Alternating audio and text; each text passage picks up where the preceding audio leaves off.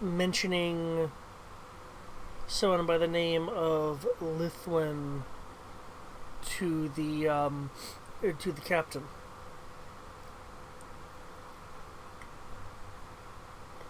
The teleport did not take any of the bodies. Woo, bodies! We must begin our stretch. Where's the information? Since they had a particular liking for lovely captain, I would be asking about that. 1, 2. You're the more talkative 2. Not really.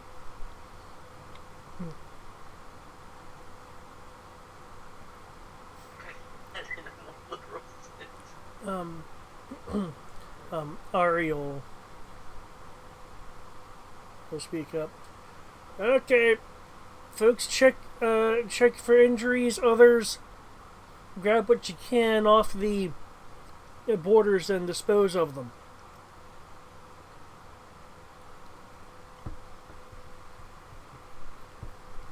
I will aid in looting and examining, I guess. Yep. Those elves weirded me out. Danae is going to go and tend to the crew that were injured.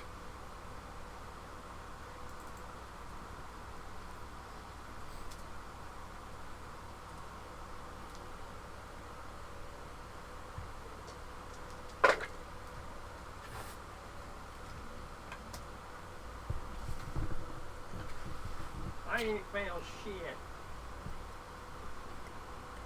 Oh, you were looking at the I was investigating the bodies as we were searching them and, getting ready to dump them. Good.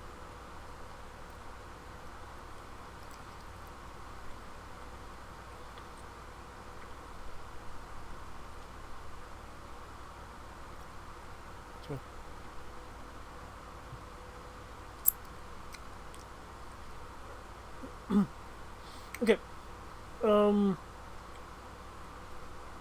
The robed human individual has no weapons, however, does have robes, 10 gold. Oh. But why do they have gold? Yeah. Nope. Does a high roller, he has some gold. He has gold on him.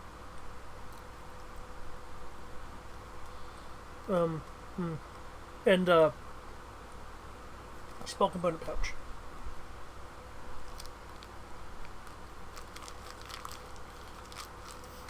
Alright, well, loot the gold, loot the pouch, put the pouch in the pile of crap, because, somebody might want us back up for that.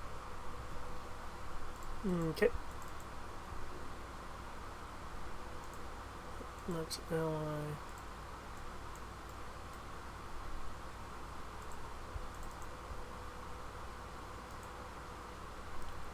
Okay.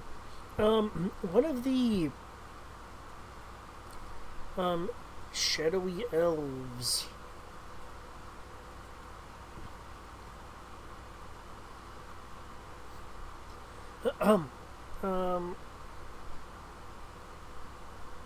has a longbow, and between the number of them, they'll have a total of 4 quivers worth of arrows, and they're wearing studded leather. You mean? As I put the arms and equipment, I guess, in the ship pile.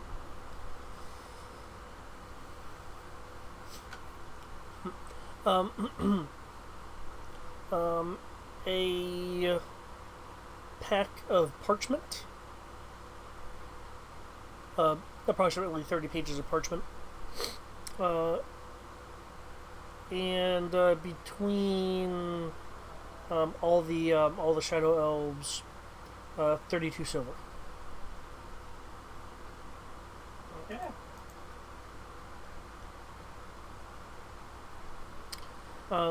You also find on them, between all of them, uh, 4 vials of somewhat viscous liquid.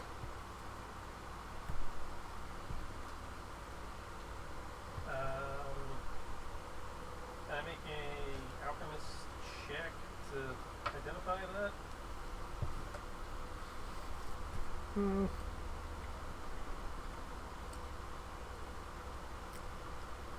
Let's see. That would fall under. You're talking about using your tools or using Arcana. I believe I can do it with Arcana also. I just wasn't sure since I was proficient in alchemy by way of the alchemist tool set. Okay, that's what I was asking because I know like Pathfinder has alchemy 5e doesn't, which is why I was wondering where we were going. Okay, considering what this is, if you want to identify it, you would need. Oh, wow.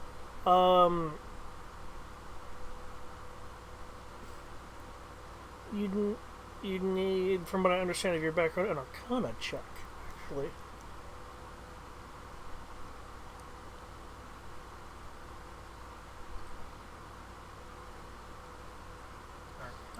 Or nature. Arcana or nature. 6 one after the other. Okay. Do I at least get to have proficiency for my alchemy or no?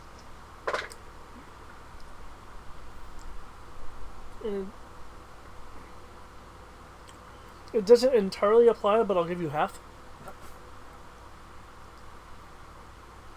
D5.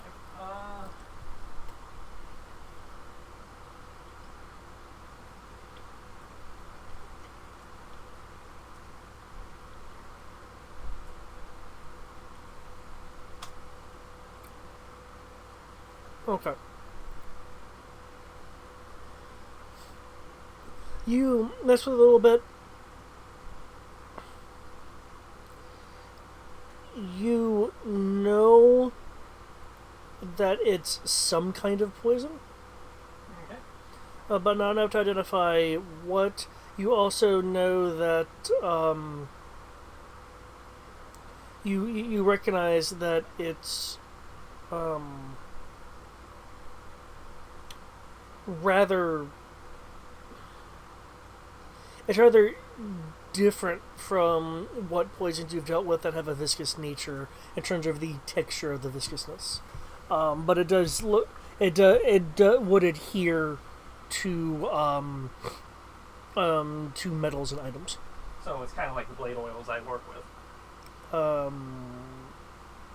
Yeah, actually, except it's dedicatedly a poison versus So I will. I'll take. You said 3 vials of that. I believe I said 4. 4. I will play with my alchemy kit later to see if I can get the properties of it. But.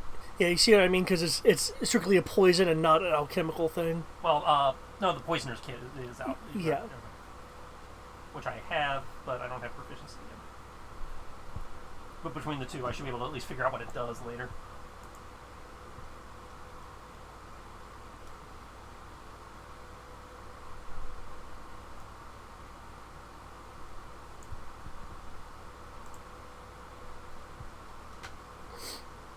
Anyway, are you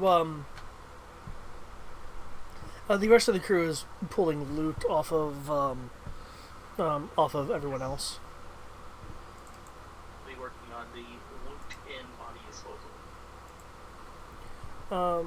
You'll be able to keep the items from the that you found off of the necromancer unless you gave it up, and the shadow elves. I'm keeping the poison off the shadow elves. You said they had leather. They had studded leather armor. There was a spell component pouch. I was keeping the money. So studded leather armor component pouch. Anything I'm forgetting? They had blades of some kind. They would have short swords. Okay, yeah, all that I'm just chucking into the into the pile. If the crew wants to put that in the armory, great. If not, we can deal with it later. Yeah.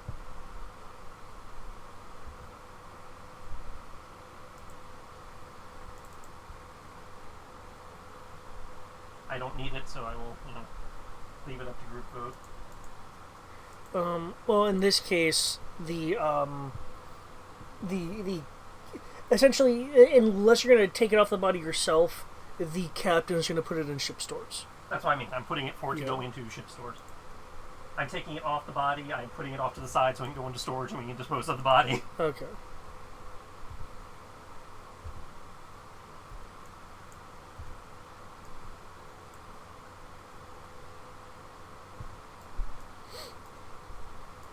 Kriv, was there anything that that you specifically were doing during the offloading of bodies and collection of items? I wasn't particularly focused on the valuables of note. I will toss Kriv the component pouch, though, because Kriv does not have a spellcasting focus or a component pouch yet, which means he can't do his magic. Has he in character mentioned the magic? I know Eric's mentioned the magic. I do not know if he has. No, but that is something that it's better to have extras of to begin with for other mages. Okay, then I'll set it off to the side for our use, but Okay. make a list of inventory so when it goes into ship stores, he can look at it and go, oh, we have one of those.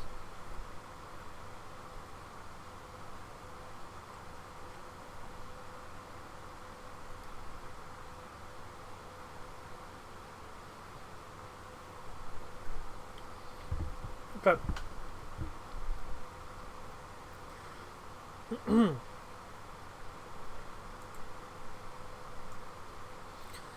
With the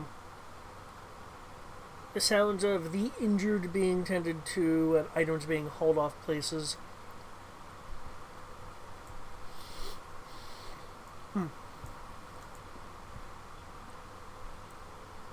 Could I get a... Actually, no, I don't need that, because I have...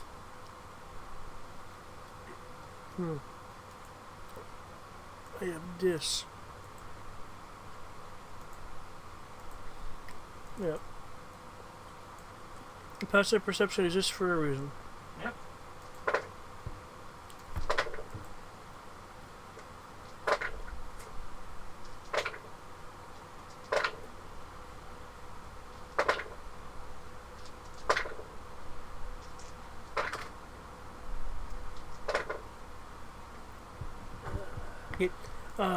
Kenshi, Mm-hmm.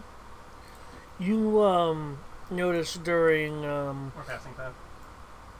what? No, I Okay. No, It knows but- during usually yeah. means there's a skipping. you noticed during the collection of things that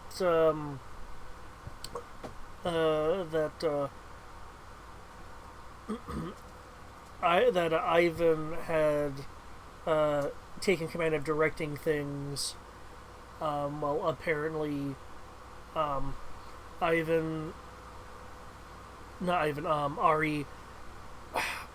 had gone below decks in a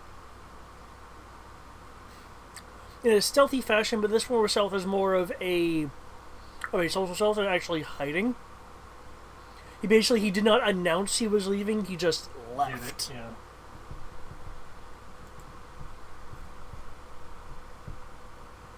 Okay, we'll go check that out.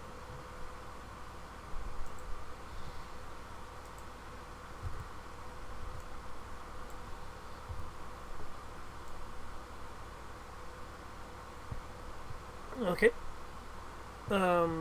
So you're just gonna Kenshi checking something else. um Probably go join him. It's I not too busy. it sounded like you were doing just standard collection of things. Would you have been keeping a particular eye on Kenshi? No.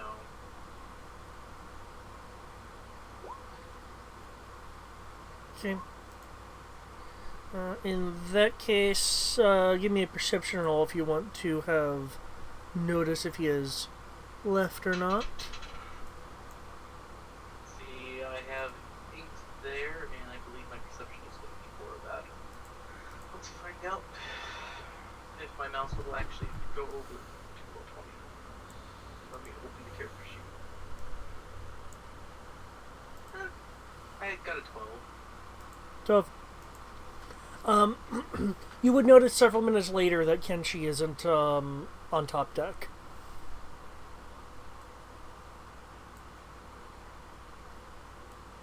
That's peculiar.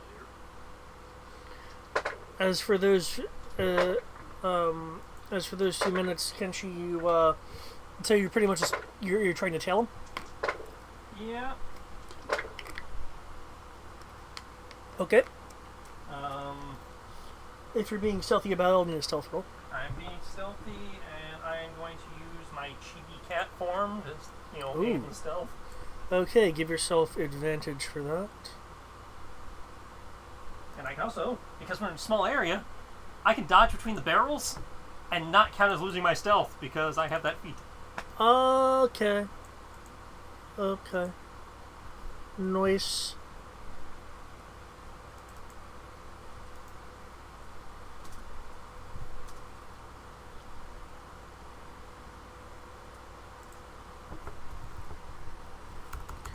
Not a D6.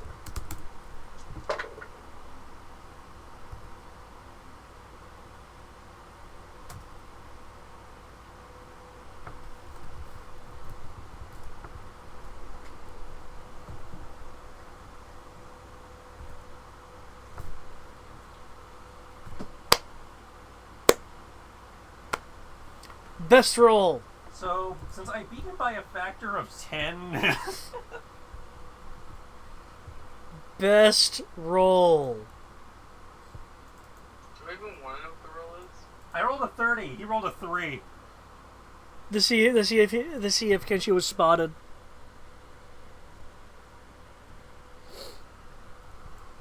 Oh, that is ridiculous. That tells me he rolled a 1 or he has a +2 in perception. Well, that would be No, he just rolled a 3. He has a +0. +0? Oh my god. That's the most perceptive person captain of a bandit lord. Hey, not everybody's proficient in perception. Neither am I, but a +0? Well, you're also a monk. Remember, an average stat of 10 is what most people have, and a 10 is a +0. That's true. That's very true. So, I'm really sad about it. This just says he has average stats and rolled badly. Okay. So, in his defense, who would look for a black cat in a dark hallway cluttered with shit? Oh, you would notice I that would. Cats are bad omens, man. that he That's racist. was keeping an eye out in case someone was following him, but the only real thing that would have given you away is I don't think there's normally cats on ships. That depends on the ship, because a lot of ships did have a cat on board for mousing Well, that's true. and ratting. Because that kept Not only that, most of the time they wouldn't care if a stray cat got on, as ships had rat problems. Exactly. It's like cats were actually a good thing to have on board ship because they dealt with your rat problem, which kept your food clean longer Right. and cut back on disease.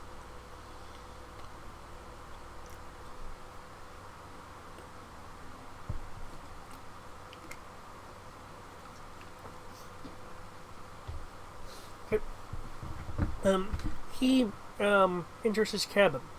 If you're wanting to slip through the door before he closes it, that'll be a dexterity roll.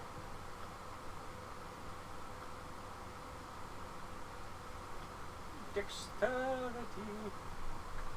Dexterity. I want weakness. Can I make it acrobatics? Yes.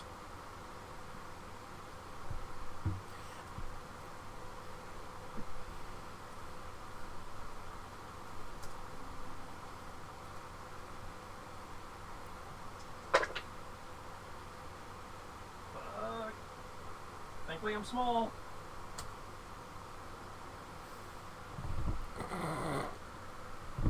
Oh, thank you, proficiency. Or rather, thank you, expertise. Okay. I was like 22. That doesn't seem too bad. I rolled a 2 on the d20.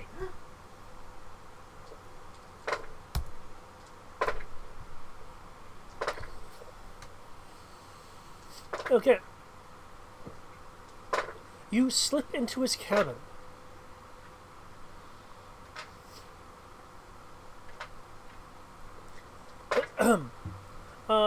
His cabin is fairly well. Has a decent bed with higher end of medium sheets on it.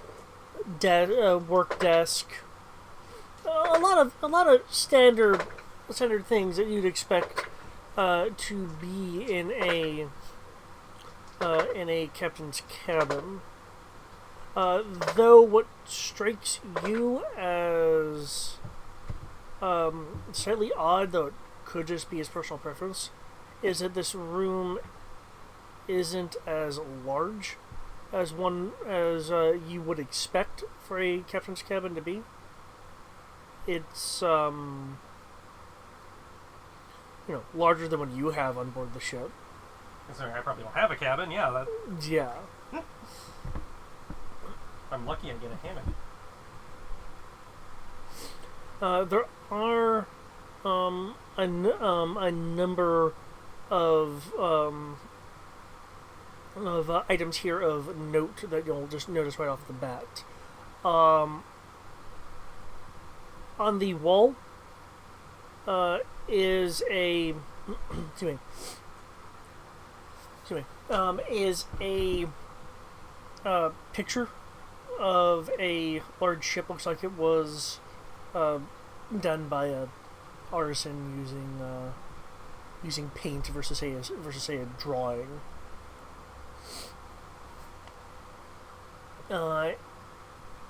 It's a large ship. Doesn't look like a military ship. On the just on the seas, looks like it was. It basically looks like someone did a painting of a ship. That the ship was at port, but the port was edited out due to it being an artist's rendition. You can't really make out any details unless you actually want to go up and look at the picture. Not right now. There is a couple other things. Need to look at some stuff.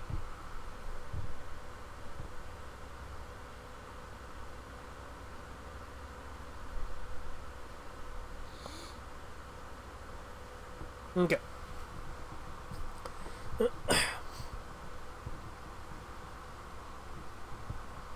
There is a rather waterlogged chest in the room.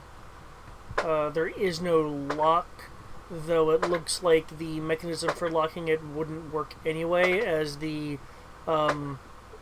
metal loop for affixing a padlock looks rusted to the point that it could be broken if you really wanted to exert some force on it. Okay. There has been some patchwork done to it.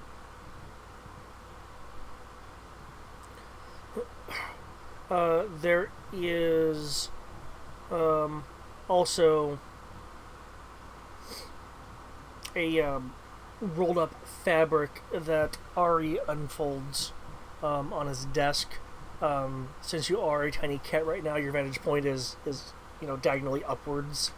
I'm going to go around behind him and up the wall so I can look down at it from above.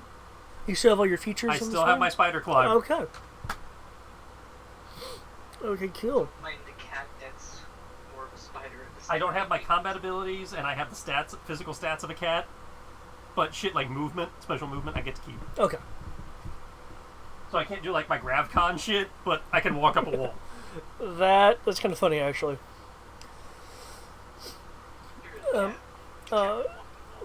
What he unrolls... I thought you thought cats were scary and bad omens before. What he unrolls is a tattered flag. There is a emblem on it. I would need Aw, he misses his old boat. to. I guess history. Yeah, I was gonna look at the skills because I know I'm actively remembering Pathfinder skills, and I'm like, no, that is incorrect.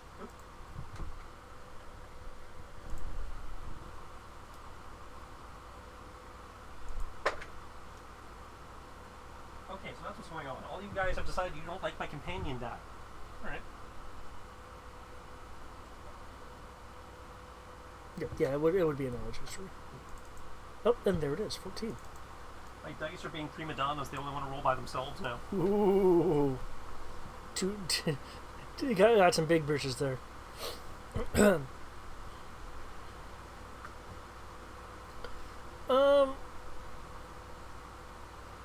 Well, with the 14,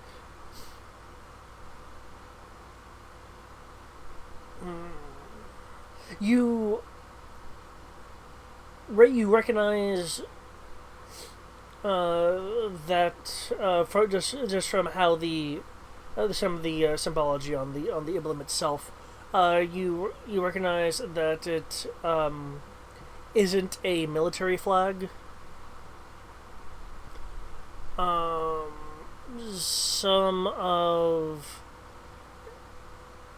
Some of how it's crafted and the imagery on it would indicate to you a trading vessel of some kind. Yeah, so yeah, he said probably his old ship.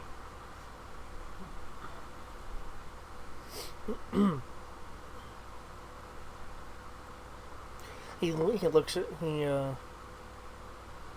looks at it for a few moments.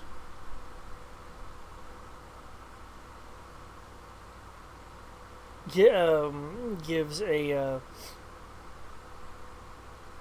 sigh before flipping it over, showing the backside of it. Pulls from his drawer some, looks like it's a small bottle with a stopper on it. He uncorks it and pours some of its contents on the back of the flag. He spreads it around some, and there are particular threads that, over the course of roughly a minute, change from the fabric color of red to black threads, but these are only like select threads that are turning black. Once it completes the process, Fancy. yes.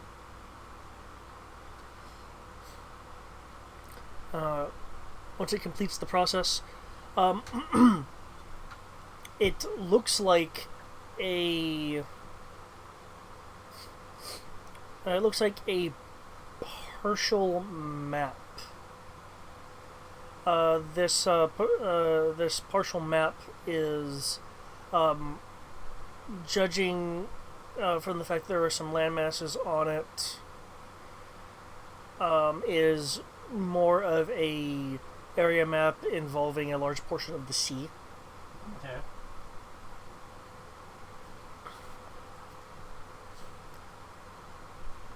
He speaks a few words over it. It's not in common. What languages do you know? Just common and Yokun.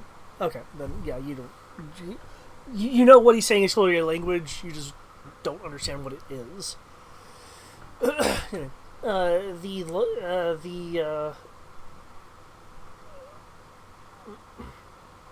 Could I maybe make it and try and, I doubt it, but could I attempt an intelligence check to at least identify the tongue, even if I don't speak it? Considering what this is, I need an Arcana check. Oh, That works too.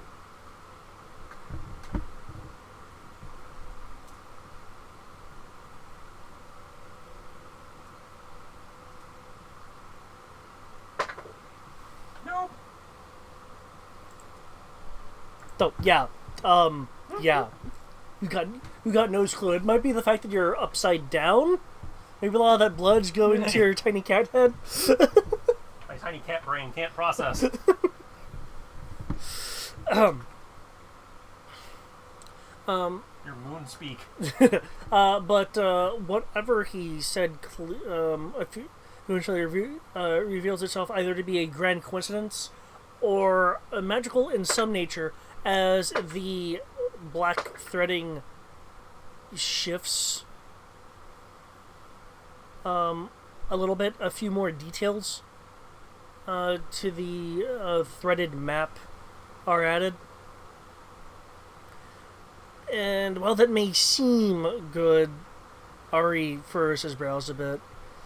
Well.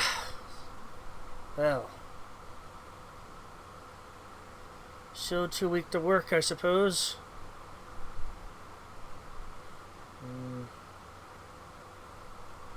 Be nice if there was a... Should have hit the books more.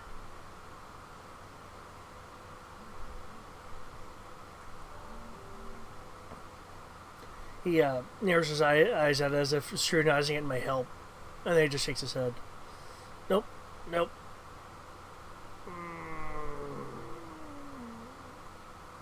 No. It was a long shot anyway. It's been helpful so far. He'll step away from it, going to a cabinet, pulling out a bottle of some form of alcohol from the scent you're guessing some form of brandy. He walks over to a porthole to look out at the sea as the ship is now undergoing some transit, obviously ordered by Ivan at some point.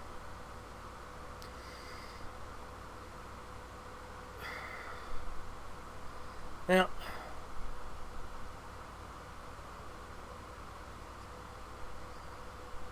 I was kind of hoping Lithwin was dead.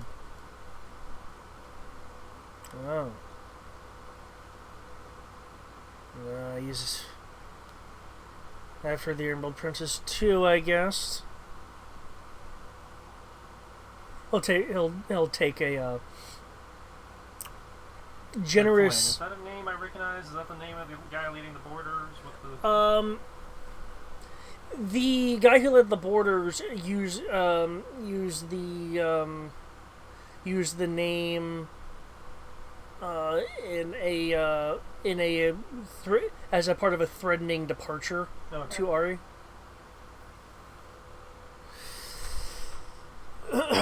Something along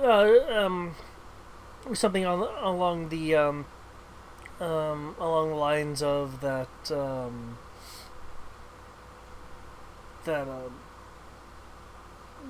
like Lithwin is after him or something along those lines.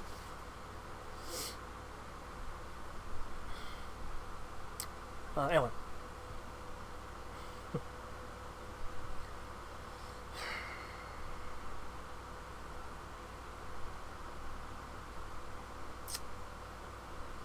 Well.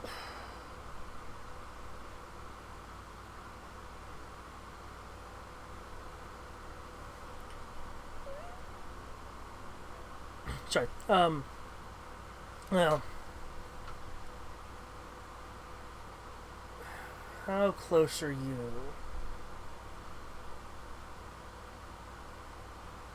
Can't be that close considering I have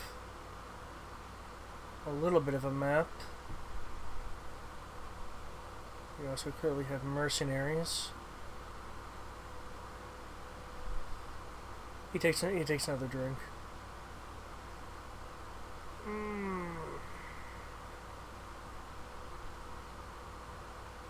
How am I going to explain this when I'm questioned anyway?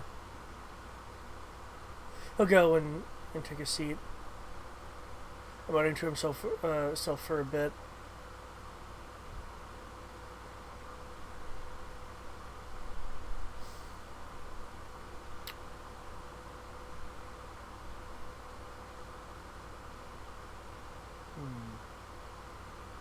He'll pull from a central door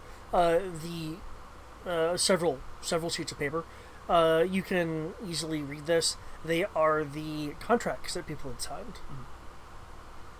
And he goes through them. It's like looking at the names. He's apparently like looking at like how it's written, going over a little bit, just kind of in mumbles to himself, a little bit of information about them.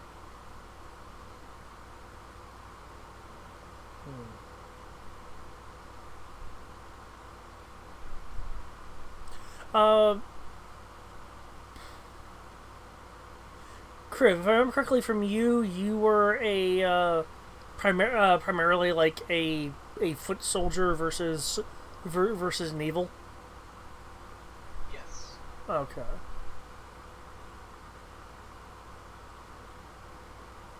Okay.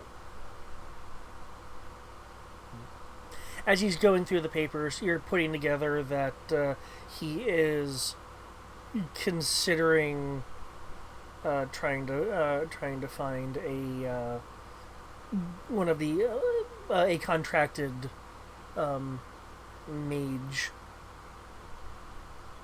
Okay, well, we know at least one's on file. Yeah. Though your occupations wasn't a required field. Well, yeah, I don't know if Kodo put his down as, arcane practitioner, though he demonstrated himself as such during the battle, so... That was true.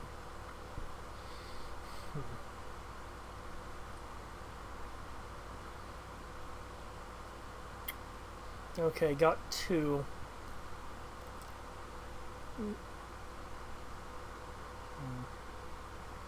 Well, we at least have a few days, so get that in my back pocket.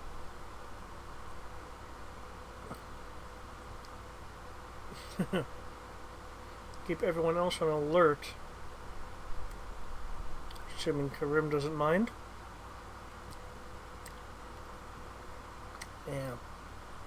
Yeah, this will work out fine. It'll work out fine.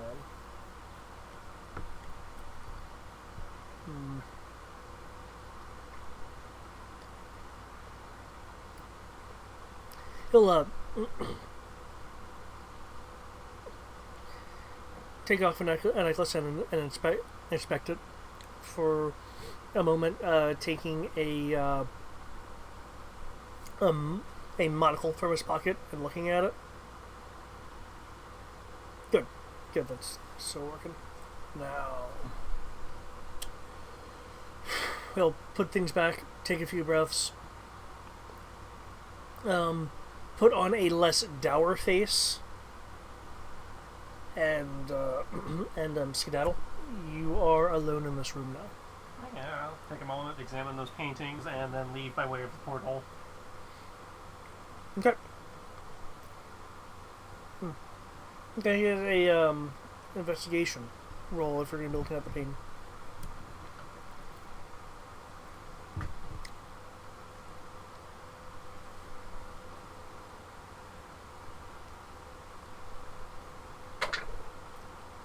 Come on.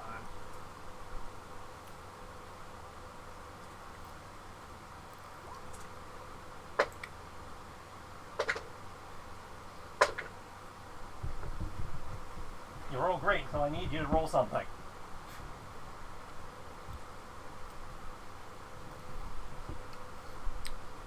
Since you have time, I'll let you roll again as a retry. You know there are details that you're missing. Natural 20. Oh, well, shit. I guess he knows everything now. I guess. Well, I mean, there's no crit success on skill checks, but yeah. 29. Okay. Yeah. Looking at this painting, it looks like there's been some money kept to upkeep the painting. You are guessing it is a few decades old. No.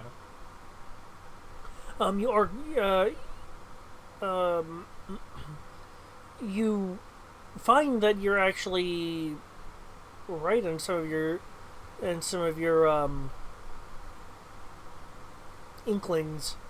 As I assume, I assume one of your toolkits would have something like a magnifying glass or something on it. I actually have a magnifying glass. Oh well, shit. Okay. I'm sure one of the toolkits has one also, but I did buy one. Okay, yeah. If you actually have a magnifying glass, then starting the painting with a magnifying glass, as there are some details on here, but they're tiny. You're able to pick out just from some of the renditions on the deck and stuff like that, that this is indeed a large trade ship. One of the flags on it. There are three of them. One is a more fully formed version of the flag that is unfurled on the table. The other is a Republic flag. With the third one, excuse me, with the third one marking it as a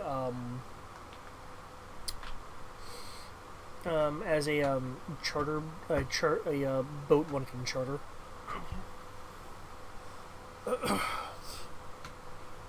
Inspecting it some more. There are some renditions of people on board, but the artist doesn't have fine detail on that. Mm-hmm. As you move towards the floor of the ship, you will be able to make out the name along the hull, which you can really only make out with the magnifying glass, as it just kind of looks squiggly without it, with how the paint has blotched and stuff like that. It is a image of an intact Emerald Princess.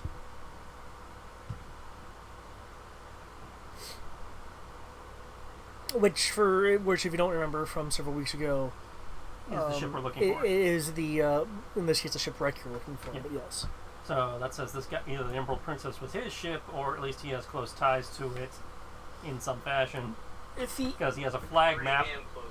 Because he has a magic map that seems to be tracking the boat. He has a picture of the boat, and yeah. Though just to clarify, at no point during negotiations or anything did he say he was the captain of the Emerald Princess. Oh yeah, and it never came up in conversation. Yeah. And he may not have been the captain; he could have just been a crew member. True. It just he either has a serious I've done a shit ton of research interest, or he has a tie to the boat. Would be the implications. True. Do you have any particular questions that you think this painting might be able to answer, considering your absurdly high roll?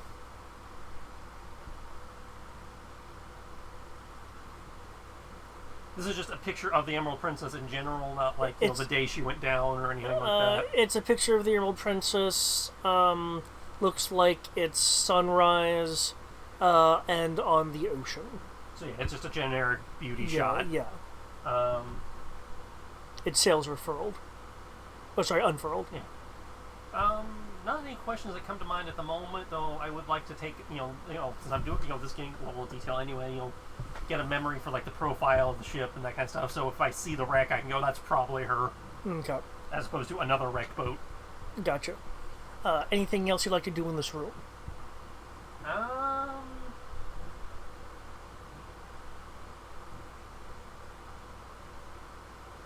feel like an ass for doing that, especially considering this guy seems to be on the level, but I'm going to take a look in his chest. Okay. The waterlogged chest is easy enough to open, if you're just going to open it.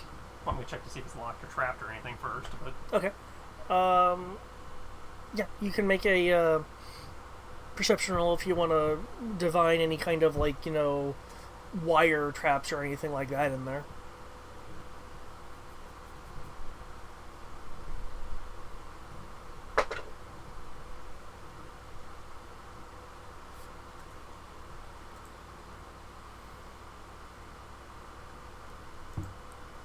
That's a 19.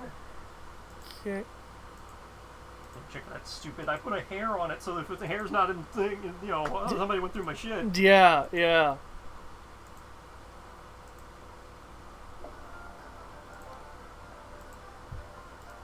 I'm going to presume it's just his dirty underpants, but there might be another piece of the plot in here. Okay. Yes. It appears safe to open because you don't see any kind of traps like that. Okay. On the interior are a number of objects, some of which are papers. There is a uniform that is in there. Upon some inspection, it is more specifically modeled to. It's a model of fine wares to look like a military uniform. It's not exactly a military uniform. It's a counterfeit military uniform. Yeah. If someone were to try to masquerade around with this uniform, I mean, anyone in the know would be able to instantly identify it as a fake. Though it is a Republic Navy uniform. Okay. You'll find various navigational tools in here, like sextants, things of that nature. The chest is rather organized. There is some mead in here that is unopened. Though the bottle is bare, save for fragments where there was labeling. Look, judging by the damage, it looks like that the labeling was worn off by exposure to water.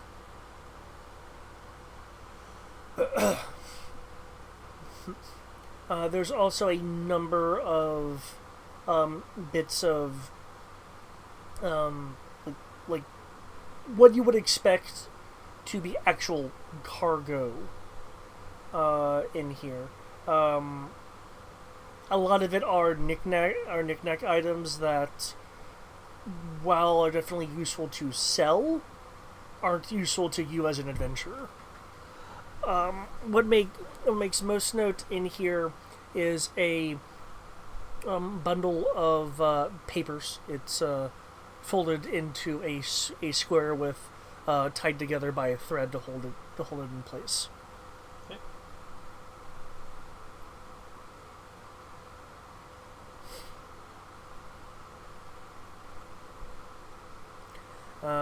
The papers do have writing on them, but you'd have to actually take out the paper and look at it.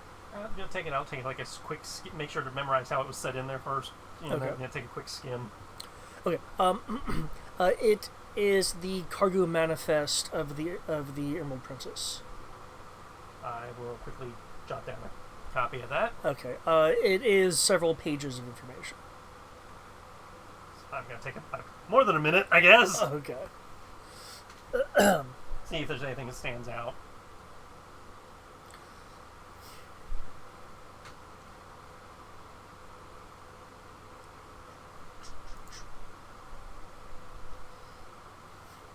Okay, we have a write-up for placebo effect. Nice. And it is different enough from the space game that I'm not too worried about it. Nice. Okay.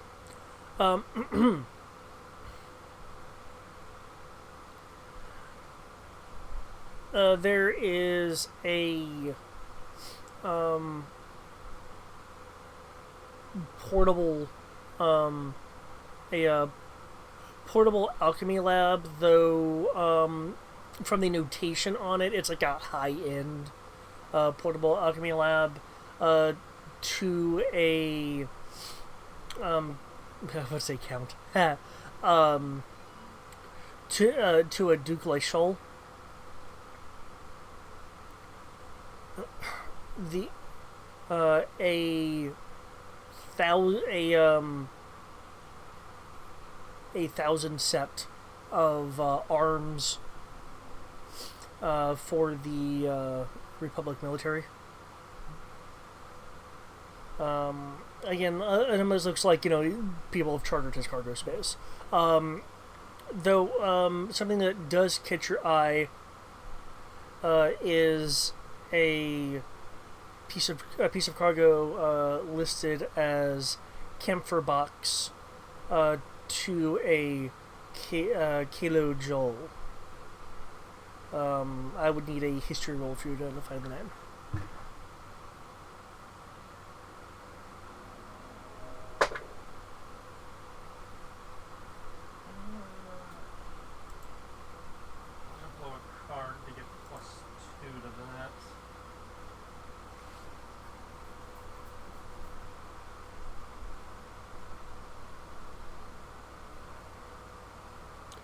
People underestimate a +2, though I personally would think a +3 would be better.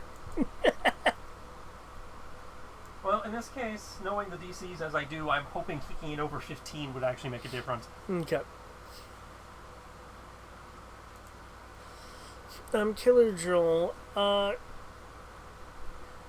It is the name of a formerly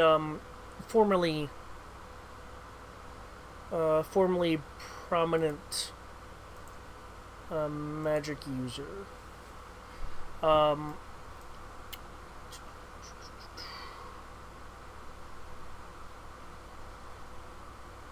From the strictly from the Empire, specifically the Selene Empire, not the Drakengard. Up there.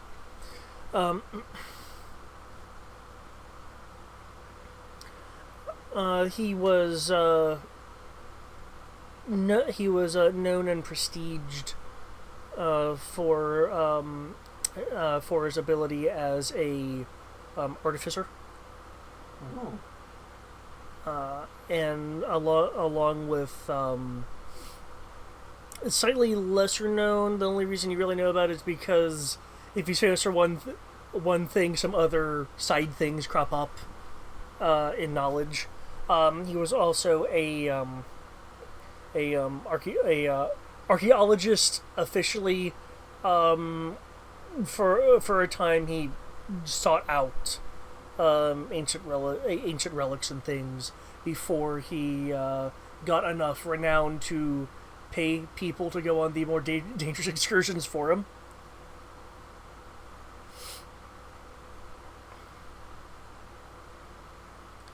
In terms of the kind of magic that he dealt with, aside from standard artifice stuff, you're not recalling. Though you do know that Kalo Joel was more than just an artificer. Okay. Since the loss of an artifact that he was going to show and give to a museum. In a museum. Yeah. He had lost favor to the local noble that was affording him such prestige, and has since gone out of favor.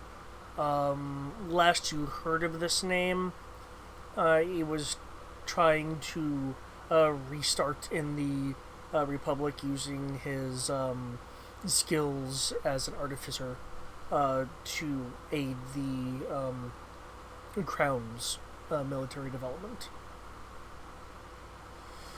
The item that was supposed to go into a museum and net him more prestige and and various coin was lost a number of decades ago.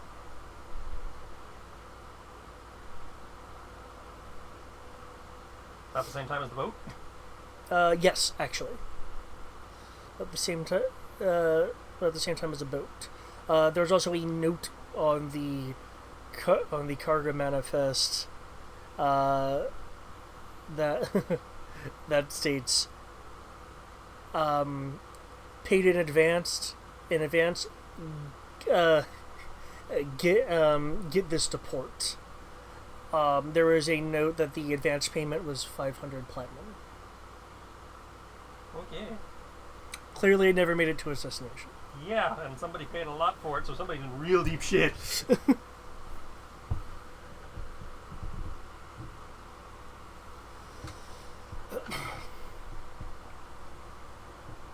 Okay. There,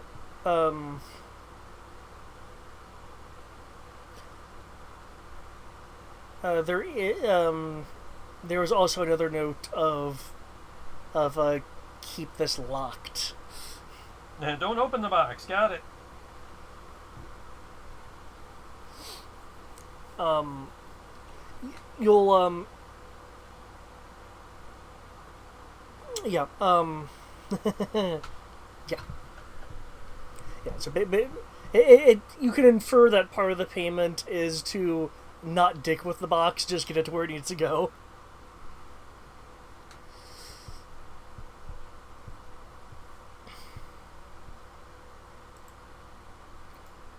Okay. The manifest also has a number of other things on there. If there's anything specifically that you're wondering, you can ask and we can see if it's on there.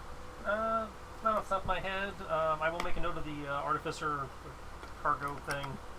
Okay. Run it by Kodo as, both old fuck and dude in the know about magical shit. Yeah.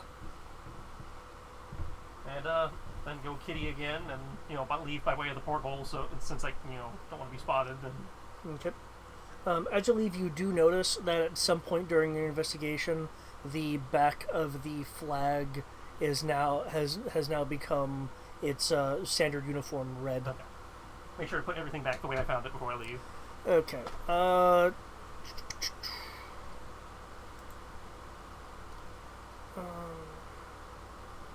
Give me a. I'm guessing stealth or sleight of hand, but I'd say sleight of hand. Yeah.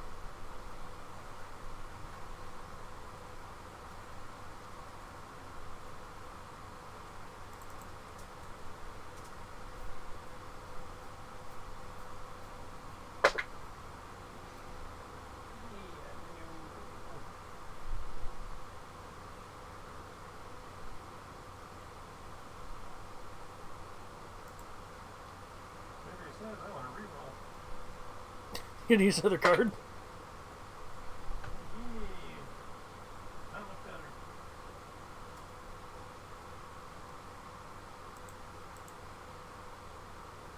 Okay. You put stuff back the way you think it was, and you can skedaddle back. Kriv.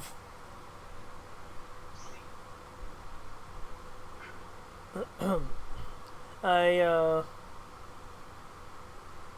recall you recall you saying you wanted to kind of investigate Kenshi just kind of not being there.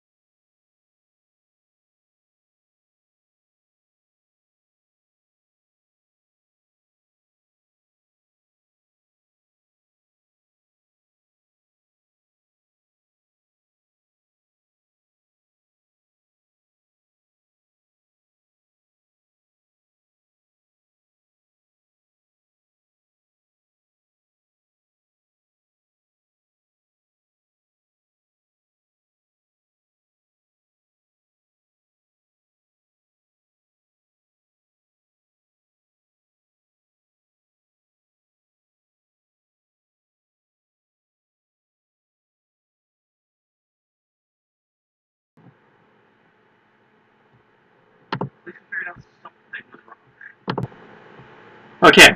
Is it working now? Yes, I can still hear you. Okay, good. So yeah, I must have jostled it when I got up. Okay. So yeah, with you noting Ketcher is gone and having some crew-like things to do, is there anything in particular from the crew standpoint that you're doing? Like, is there anything you're wanting to do in particular? I'd check up Kudo. Start with that. Okay. Because every time we go to fight Kudo, for some reason, something in it was fucked up. He actually doesn't look too beat up this time. It's amazing. Wait, no, there's 2 fights where Kudo wasn't healed. A lot of times it's cut. Also, can I get a d20 roll for me, please? Sure. Any modifiers? Nope, straight d20. 4. Don't put that dice away. That dice doesn't like me. That's my opinion, dice. I want to roll Okay. roll correction. I want to roll high, but below stat. And higher than the person that is rolling against me.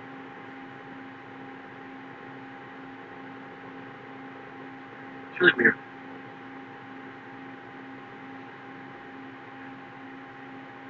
Okay. Let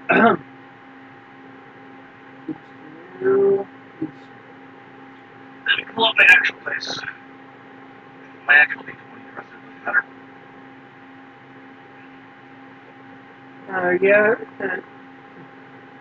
yeah, Crib, can you help us some? Just make sure everything's good. Oh, Have you seen anything interesting about these people? Besides, the fact that they apparently have history with the captain?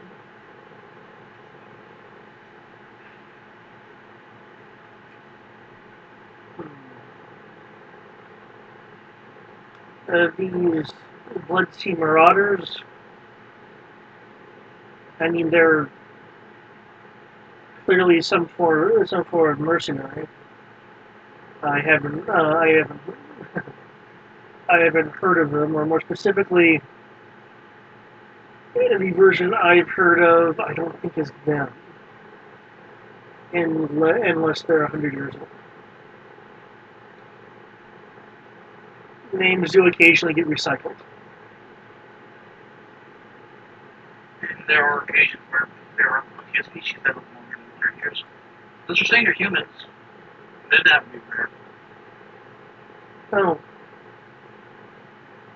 some of the crew was certainly elvish, but also noticed a few humans on the borders. So,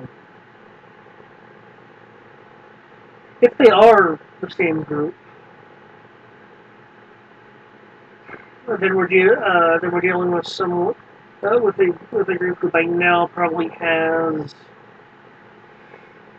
Let's assume that they've had a few tough times. Say 8 ships. Any more than that would probably really get the Navy on them.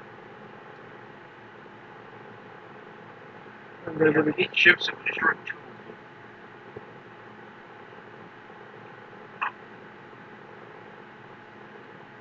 of them.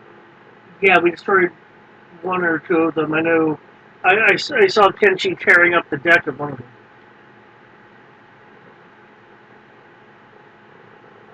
Okay. They're a bigger threat than simple pirates.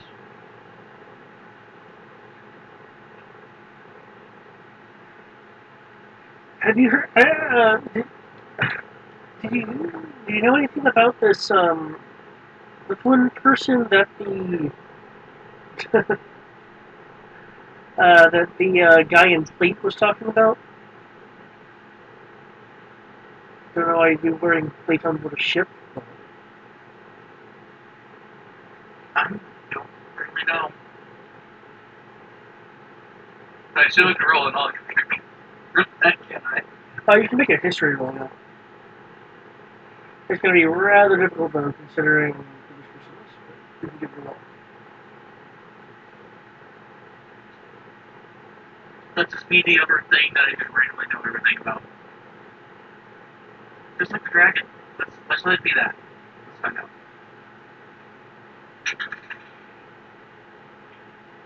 I'm sad. It rolled off a 20 onto a 15. So, 17? And then I have a 2. Okay, 17.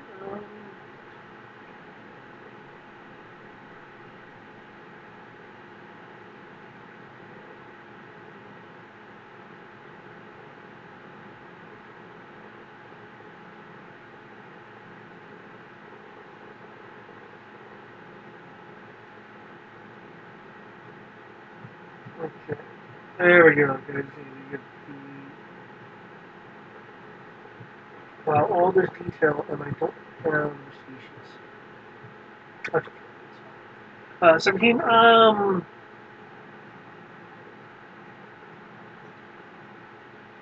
You are... You're recalling the name in reference to the I'm getting my comparison.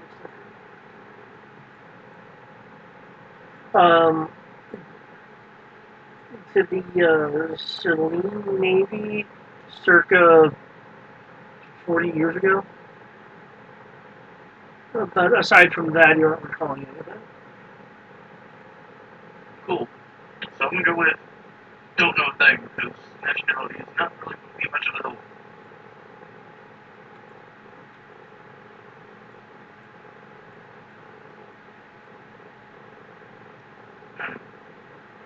Yeah, I really don't know. Gonna. Most I know is he might have been from the But you said the Serene? The Celine? Yeah, the Celine. Yeah.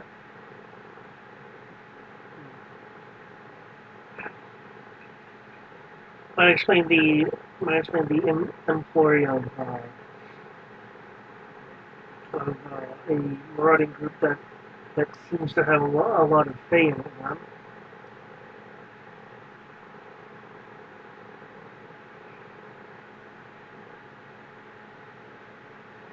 Yeah.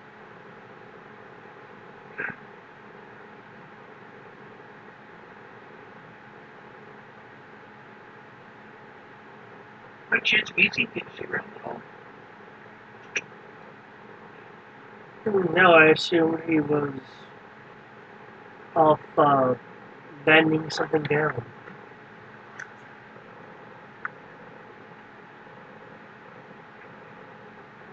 True.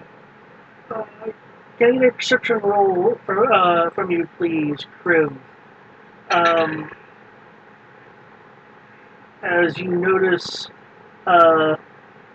someone moving towards you and calling out a warning of "Look out!"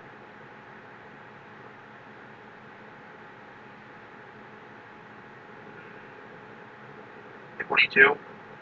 22. Okay. Even slightly before that warning of "Look out," a counterweight, usually tied to a rope, is falling pretty much right where you are. There's a rope trailing from it.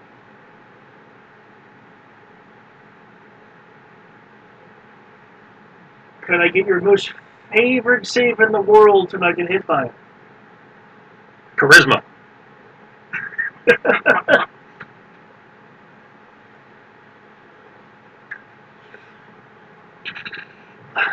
I assume that means dexterity. Yes, dexterity.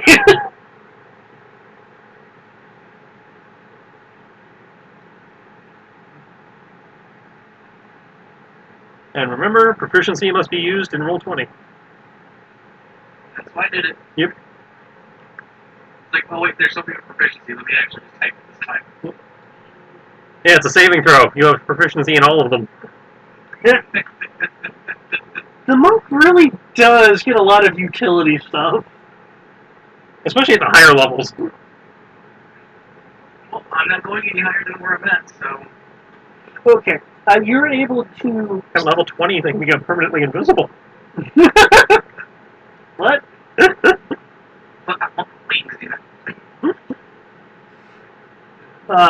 You say the counterweight slams into the deck, damaging the wood paneling.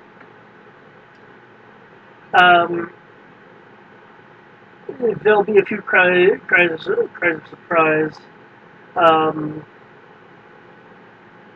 Ivan, in the middle of asking what's going on, will break in.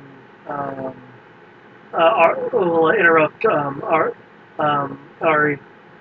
What the hell? What the hell just happened? Corey broke the trade.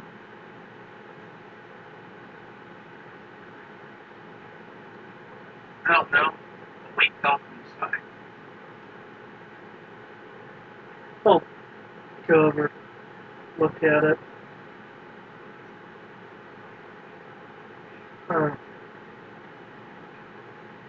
Still, the end of the rope is out here as wherever it like broke free. You'll look at the kind of pull the end of the rope, look at it.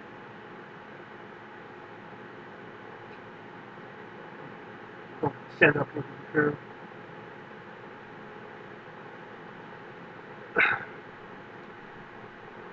Whoever was responsible for the mast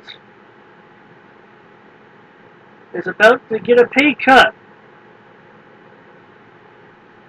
Accidents do happen. Something like this can get members of the crew killed, even if they are 8 feet tall.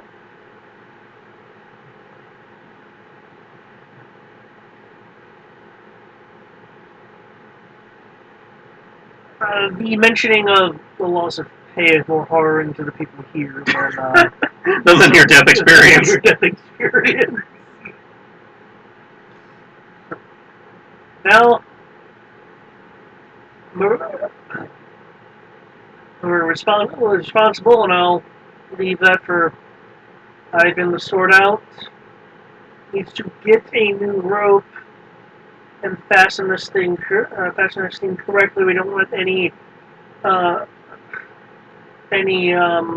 unusual stresses with the counterweight gone. With that, he will untie the rope from the rather heavy counterweight. You will notice, and while he is trying to keep his body interposed between the rope and the crew, with your position, you can see this. The end of the rope looks like it was cut versus worn. Huh.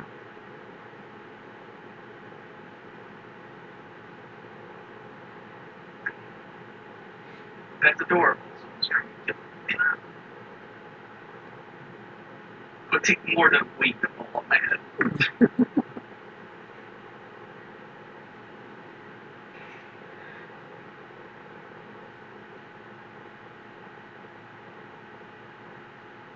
Well, I guess that makes things more interesting. There'll be a more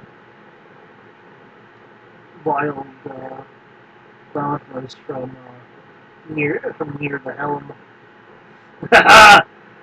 And we'll also need someone to buff out those planks. You can do it. The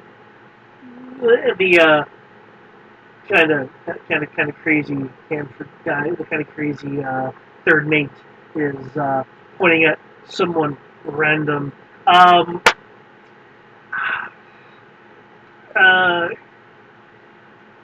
Kenshi and crew. Choose a random number on a d20. 14. I'll say 15.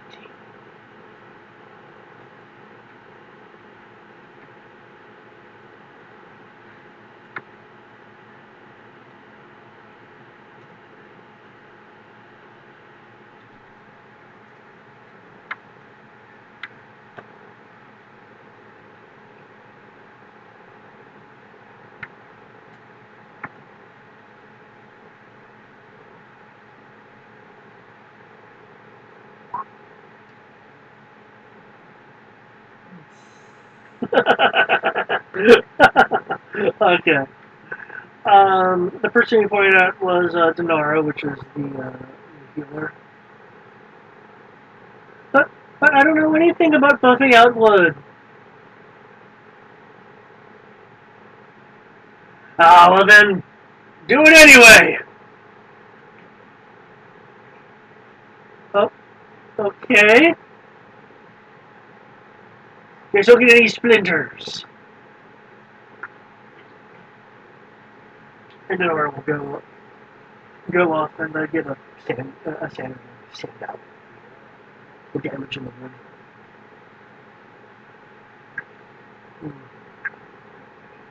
I'd actually go ahead and do it for her, but she doesn't know how to.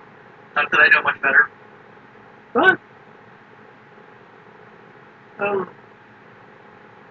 you'll repair the area of wood.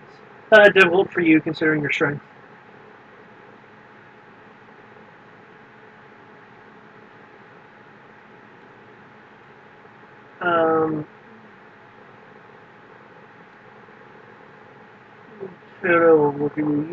So you aren't concerned at all? What, is someone cut the rope to try to drop a counterweight on my head? Yeah. Maybe not.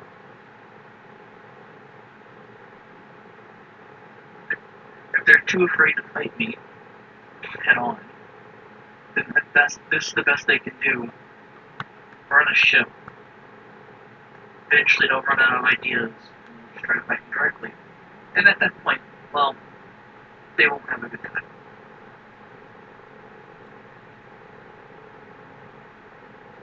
Do you know of anyone who would be out for you aside from that guy from the raid? I don't know. The Dragonborn and everyone here is from the Republic. Then half the crew has shifty accents or something.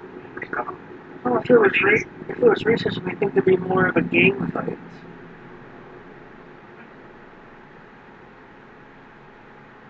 You would think that, but they're cowards and they're not going to do that.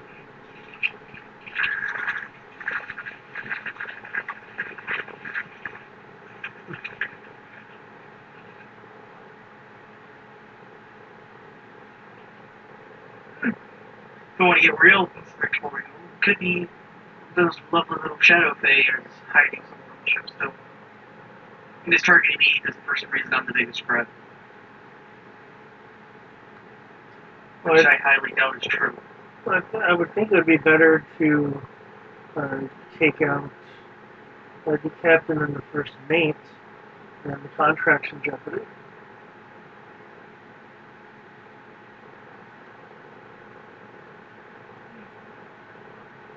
Like I said, I ain't too concerned about it because the best they can do is try to cut a rope on the weight. Then all they're going to do is make things annoying.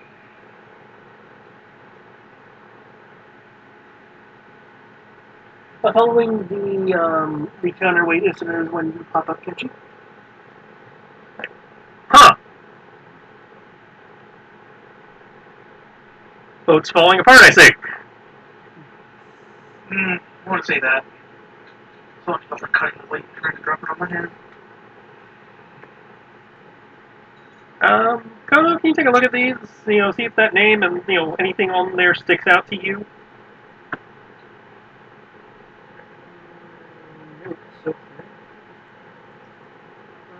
Yeah, I'll take a look.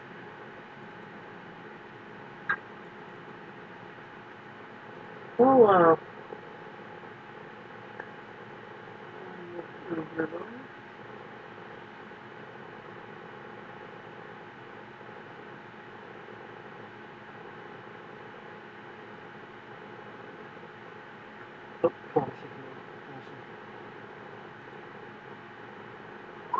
Wow!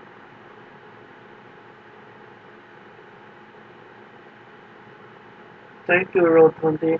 I'm just gonna roll again and see what happens. Okay, yeah, okay.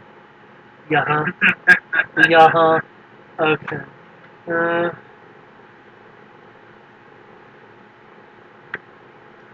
I'll, I'll get back. I'll get back to you a little later about this. Okay.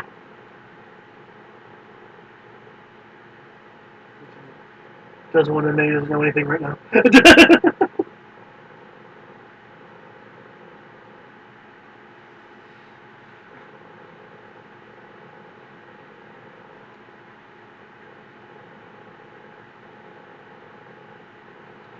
Okay. Well,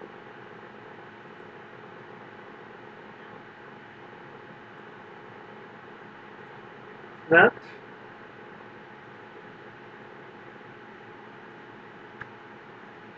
Sorry, I'm sure.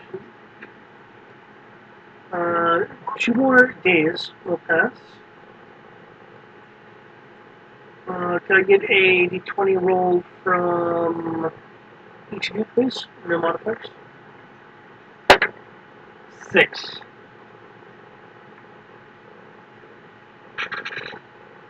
16.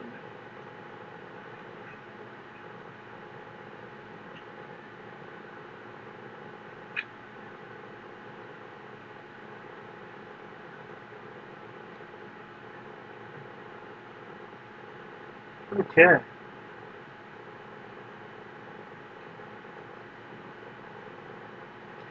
Uh, can I get a perception roll? This will be in the evening of the 3rd day, and I will make some noise for that. Alright, there we go. That is the best possible roll ever. Okay. So fill out some information after this next incident.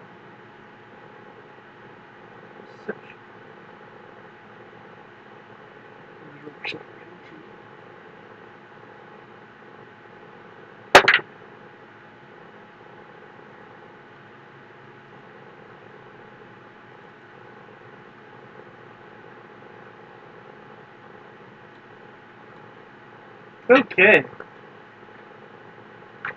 Mister, I don't see the way to be in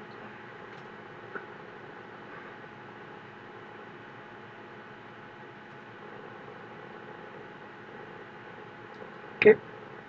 Ruth and Kenshi. Uh, you will notice outside the boat.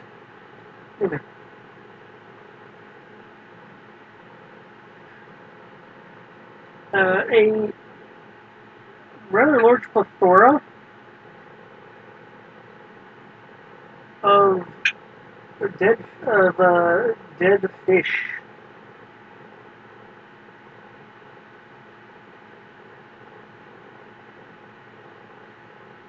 That's peculiar. Have you guys ever seen anything like this? Not anywhere good. One of the crew will speak up. This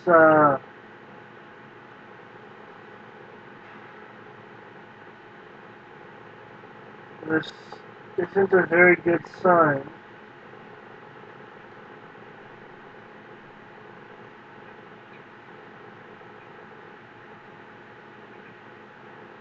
If this if the Trishane is suddenly starting to kill fish, what exactly do we have on board? What are the people saying? The ship's not killing fish. There's just dead fish out there. Which, I'll admit, is nothing good. Can I bring one aboard to study? Sure. Like just fish it out with a net. Yeah. Okay. You will instantly notice upon drawing it up that it has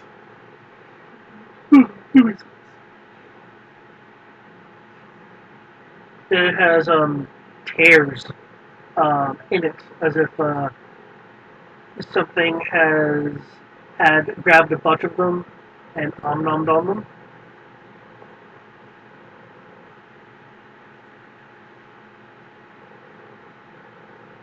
Okay.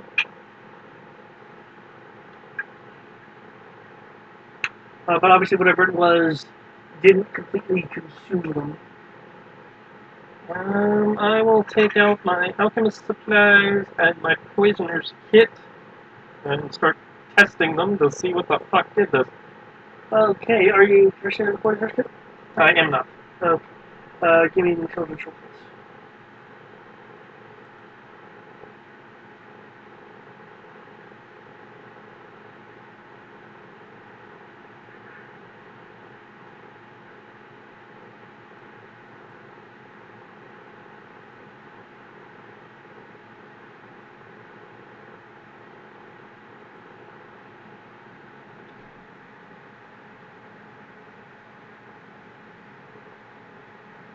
Intelligence roll.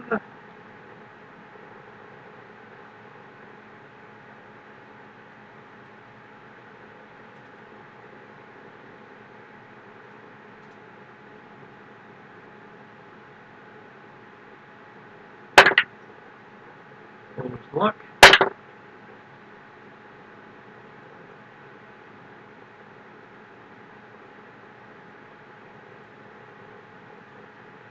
Okay.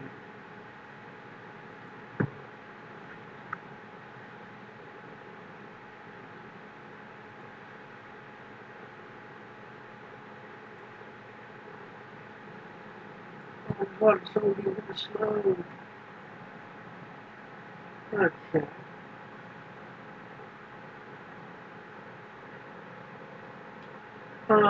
You are able to identify a paralytic in it, and since you are more closely examining it, I can get an investigation roll from you. Crew, what are you doing while he's looking at the fish? There's a bit of a crew formed around him. Murmurs of anything from the ships about killing fish to there being some sort of just ill open through this entire adventure. Knowing another luck. I'll just make sure people don't get on the page. That's what I should be doing.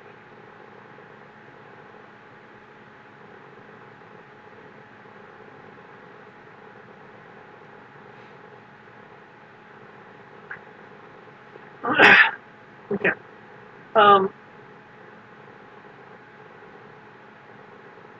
As he's looking over things,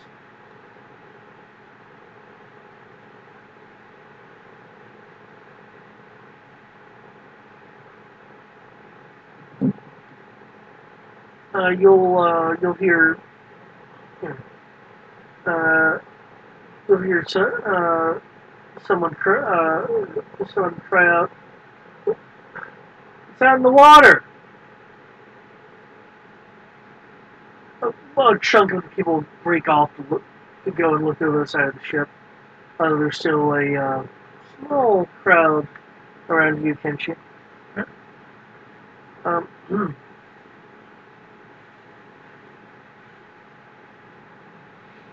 upon further investigation, again, there's the paralytic that's in there. Um, however, the wounds here seem to more identify it. At first glance, it looked like it was from, a creature that got a group of them and nom-nommed it.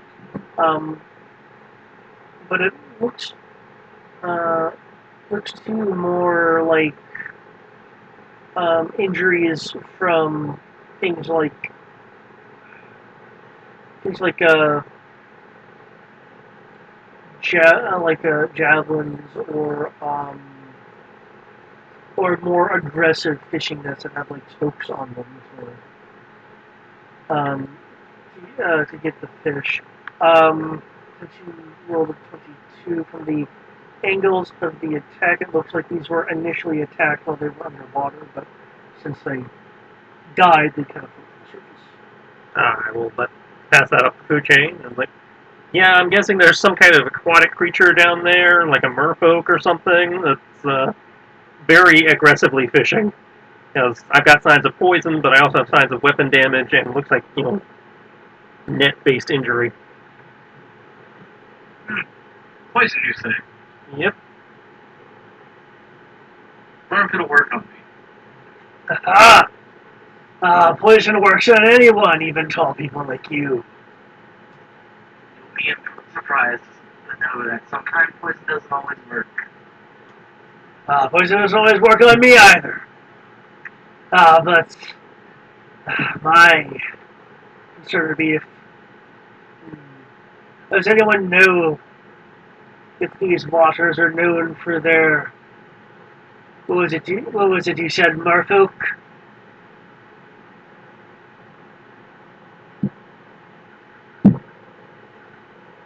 I'm gonna shrug and just look at Hitchy.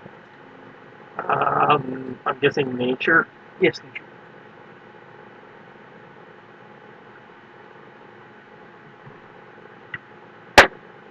Well, yeah, I haven't really been out to sea in like a while, but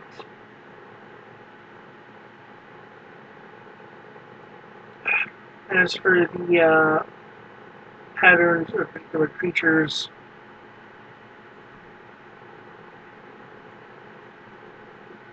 yeah, you are you're thinking.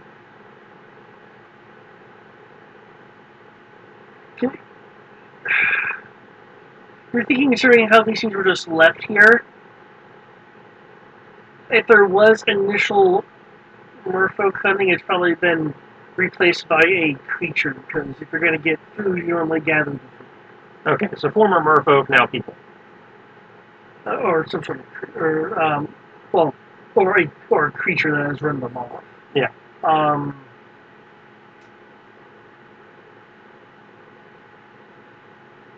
You're guessing probably 4 creatures considering the size of dead creatures that are here.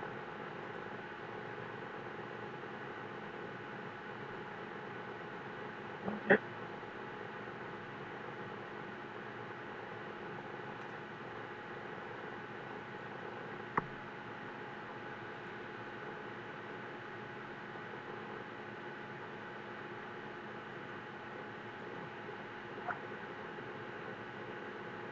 I will pass that up the food chain also. I've been otherwise, it would make sense as it wasn't collected. Hmm.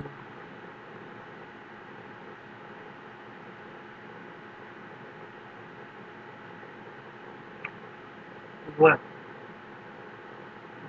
let's keep our eyes peeled. Don't want to have anything sneaking up on us.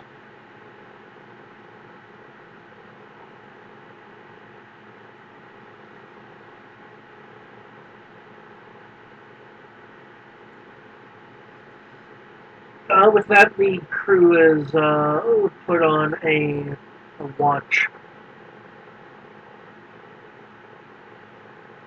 We were on a watch before.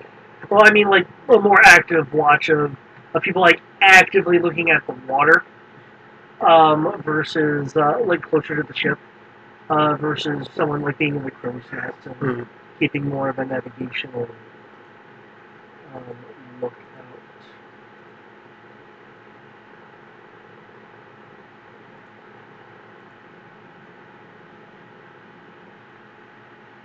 I will move the ship this time. Goes on. Um,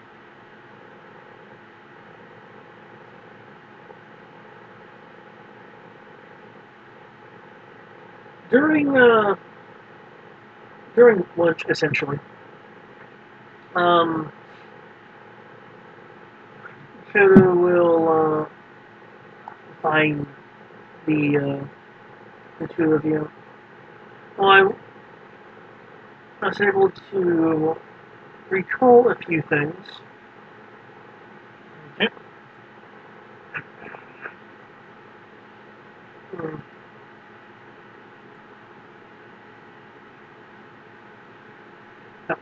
This Killer Joel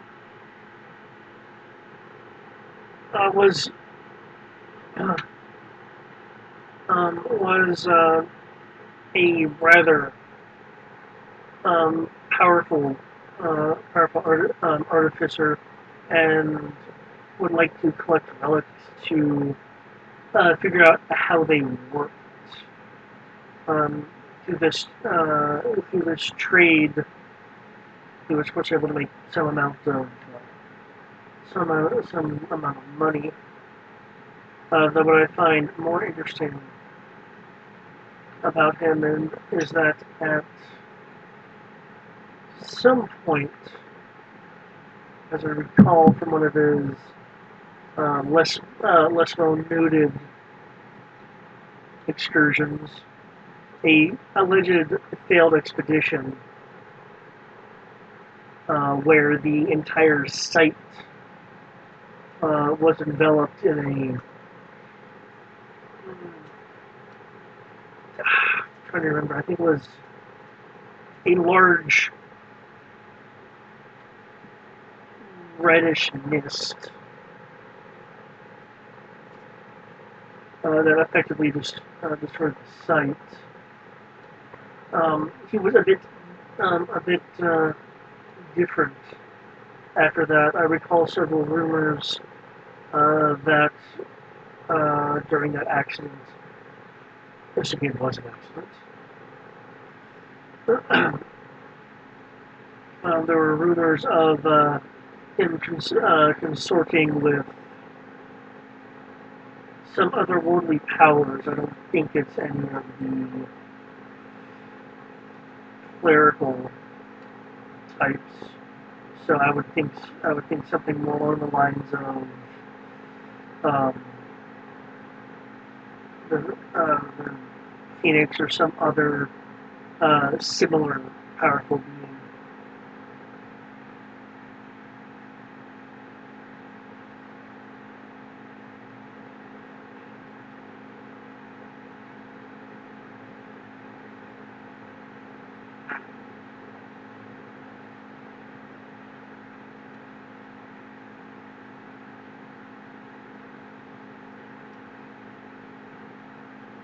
Did you just give him the name and stuff? Or did you give him the associated papers? I give him all the papers too. Yeah. So,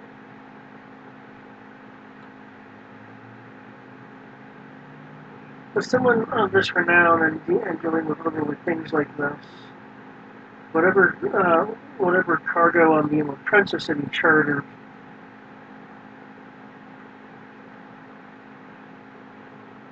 I just it would be a powerful artifact of some kind. The box, I'd be willing to bet, is warded, which would explain the note not to mess with it. Yeah.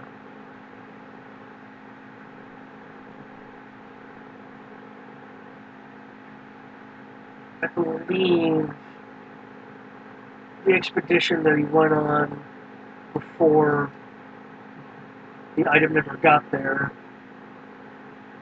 um, was I think it was a town dedicated to a hero about uh,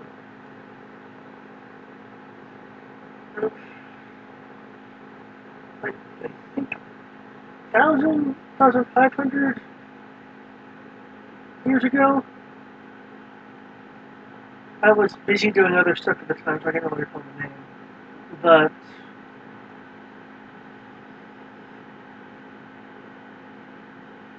we're dealing with an artifact of heroes enshrouded in warlock magic. Sounds like that's right up our alley. Sorry? That sounds like it's right up our alley. Yeah, and on top of that, such powerful things could explain ships being sunk. Over it too. Yeah. Yeah, I believe. What was the story? The story the captain gave for the Inland Pearl. A storm took it out. I think so, yeah. Something like that. Maybe someone messed with the box or was trying to get it.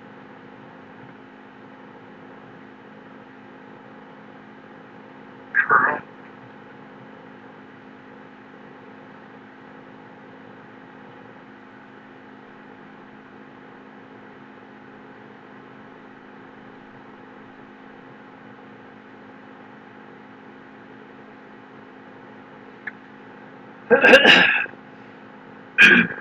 You'll hear from up uh, above top deck. Oi! I think I see something in the water. There'll be another reply from echoing from top deck. Well, get it out then.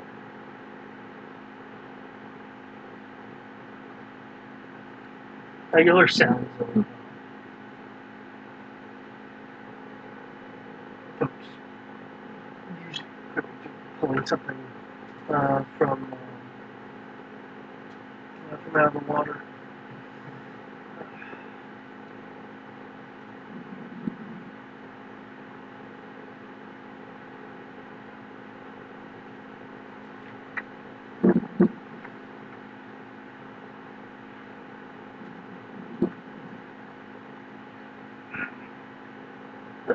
Um, Can I get a perception roll for you guys? Perception. Yep. Oh man, I think people back to my computer now. Oh no! This is the same day? This is day 3. I roll an at 20. You want the total? Yes, he needs the total because that 20 is not a guaranteed success. That's true. 24. Because they don't have proficiency in perception.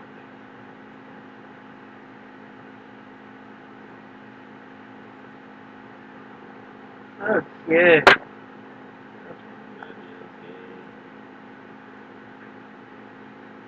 29. Is there a way to actually pick up proficiency? Yeah, there's speeds for it.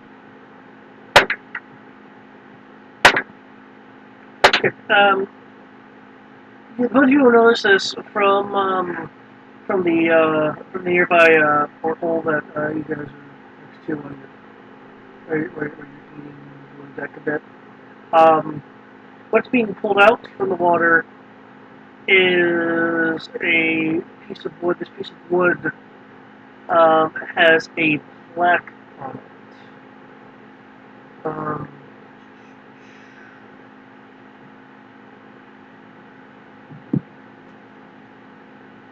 uh, the plaque, she centered plaquing stuff on it, but both you, Crib and Kenchi, you notice that there's some different words on the plaque. The worn state that it's a piece of debris from the Emerald Princess. Oh, we're on the right track.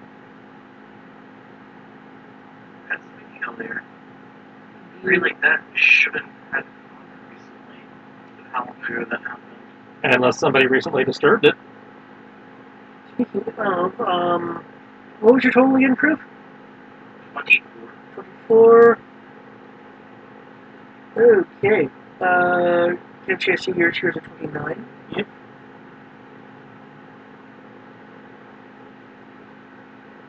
Okay. You notice a few odd filaments dangling from it as it passes the window. It's got shit on it. It's a tarp! That's Not that I can see it. You can, considering you're only at a quick glance of it, you can make a nature roll at disadvantage. so nat 20 or 9. I'm going with the 9 because disadvantage. So that's a total of 10. Okay. I forgot. Disadvantage was sad. Krug, since you just saw the plaque, you didn't see that. So, okay.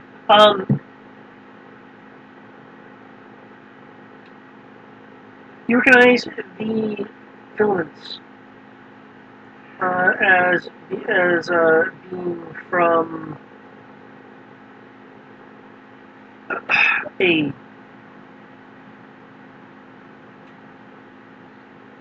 acidic sea creature.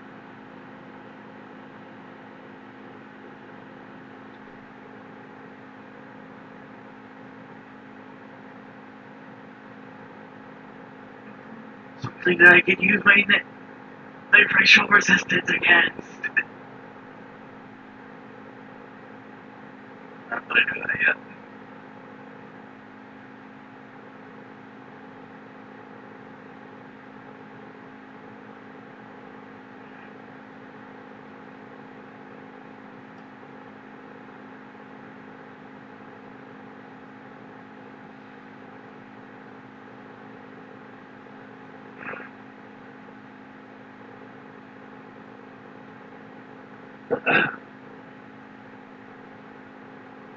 That's an interesting bit of information. More debris to port! This just got more interesting. There shouldn't be debris from a ship that long ago still floating.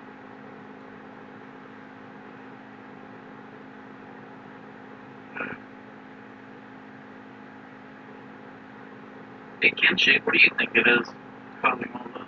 Well, I think something just nested in the wreck.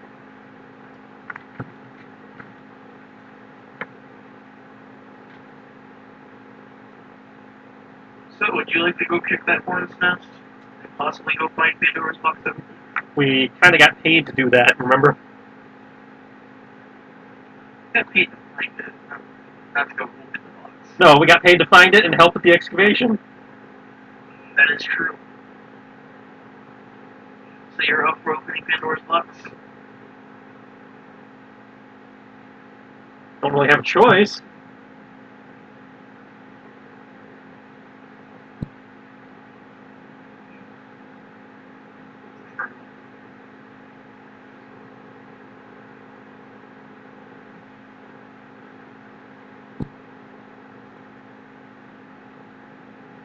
Well, I guess we can go up and see what's happening.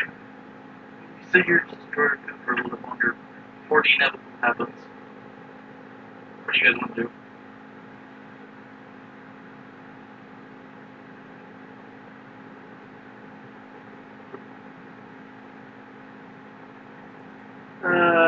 Well, we can certainly go to top deck at least. We can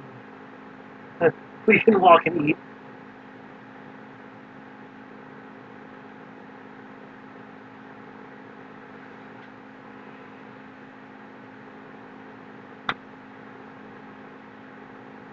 At that, Odo will start moving. If anything, he's going to go to top deck. Yeah, so definitely top deck.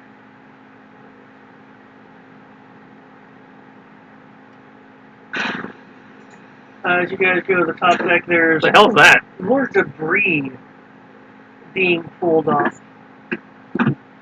What is what? Sounded like a door slammed. That might have been it switching over to my wired headset because my wireless one died. Okay. Because, yeah, you do sound different now. Do I sound better or worse different? Well, louder. Loud noises. Audio quality is slightly lower, but still perfectly legible.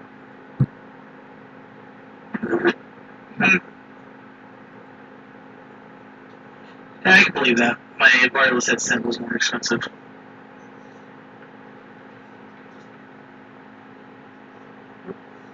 So, as we're going up, what happened? Because that's when I died. There's more debris that's been pulled on the deck.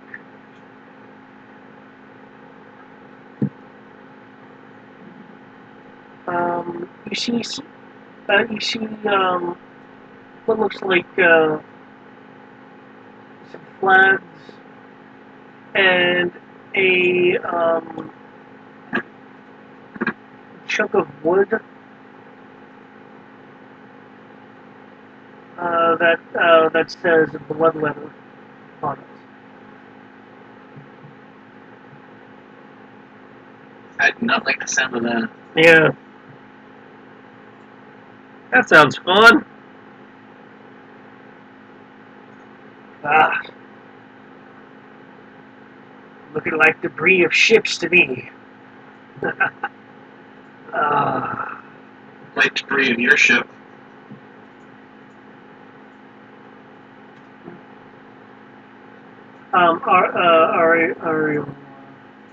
Ariel, speak up.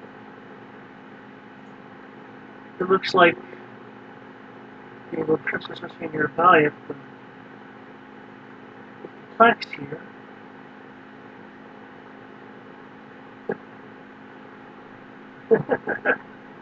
ah.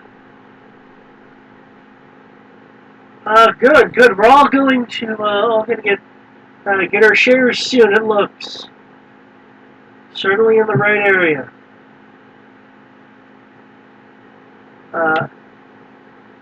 Ivan will be looking at the debris. Now, what concerns me is the rest of this debris. Not all of it looks as waterlogged.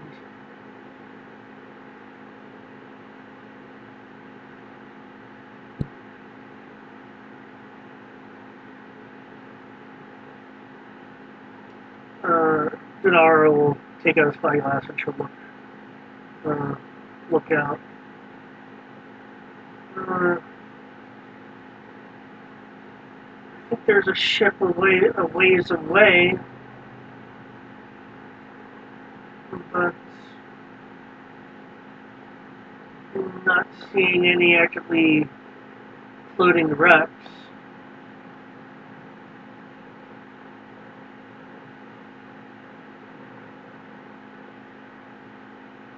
Who's closest to the side of the ship? I'd probably head up to the railing. Okay. In which case, you will see floating in the water what appear to be bodies. We got dead.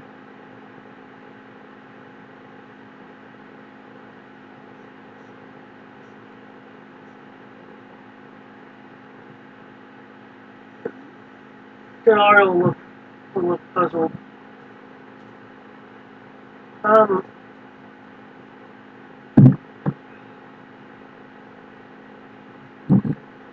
they look? How do they look? Other than dead. If I get a perception roll so you can get more of a cursory look at them.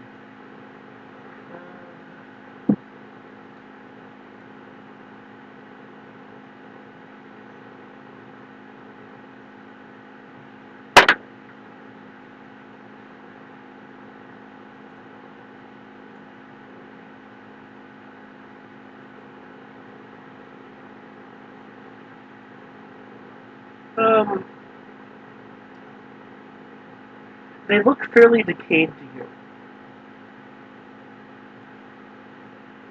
Pretty decayed, possibly really old dead.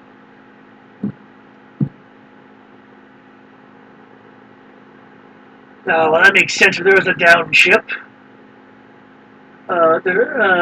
Denara will interject with it. Some of this debris is too new for old dead bodies, and anything from the Emerald Princess would have been long gone.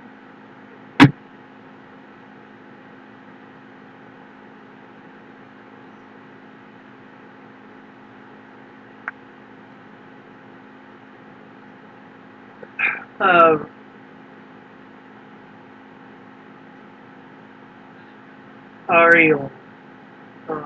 Get us. Let's leave the bodies. Let's leave the bodies be then. Don't see any useful cargo here.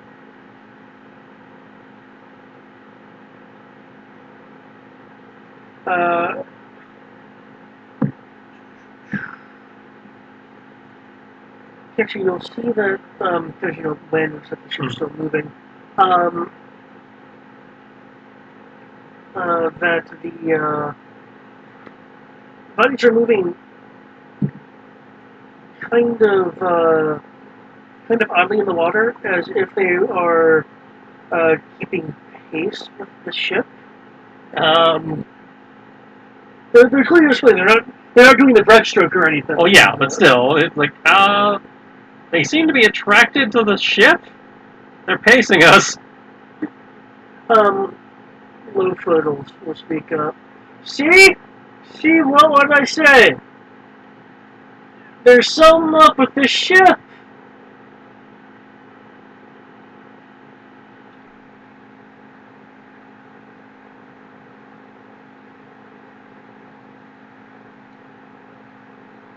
There'll be a few murmurs when the third mate goes, settle down! Settle down before I ask one of you guys to go fishing. What was that, Crip?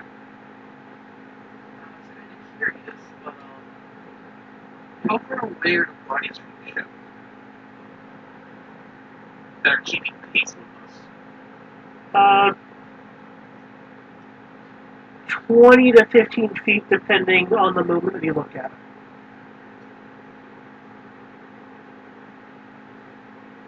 After to do some water shenanigans to go poke a body to get back to the ship's side.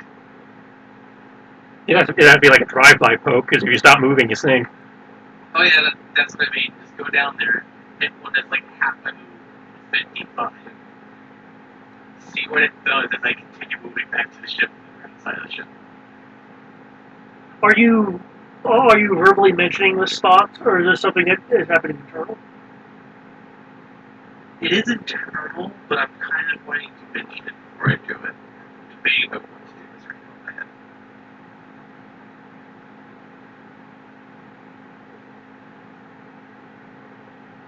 Would it be a bad idea to poke the body? I think so, personally. Are you saying that aloud, or are you asking? No, I was specifically asking. Kitching. Okay, okay. Denaro, well, if they're dead already, then I mean, we could try bringing it aboard, but it could, there is the risk of undeadness. Especially the fact that it's keeping up with the big ship.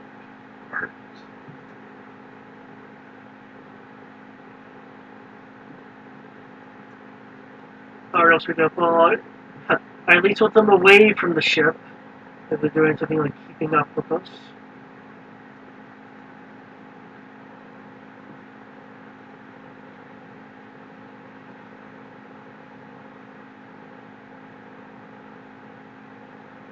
They won't go out and poke the body.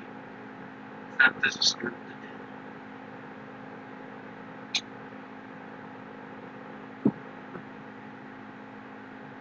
At least dead is keeping up with the ship. I say we get a pole and see if we can jostle them loose from whatever's attached.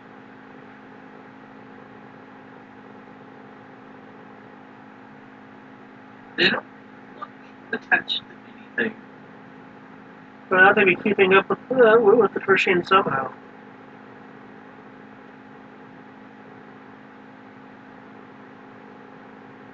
Lowfoot will speak up.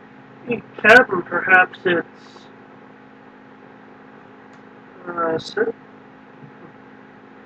some form of,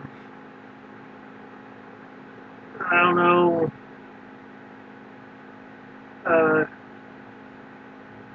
yokai thing. You guys deal with some sort of connection with nature, right? Does that include the dead? Potentially. I mean, again, I might be able to tell you more if we risk bringing one aboard.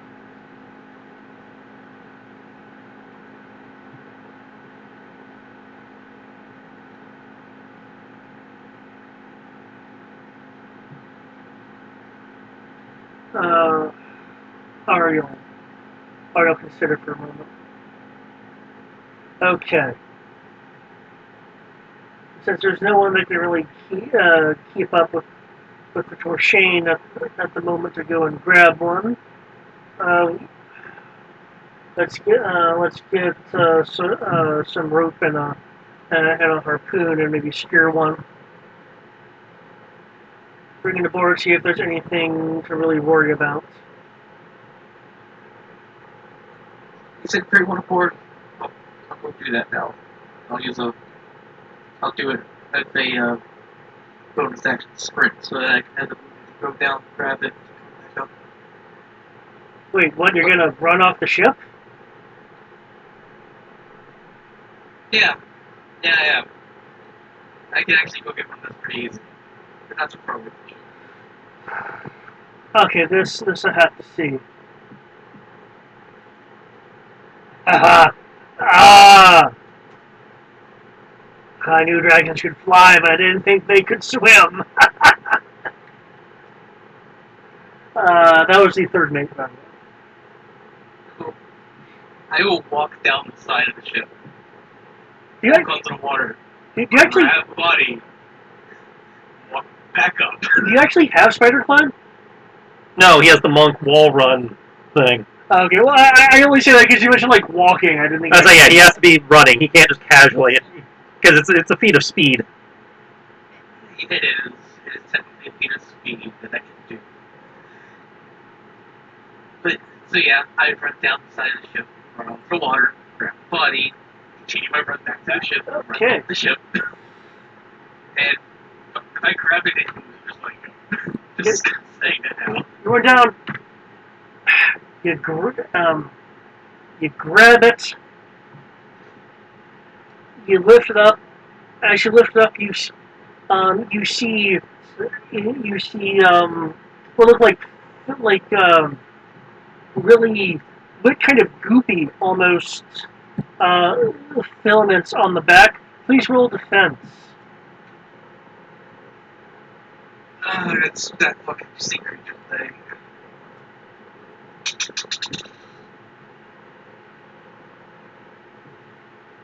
My defense is actually pretty simple right now.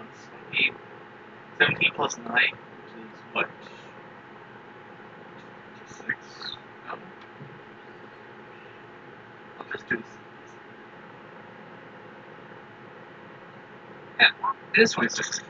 I can do math in my head still. Okay.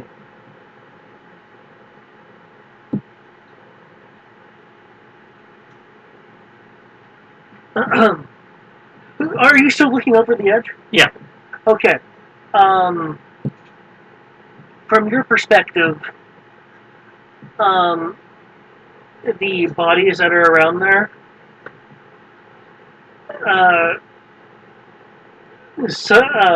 suddenly rise and pile on the crew, dragging them under the water. Crew, from your perspective, you see the one you're holding, and then some of their bodies that are around suddenly lift up by these filaments and swarm you, loosely grappling you more from a tangle of limbs than any kind of concentrated effort on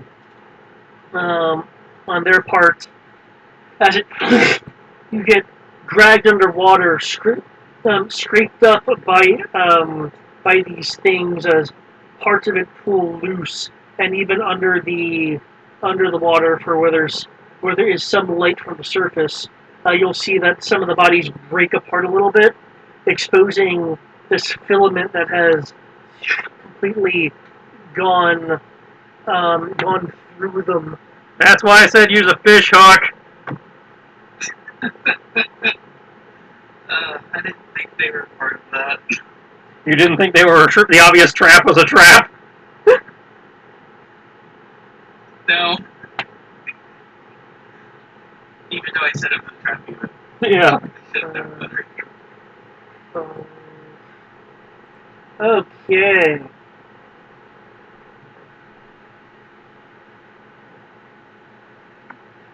You notice that you've been dragged under past these bodies, a giant silhouette in the water underneath the ship. Pieces of debris hanging off of this silhouette from various filaments under the water. You know what? I feel almost safer being off the ship right now. That thing is as big as the ship and it's under a ship. Almost.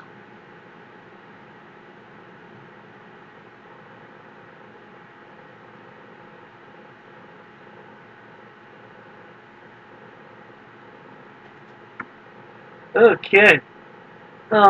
Being battered around a bit by this thing as the bodies are tearing apart, filaments touching you, burning and being battered. Here is the damage. Fuck!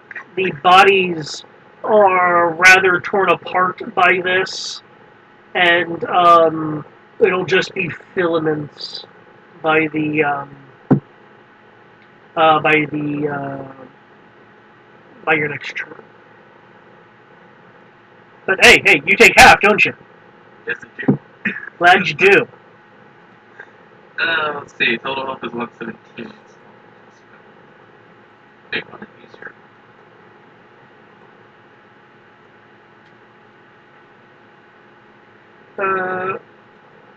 Denara, having moved to the opposite side of the ship, are there something moving in the water? Boy, you can proceed.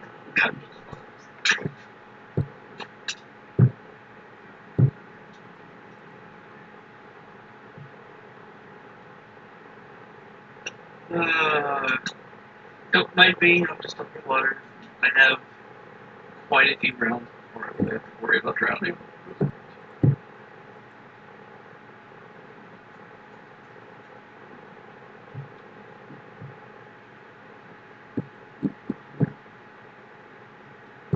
Okay.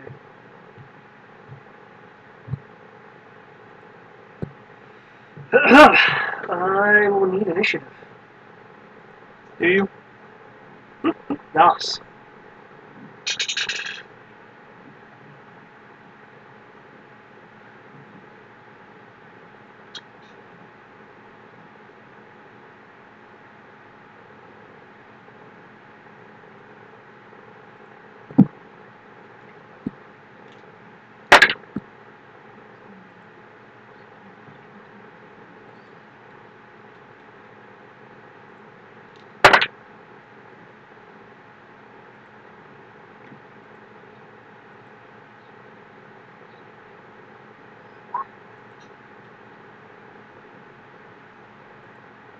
We're not on the initiative tracker. Oh, okay, it's just showing. It's just showing the GM one.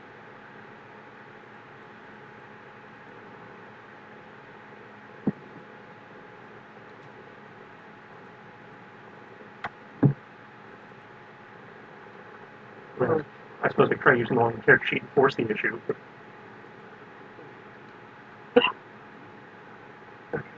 Could do that, but that's the easy way. Come on. One second.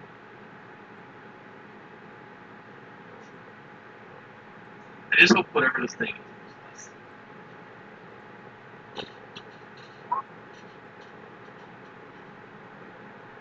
Ah, I didn't, Well, I didn't even put you on the trooper. yeah, so yeah, it didn't force the issue.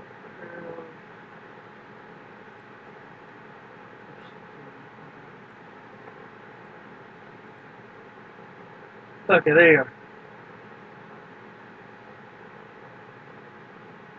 Man.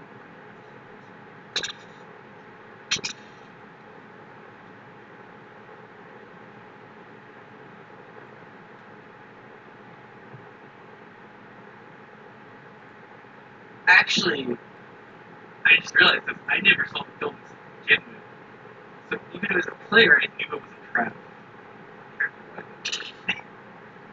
I feel that's justified in my actions.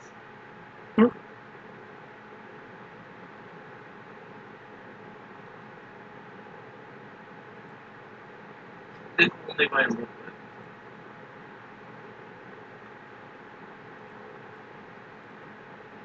Okay.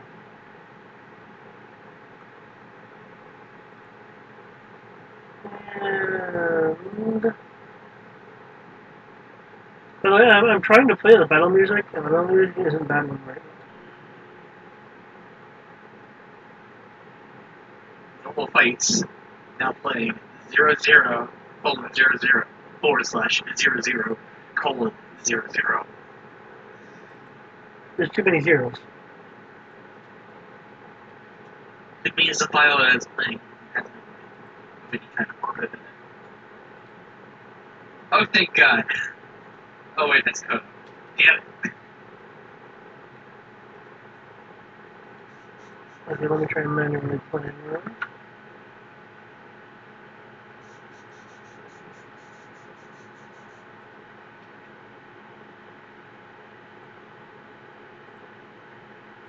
It says it's playing three different audios at the same time. Now it's playing Red Like Roses. Now it's playing nothing. Okay. Make up your mind, you son of a bitch. Now it's playing Die, now it's playing nothing. No, it's playing normal fights, which has 0. Yeah. That's weird, because it should be playing things from the folder. They've been having problems with with the folder since they put it in, and I've been having problems the entire time since they changed it to the new jukebox. Because it's Roll20, why would you expect something to work right? Okay. Especially because they don't make anywhere near enough money to probably be able to buy it. Oh no, they're making shit tons of money. We just don't know where the fuck they're spending it. Salaries. For like the 4 guys who work there. More money for them. It says it's working right now. Because I manually chose one of them. Really? Because I have it at play speed 0. It says that Battlefield 1 is playing for Final Fantasy 9. Yeah, but if you look at the timestamp. It's at 0:21 and counting for me. Okay, well for me it's at 0 of 0. Yeah, it's at 28 out of 4:30. Okay, so it's working for you at least. Not that I have it working, actually, because I have it. I'm using my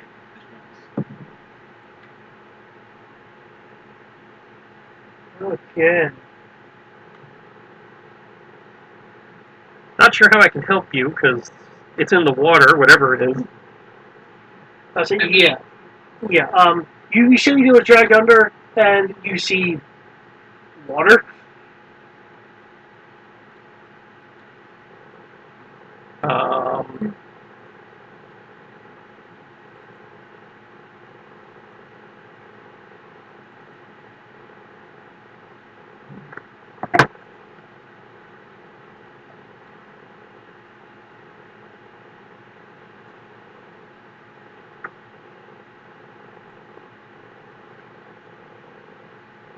that you can see. Oh yeah, so I can't do that.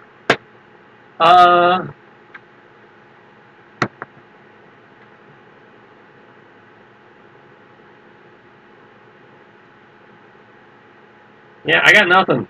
I'm okay with this. I still have a weapon on me.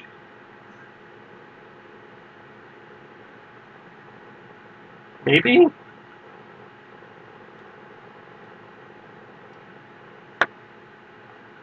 Yeah, but you're gonna be at a disadvantage. All sorts of fucked up shit because you're underwater.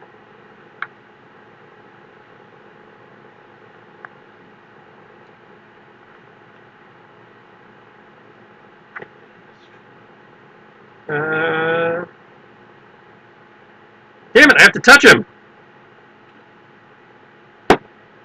So yeah, I can't help. You have to get it to come up. Good.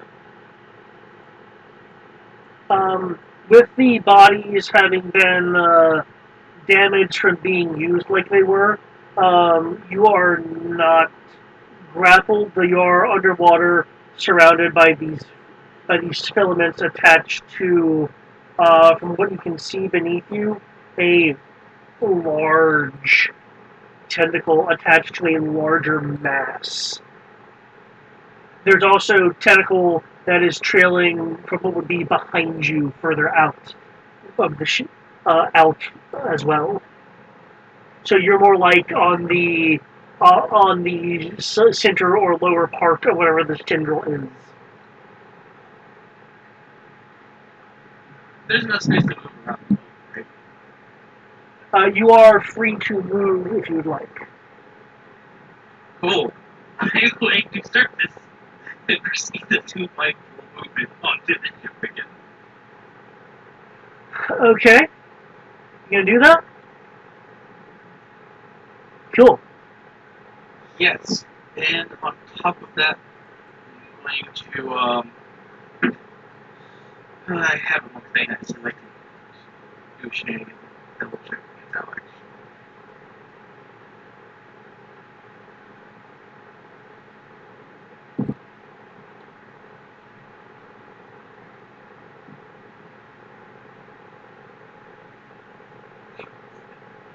Yeah, that actually has descriptions of all of the things that I actually wrote down.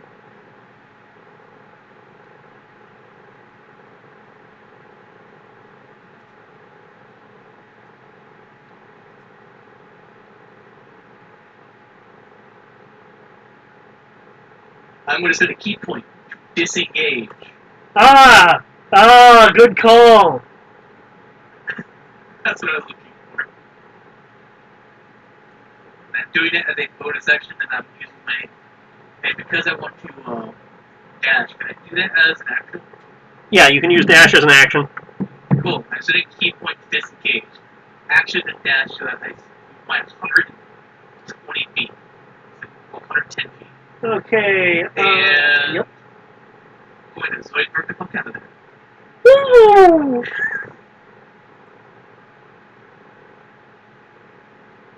Now I'm going to. Now my clothes are by acid. Yep. I believe I'm back on the ship, but I'm not that far away. The That ship. was one of the closer ones. The ship is 40 feet to the top deck. You are 15 feet out, so that's a total of 55 movement. Cool. I am in the center of that ship by the mast.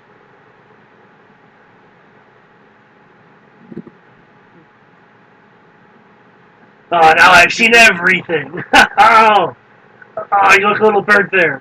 Ariel look at you. Okay, clearly there's something under there. Yes. Crew, get harpoons, arrows, whatever ranged objects you can get your hands on. Denaro will move over towards you, noting the burnt away sections of clothing on you. Are you okay? I'm a dragon, so I'm better than I would have been with someone else. Better than I do with anyone else. But now, this is moderately annoying.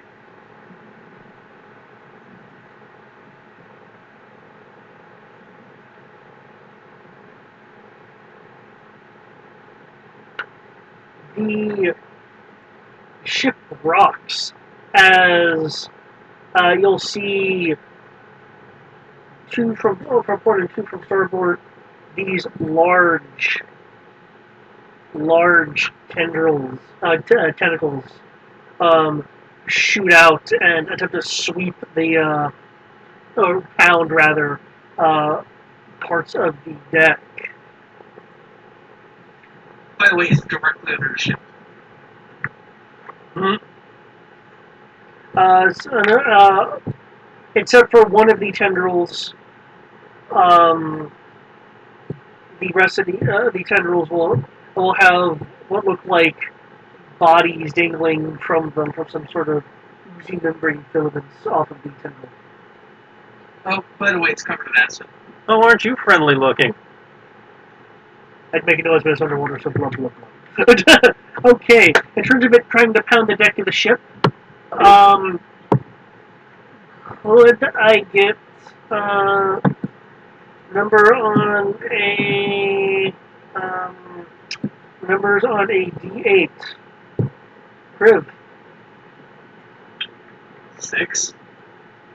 I'll take 4. Brian has appeared. I guess I'll take 5 then. I just have a bad feeling. It is been a shit. Go on, Brian. You said that what? I just have a bad feeling about this. We just chose the main numbers on the bell curve of the D8. That was intentional.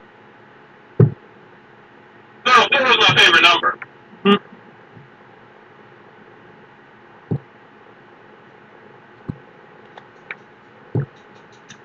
I'm about to say, if I have an option of any number that's higher than 3, I'm automatically going to pick 4.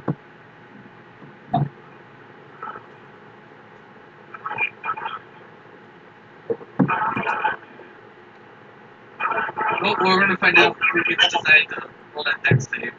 Be crushed under acidic tendrils.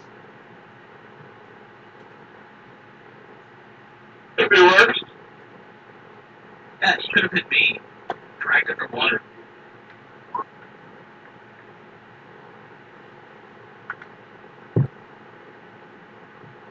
Okay. I have to throw one of them. One of slams, slams the part of it onto the deck. The rest of the tendril falling in a slam as well. The shadow of the tendril fully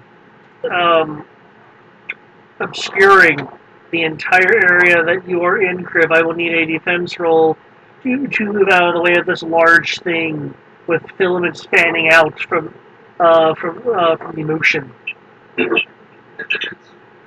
Or a dexterity save. It's a defense. It is a defense roll because it speaking is an attack, but it's really large, so it you know.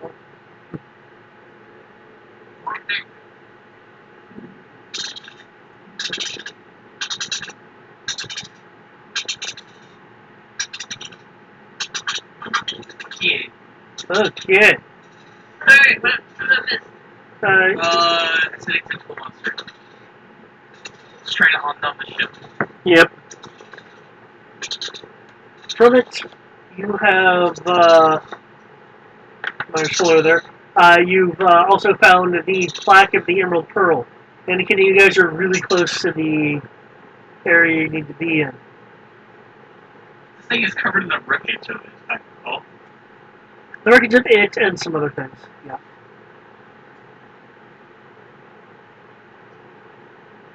But I believe that's my turn and its turn. Yep. You were able to slip out of the way. This form of swoosh, cracking the ship's railings.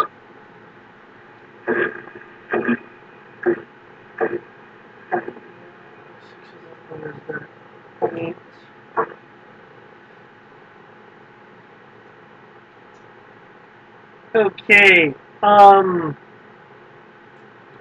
Really, the only number left for 8 is it's 8, which leaves Zariah as that number. No. That's fine. Just at the moment, I'm trying to get my 20 to work, Okay. but keeps crashing. So if someone describes and tells me what I need to do, I will totally do something. A You tendril. need to do a defense roll. Yeah, because a tendril is wrapping around the ship, and its mass is kind of over you and being drawn down with the section of the ship that you're on.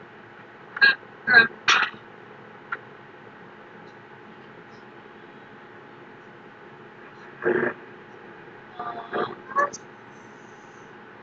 I'm going to assume I don't have my swords out yet, so that is an 18 plus 8. 18 plus 8 will be a 26. Okay. As you leap out of the way, it catches your leg. Fortunately, your momentum is able to carry you clear of it, so it doesn't pin you. But the hit does slam your leg into the ground and graze it with some of the oozy filaments.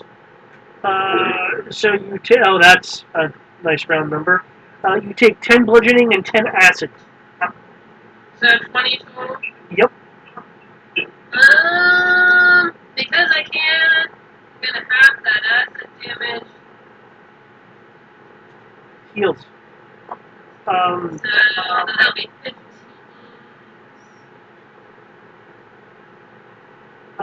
There are now some.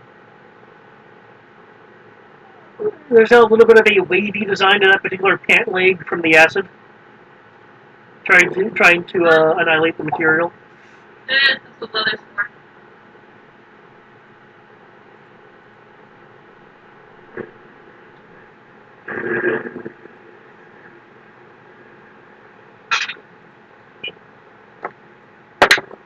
Um, 18 initiative, if you can put it in for me, David. Awesome, yeah.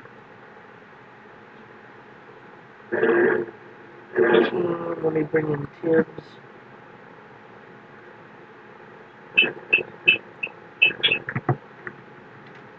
Okay, Tibbs, what is your initiative? That's a fantastic question. You want me to roll? If you could, that'd be great. The tendril that had gotten Crew before, that no longer has the dangling bodies attached to it, has wrapped around the ship just south of the main mast.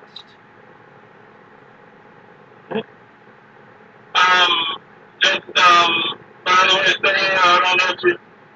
27 is his initiative. Heals. Okay, yes, I can give it. Okay. I like how we're just floating in the ocean.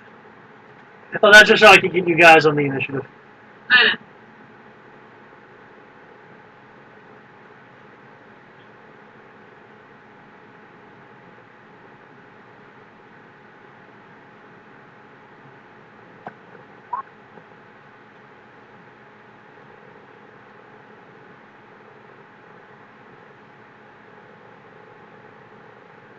Yeah, that was correct roll.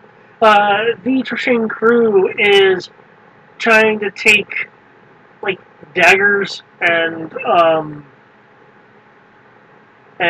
like harpoon throws at the tendrils that are at the tentacles that have slammed down onto the ship. You notice like the daggers or the short swords, the blades that they're using, the mucus and seaweed along the tendrils keeps like deflecting the blows between that and its kind of thick, scaly flesh. Like, ah!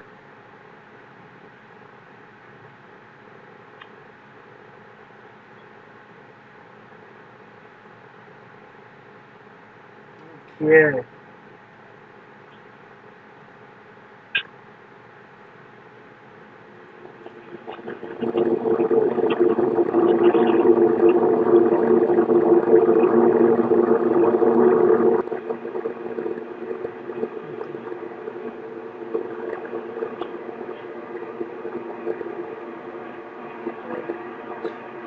Brian, you entered a tunnel.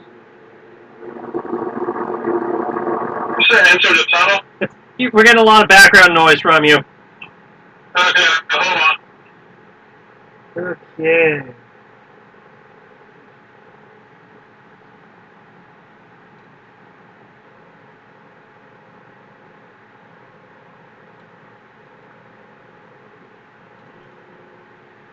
Kyoto is gonna be something relatively simple.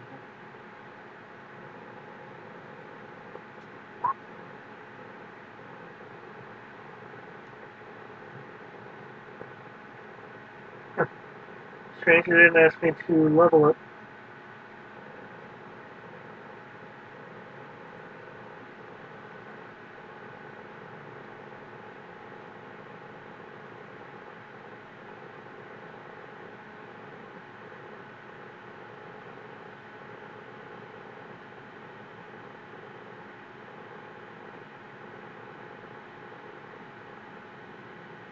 Okay. Unfortunately, because it is a touch attack, he isn't able to get close enough to it to do the filaments. Otherwise, he did not meet the AC. Ah, this thing's annoying.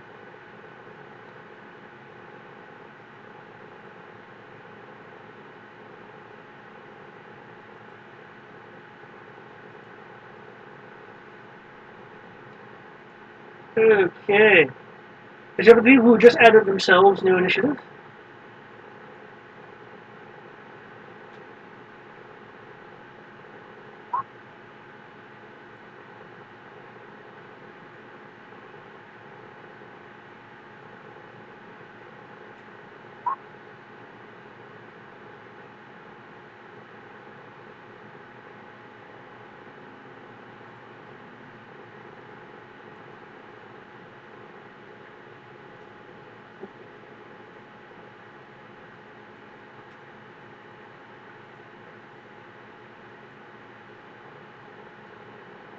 Okay.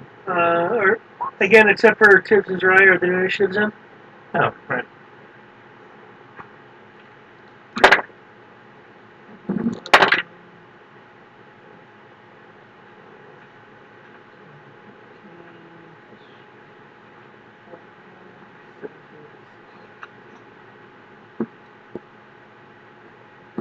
Wait, I don't need a new initiative. I'm not recruiting. What am I doing? Oh, right. You're using refund rules. Yeah, I'm using recruiting. Oh, my mistake. Can I run them? Okay, for those who don't care to re-put them. Kinchi, it is your turn. There was one tendril wrapped around the ship. The other tendrils have not been lifted up yet from their initial impact. I will move to the nearest tendril. I will use my bonus action to hex the fuck out of this creature. So does that mean like the entire body of it's glowing now? Sure. It is now at disadvantage to anything, any strength ability checks. That includes skill checks. Okay.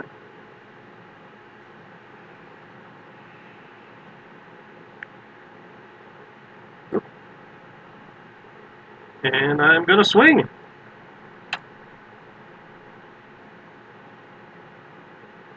Oh shit! I say, did I read that right? 41? Yeah, you read that right. Took me a minute too. Okay. What's your to hit? The 41. It is the 41. Okay. The 41 and the 32 are my hits. How the hell? Holy shit! Proficiency die, and then I get half of proficiency, and then I get to have my initiative modifier because of EI Jutsu Master. So I have 1d10, and then I have 1d5. And I get the 6 twice. Damn! That's Pathfinder rolls right there. You're the one who gave me the feat, so. Oh! Like, I had my initiative bonus, and then, then I had my attack bonus, so I'm effectively getting it twice. I mean, no, I didn't expect a number like that. I mean, it's legit. Yeah. I think it's kind of bullshit, too. We might want to consider revisiting that feat and modifying it slightly. Yeah. Wow, okay. You're able to Iaido through the filaments, hitting the tendril. So 24 and 23. So your damage is done. Yeah. Right. And that is definitely magic weapon damage. Resurrection. From non-magic. It's magic.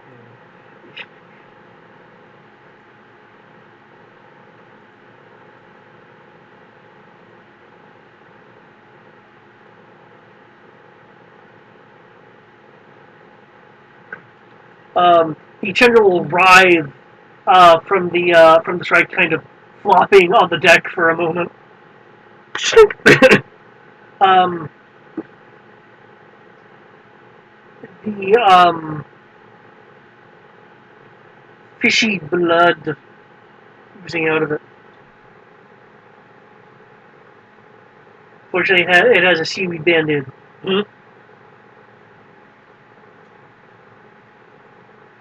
Dibs.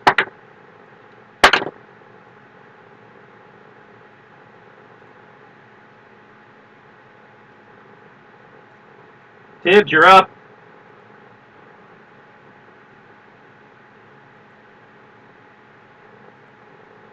It's Tibbs' turn, you say?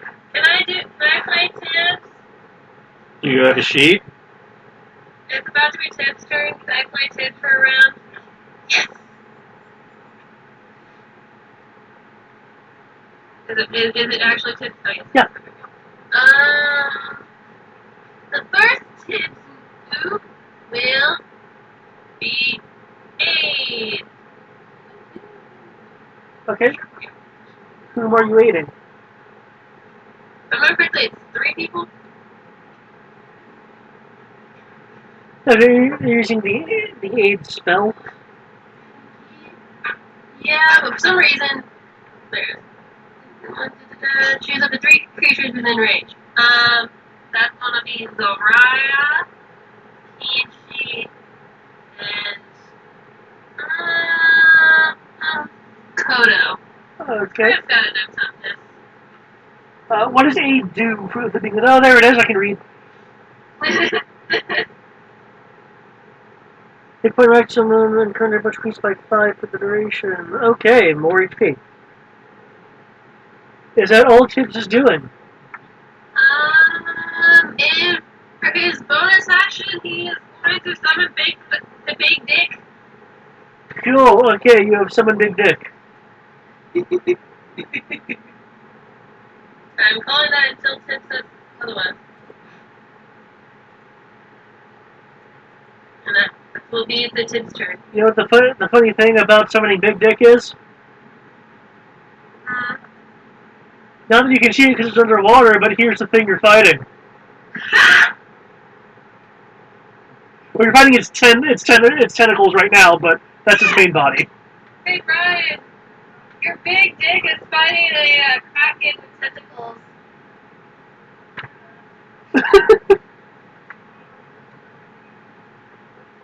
Okay, You was Brian doing, or you was Tim's doing?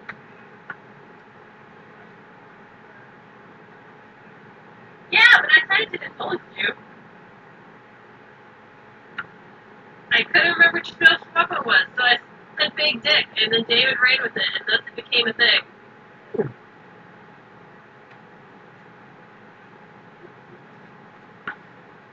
Okay, that's all I got for Tim. Okay, Kriv, it is your move. The tendril and its filaments are right next to you as you just evaded its attack.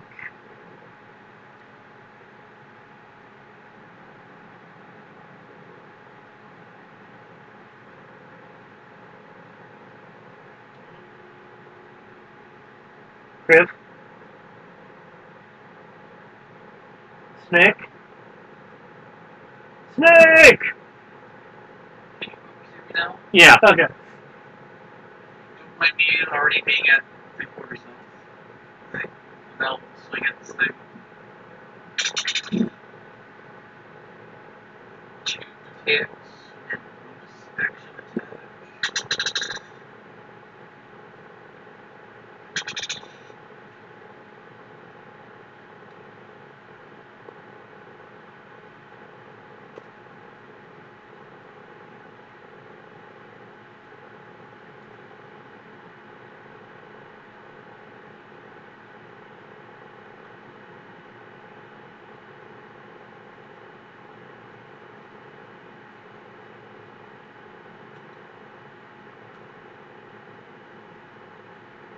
I'm so good.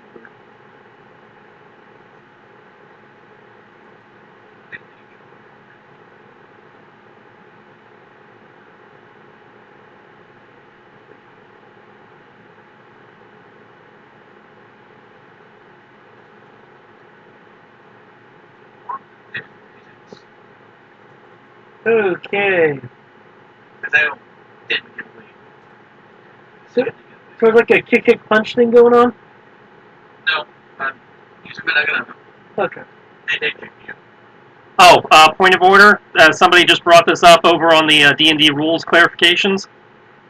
You only get your bonus to defense if you make an unarmed attack with one of your attacks. Your bonus action attack does not count towards that. Really? Yeah. That's stupid as fuck. That's their balance for the Kensei. Is that you have to sacrifice one of your normal attacks if you want the bonus. You know what that sounds like? Crawford being Crawford. Yeah. That's just I don't agree with everything Crawford says either, but Crawford is word of God in this case. That's just bullshit, because that just literally makes it. You can't say ever again. Ever. Sure, I guess I'm just swinging the Naganata once and kicking it twice, since I can only do an unarmed attack with the bonus action. Yep. Does it make a difference? It's still the same rules. Okay, so basically what happens is you can make one Naginata attack and then 2 unarmed attacks if you want the defense bonus. It's so fucking stupid. Like, that's enough that I'm just like, fuck D&D. Slash. I guess kick. And your third unarmed attack, you have to abort as some filaments get in the no, wait, is it meet or beat, right? Yeah, it's meet or beat. Okay, never mind. You're able to slip in, and all 3 attacks hit. Your third attack almost gets enveloped by some acidic filaments, but not quite. But is the defense bonus you're getting really all that much? It's 2. Which moves me from a +9 to a +11. Yeah, I'm saying +2 is a lot in Which actually 5e. makes me equivalent to everyone else at this point. No, most of the party has a +8, thank you. You have the second highest AC in the party, so don't give me that shit. What's the highest? Kenshi at 12.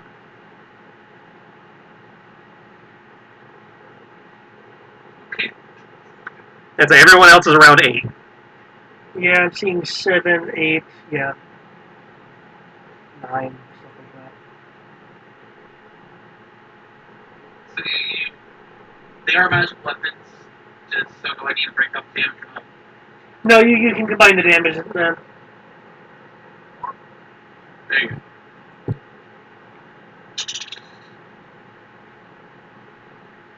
I'm moving away from where I was just standing, so it doesn't, try the whole thing on top of me. Gotcha. Zaraya! Well, unless I jump on it, there's only really one thing I can do. Well, I mean, you can attack the tentacles that are on the deck, because it's got the ship grappled. Yeah. I'm gonna sneak attack a tentacle. Sure, yeah, there's other crocheting crew around trying to do stuff to it, so allies are there. Yeah, sneak attack it. It just sounds so weird. Does it have eyes? No, it's a tentacle. I sneak attack it. Doesn't see a line in the hand.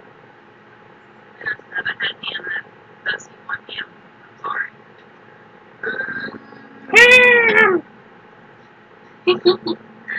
Plus a D10, plus that's 1D10. Wow. So, Ellie, 25 to hit twice. Okay. The tendril, though it is kind of slippery and stuff from membrane, seaweed, and water, it does not deflect your blade. It just shink. You hit. Both times. So, 46 damage.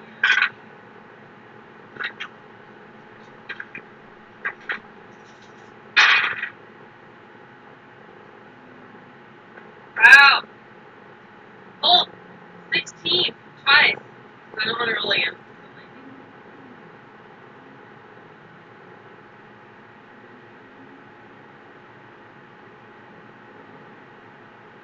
And then I guess I will use my bonus action to disengage from said tentacle. Okay.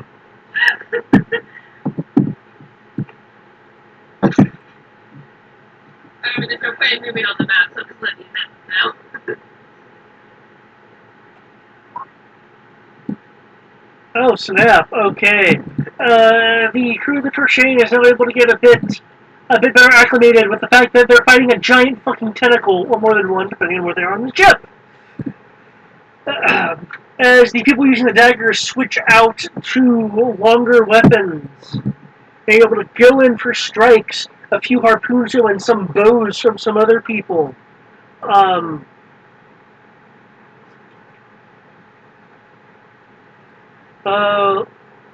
Lowfoot comes out of nowhere, taking Zariah's cue to sneak attack the fuck out of one of the tentacles.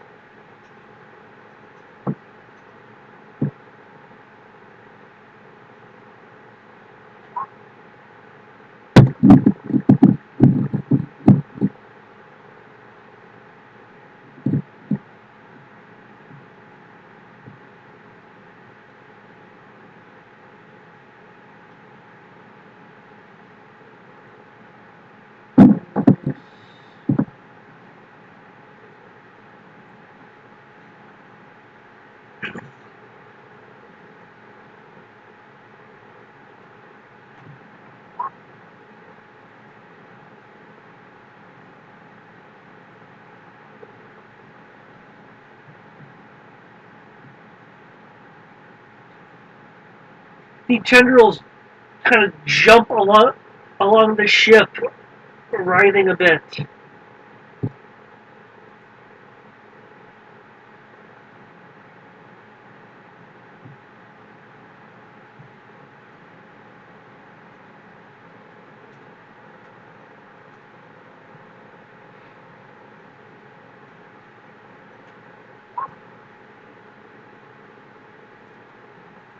Oh no!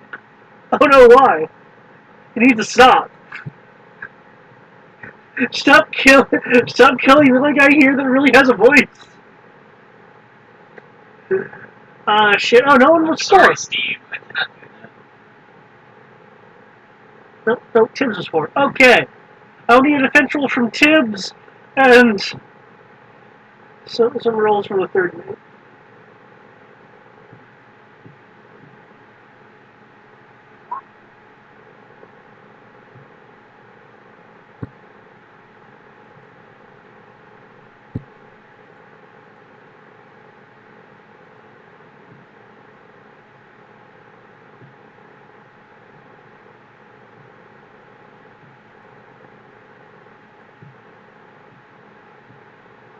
Oh no! Oh no. The third mate gets slammed. With the tendril just zoosh, just hitting him hard against the mast, wrapping, squeezing, and then letting him collapse to the ground. The tendril that is wrapped around the ship to initially gain grip starts squeezing.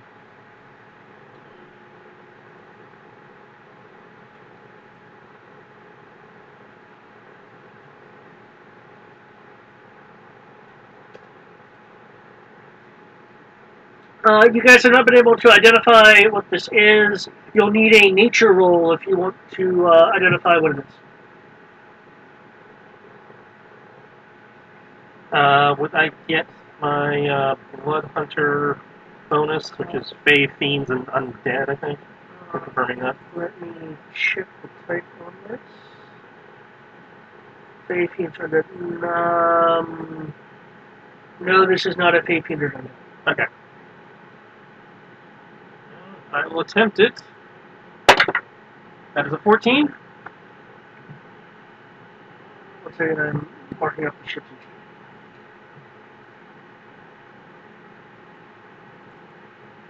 achievement. Okay.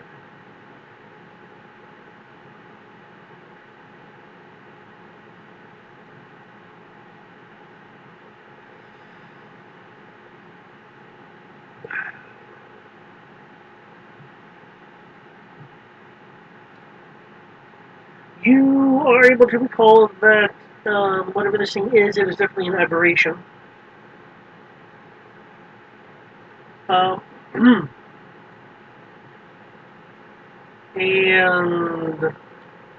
it has an unusual interaction with. And you remember it has an odd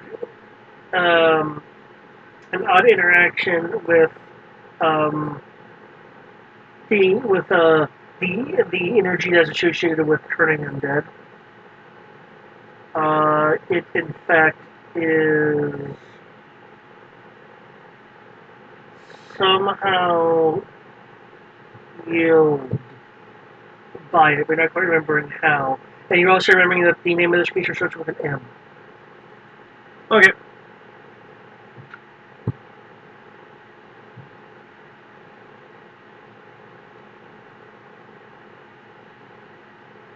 Okay, this thing's cracking the shit.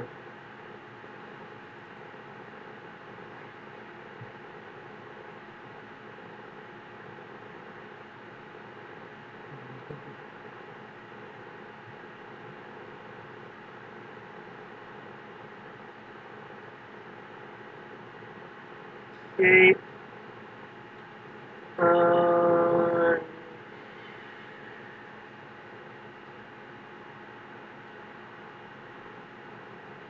Let's see.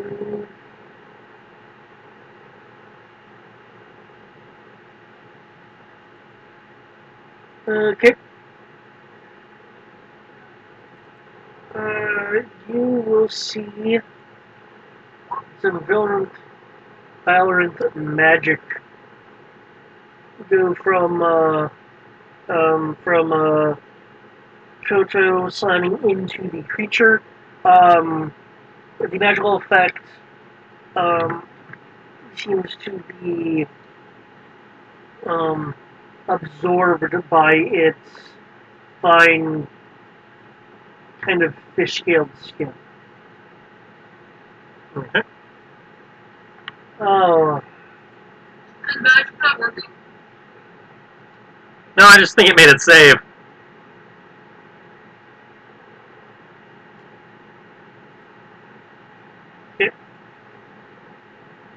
can she? Mm-hmm. Normally. I will use my bonus action to ignite my blade and cut into it again. Okay. Oh, did I ever get the defense roll from Tibbs?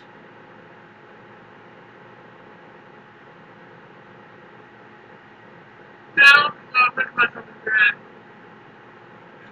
So it is now necrotic damage and fire damage. At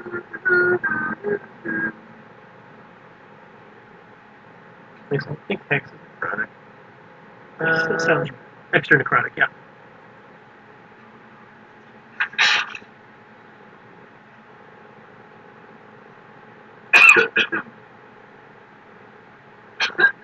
Nine. 1d. Brian, you don't have any advantages on save stuff, right? Okay.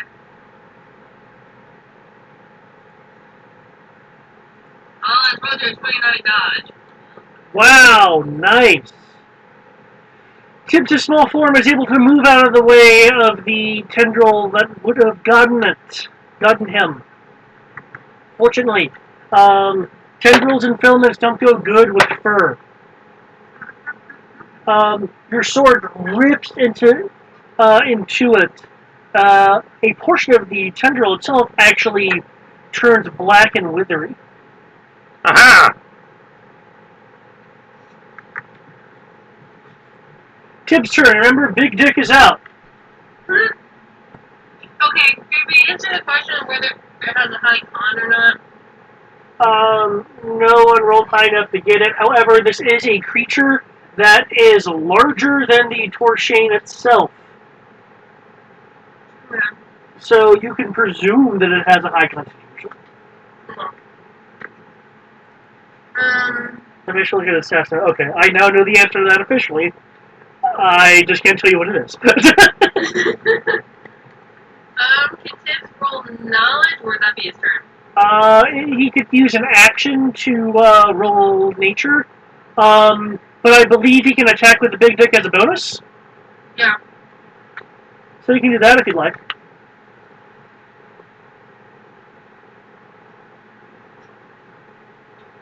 His nature's crap. I wonder if my nature's fine. Nope. Exact same. Alright, let's see what roll 20 says. Wow. You would roll crap on that. Tendrils are distracting. Can no think.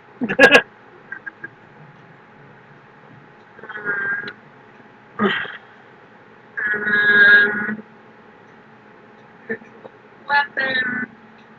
Somewhere. Here it is. Mid.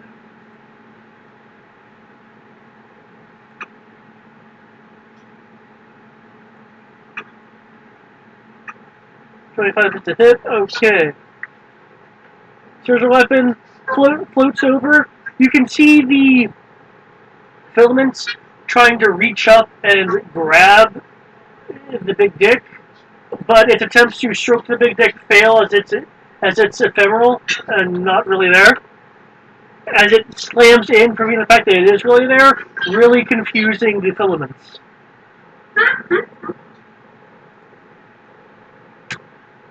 As it takes its share damage. Crib, it is your move, and you moved away. Is it that? Okay, cool. Yeah. What would you like to do? The crew that Torshane is kind of re-rallying in an attempt to get it. You hear some people go, "Should I just get a cannon up here?" Couldn't hurt. Ivan will go. Wait, see if it's covering one of the cannon ports, and you should just be able to blast through the and hit it. As this conversation is going on,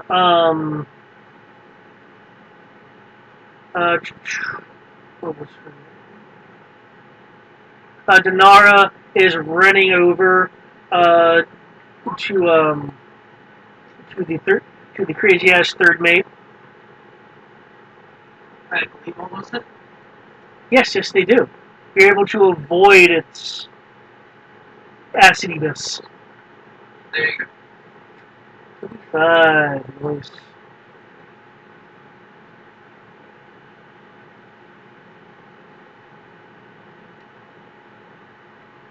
Okay.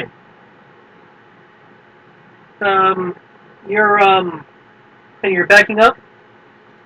Yes. Away from where I was when I.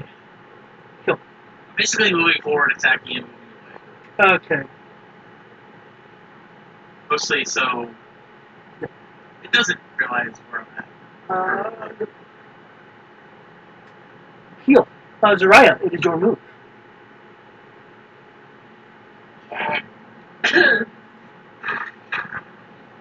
Come on, hit it! Maybe. Wow. Okay, guys, I was kidding about the baby.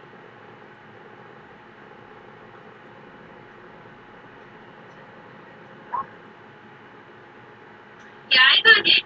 Shit, I rolled a 7 plus 4, so 8. Okay. Your blade when 12.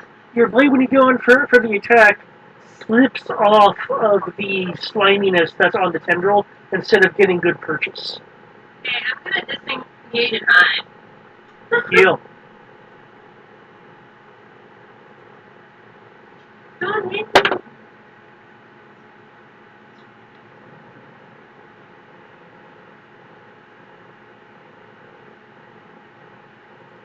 There is a shifting as the tendrils kind of swim and swirl. The main body of this thing now hovering over the ship, suspended by its tendrils that have now more fully wrapped around the Torshane. You see its large beeger mouth with teeth looking thing um, above above the main mast. The um, the mouth opening and closing as if it's contemplating chomping down on the main mast where the crow's nest is. There is debris along its body, some old, some new. Can I get a perception check from everyone?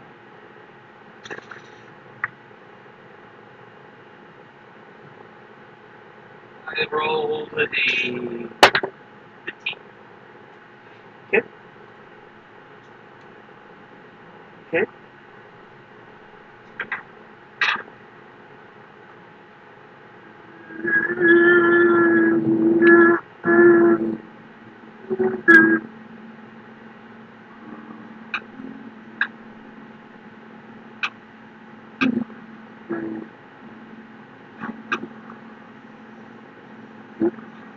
Okay. Okay. I knew I was missing some.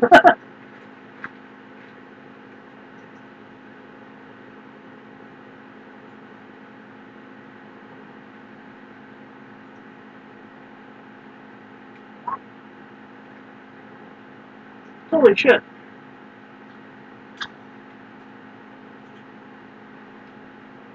What's Tip's perception? That was the 12. Right? No? Did I not roll it? I clicked on it. Yeah, it says Zariah 12. Okay. Okay, cool. But because it says Zariah, not Tibbs, it was confusing. Okay. Sorry, you must remember now. Okay, cool. Tibbs don't notice this. Crib, you didn't roll high enough either. However, Kenshi, you see something underneath the debris that's a part of its main body, kind of near its mouth, where that large kind of muscle is. Zariah, you and your I totally have tiefling eyes pick out that on its massive form, you will see a largely obscured and clearly injured living humanoid bundled up on the main part of the main body that's above the mast, like caught up in debris and stuff like that. Oh! You there's no way that someone from the Torshane could have been caught up in it. Guys, there's a human! At the mask thingy. See? Look there! Central point. Okay. Stop going after the crazy dude. I like the crazy dude. Damn it. Ah. Sorry, Steve. Yes, yeah, I don't remember what it is right now. Okay, so 2 attacks for Crazy Steve, 1 attack for Cat Mari, and who's number 7? Oh no! Oh no! No, the White Mage. Okay, upside. None of you were attacked. It was just named members of the Torshane crew.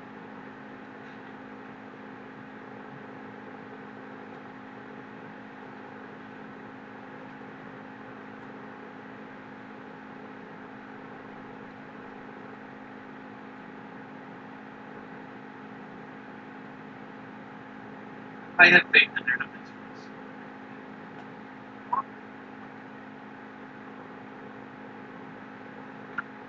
force. Okay.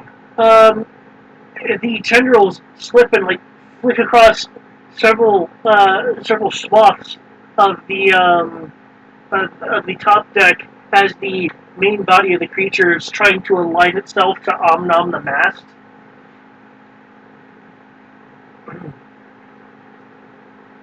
The third mate, who was just healed and was in the middle of thanking Denara, so he goes, "Gah!" as it and Denara herself get hit by by the flick of a tendril. Denara gets shoved off, toppling off of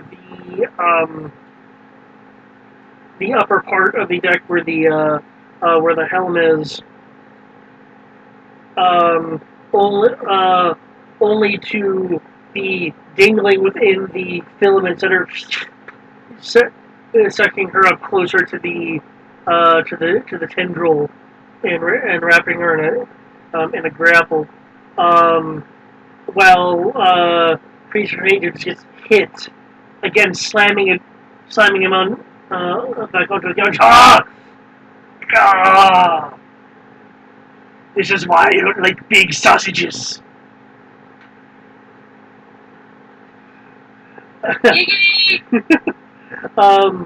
Kem Ari starts running towards the helm and Denara when from behind the another tendril flicks him in the back, forcing him into one of the tied down barrels as he kind of cracks his head against the wooden structure. It's time for the machine crew. Let me see the cannons. Any cannon on the port? That is not a hit roll, that is a soldier.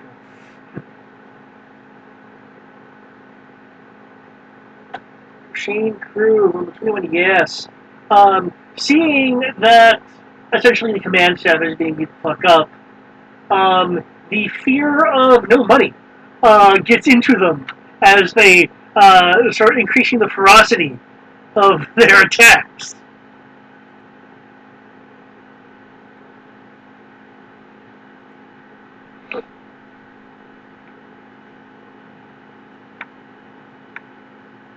And there is the sound of a deafening cannon shot as a point-blank shot goes from one of the cannons into the tendrils that's wrapped around the side of the ship.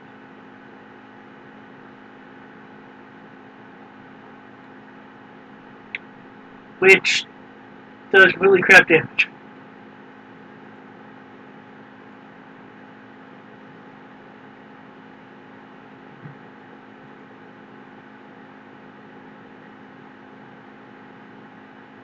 Okay. Kuro will go and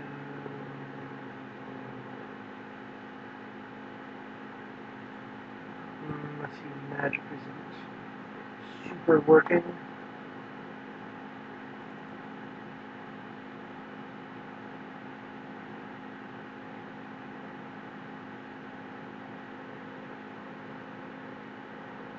So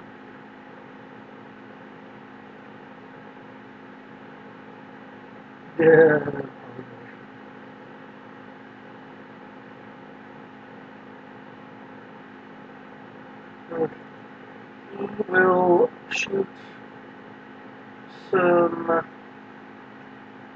miniature missiles into it.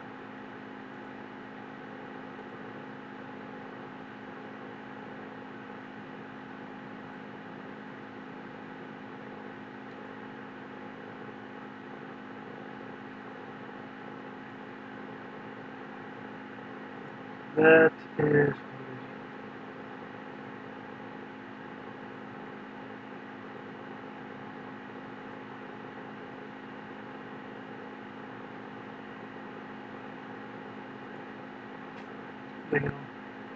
well, because it was their jukebox is being crappy anyway. Okay, with a bit of damage.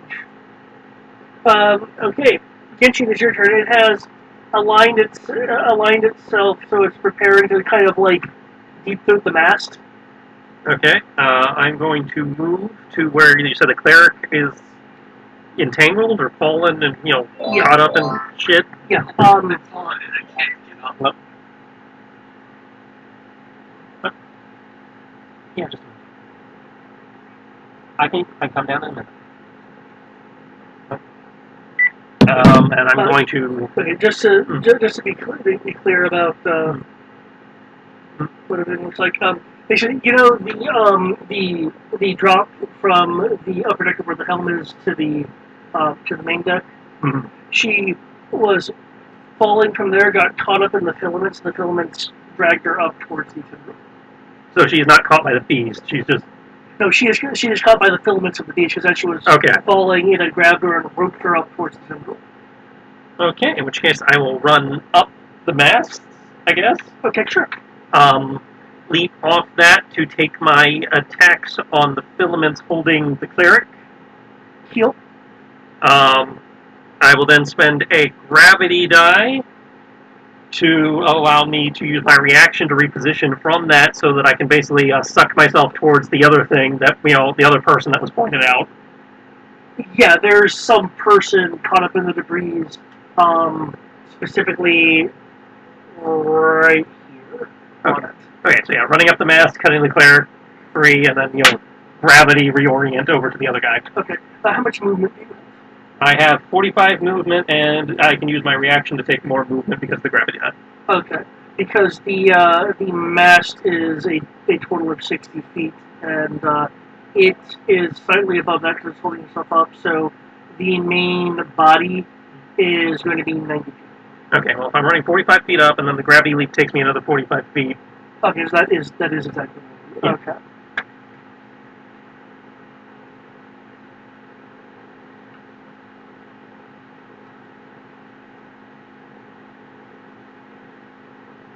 I had to get that first attack against the filaments. First attack is for the filaments. If that didn't actually destroy the filaments, then they can also take the second attack.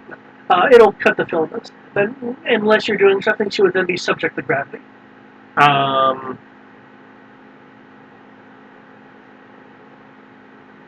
Because she's suspended 30 feet up.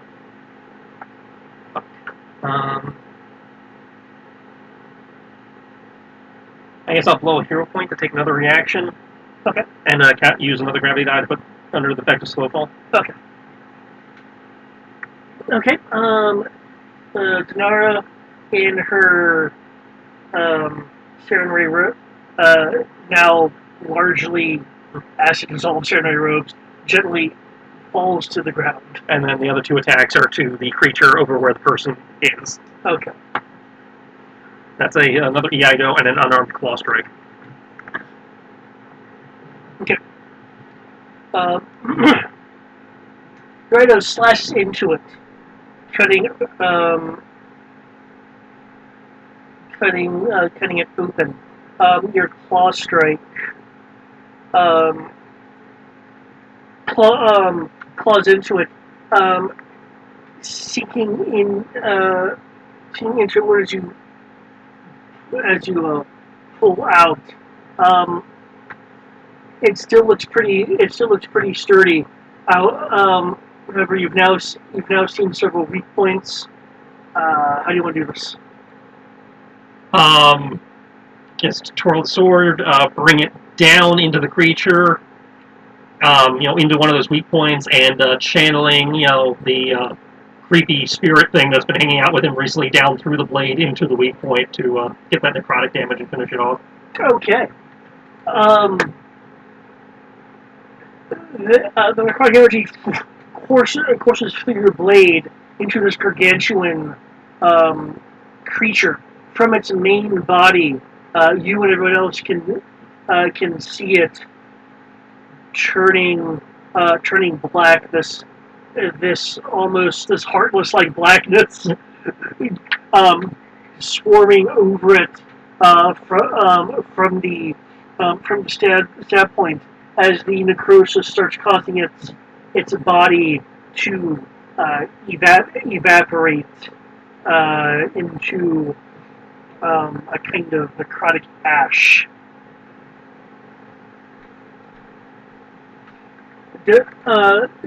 Debris and such starts falling down from the body, decorporating.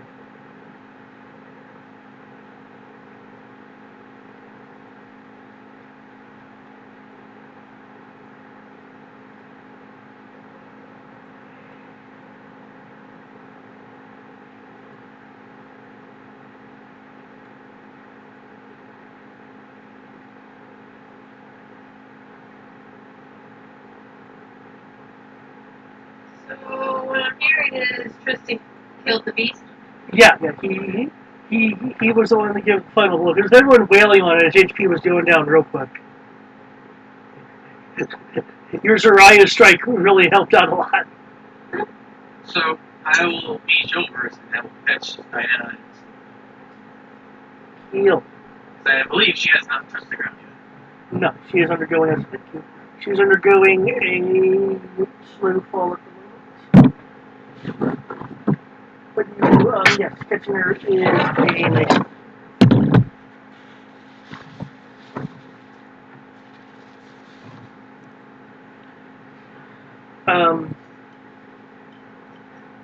She has taken a fair amount of bludgeoning and acid damage. She has um, uh, I think everyone here is familiar with anime combat damage. She has that going on. How low is her actual HP? Looking at her, she's taken a combined 36 points of damage. Out of Hmm.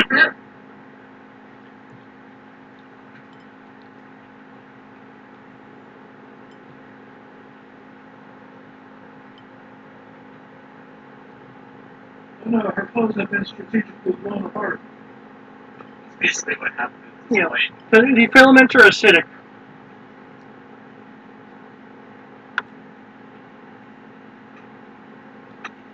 here, we'll do this.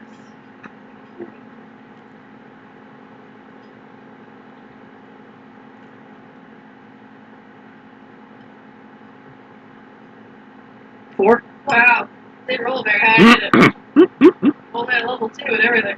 Or 1 up. No, total of 5. Cool.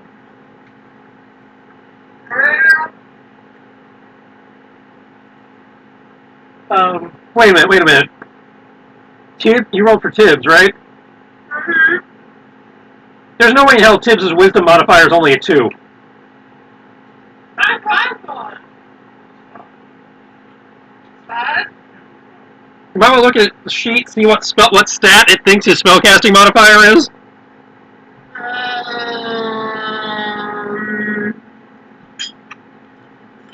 Hey Brian, you want to look at me figure out what saying your spell modifier is? It's saying that your thing is +2, it's not what it's supposed to. So I don't know how to do that. Huh. Roll 20 is saying that it's nothing. Well, change it to wisdom, and that should be a total of 8 healing. Okay.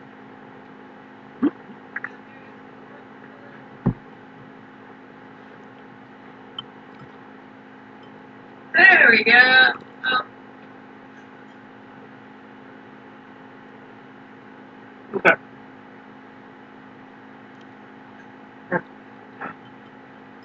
Thank you. Yeah.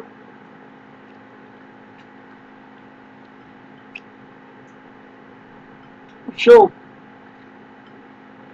hold the kitty against her. Okay, I'm gonna play it. You're right here.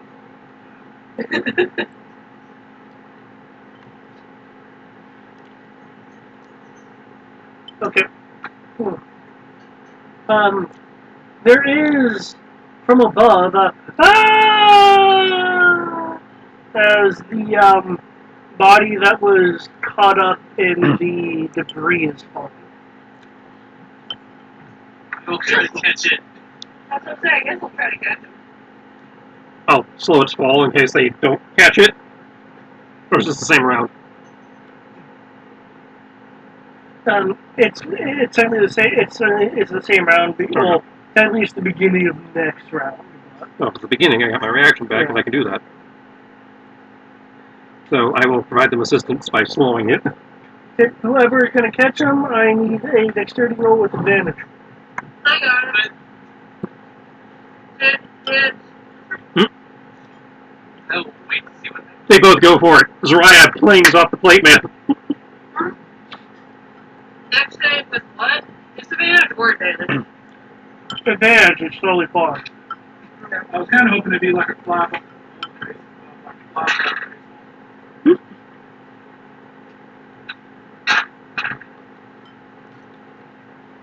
Alright. So, that's gonna be a 17. Was someone else trying to do it too? I was gonna wait to see if we need to.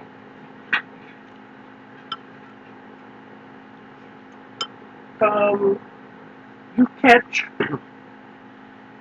a severely hurt tiefling.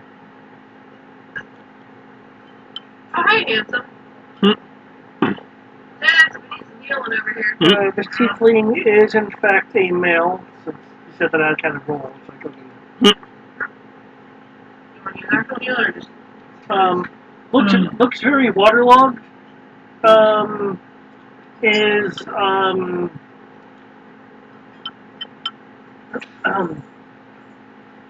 mumbling about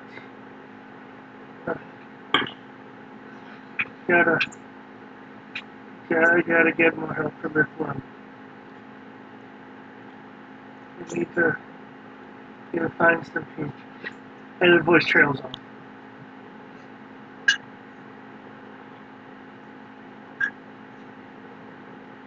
You want to try that again, sweetheart? I think He's now unconscious. Oh, well, he got healed 6. He is still unconscious due to heavy exposure of water.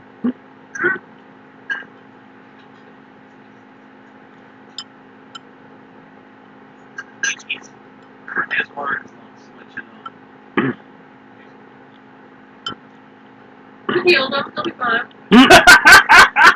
Still technically something.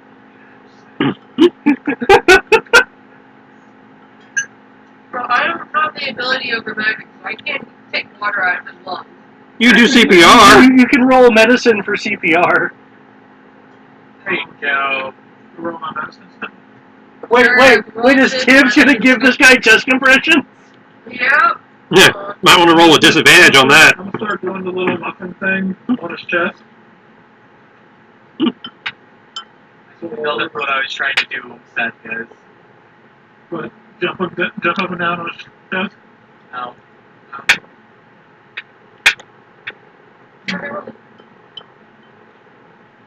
There you go.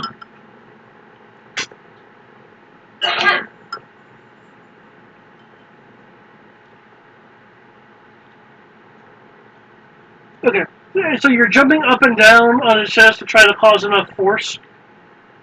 Big Dick help him. I think that's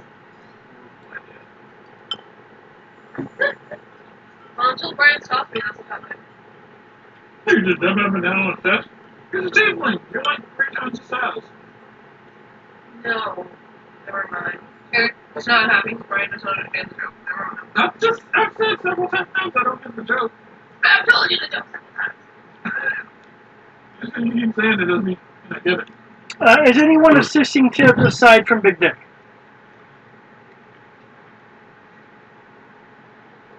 Currently in the white cleric, the white mage in my arms. Yeah, she no longer has. Yeah, you still have her in your arms. She no longer has the cat. The cat scurried off. I will assist him, so I guess he gets advantage. Yes, which means he will roll as per normal because chest missions for a cat's kind of difficult. So that 25 stands. Merson will cough up some water. Some more water. More water. There you go.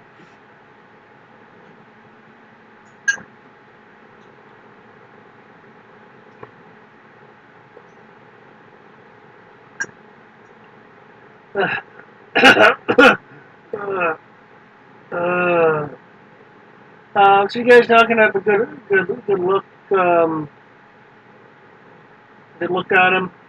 You're seeing general seafaring clothes, and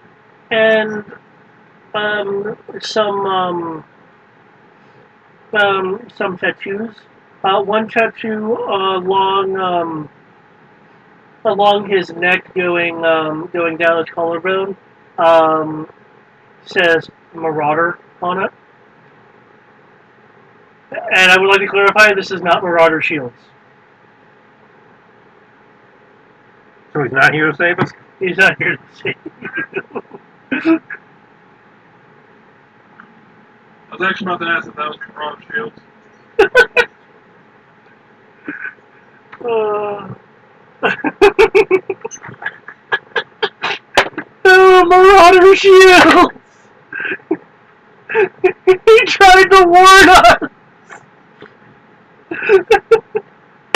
Yeah, darling.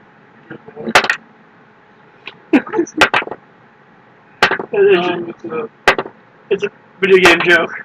No. How about it's Mass Effect? aspect of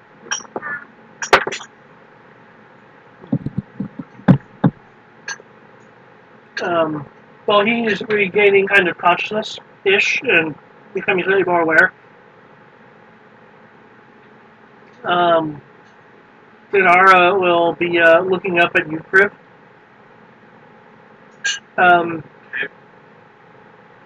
Could you put me down?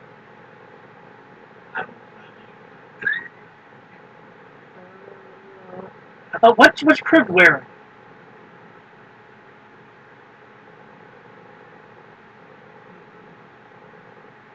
His normal, slightly fancy clothes. Does that include Armor? No. No, does it include any kind of outerwear?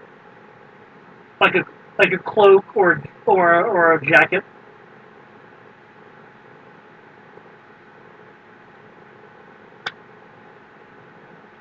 A cloak, yes. Okay. She will take the cloak off you. With a little bit of a jump because you're really tall. And put it around her. Is this because she's in white? No, this is because her clothes were mostly destroyed. Like, again, acid filaments. Right. So, yeah, she was like exposing a whole lot of cleavage and leg and everything.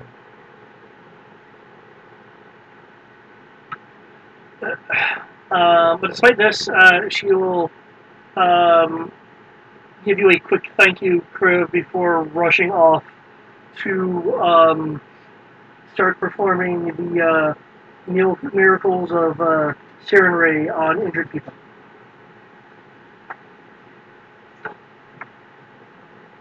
You might want to get your cloak back later. Probably.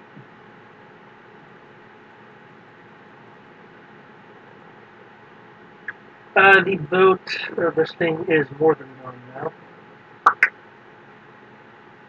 now. The Torshane itself is damaged with portions of the top deck railing gone. Acid burns along the deck, frayed ropes, some loose barrels.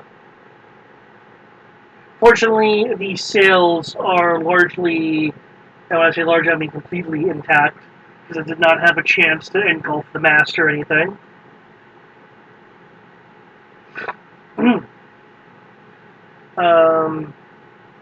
Crew is tending to things. A few people, however, have started gathering around the rescued tiefling. Simon Lowfoot is eyeing him suspiciously and looks over at you, Zariah.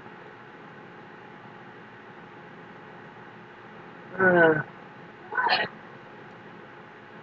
Didn't you mention something about Lithlin? About what? Lithwin. Whitman?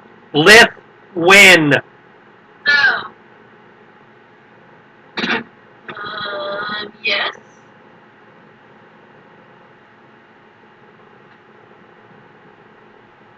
Jaime Lopez starts pulling out some rope. Well, then I think we just got a prisoner. Ari is currently being tended to at the moment, so the captain isn't hearing this conversation. For the moment, I guess. Jaime Lopez ties the guy up.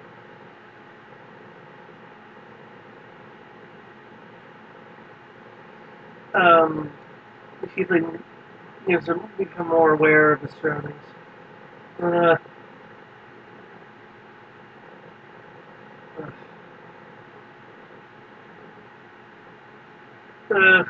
are you? Who are you?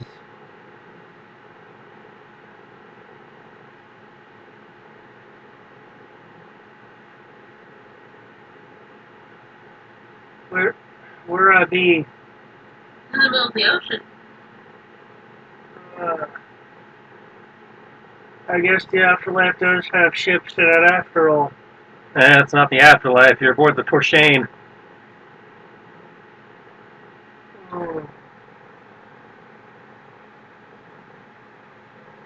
Whatever that is.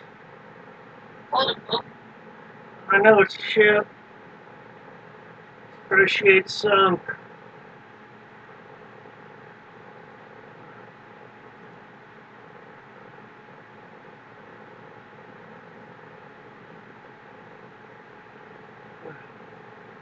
I thank you. I thank you for saving me. I thought I'd be underwater forever. Forever? What are you, a blitzball player? I finally ran out of potion. Ah. Potions are the best. Yeah.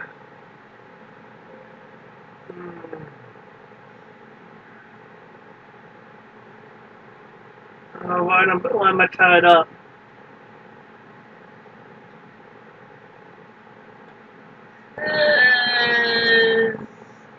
Protocol? Are you pirates? Not last I checked. Not today. It sounds very protocol to me that if you're not pirates. You don't know who you are or where you came from. We're being cautious. Okay. Well.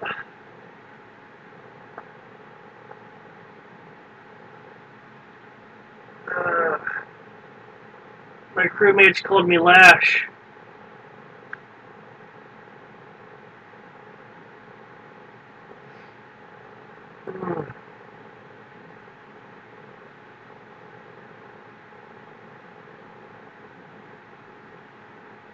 So, what can I help you with?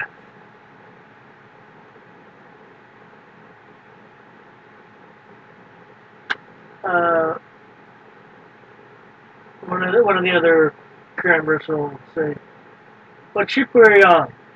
Another one will speak up. You some sort of pirate with all those tattoos on you? A third one that won't say anything is sneaking around. Looks like he's going to try to pickpocket this guy.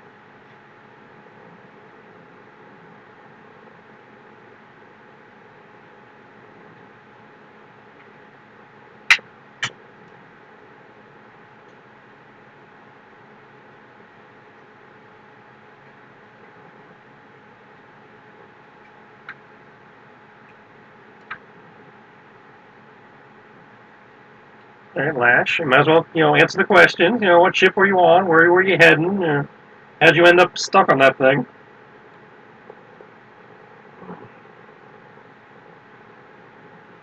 I was on the blood ladder.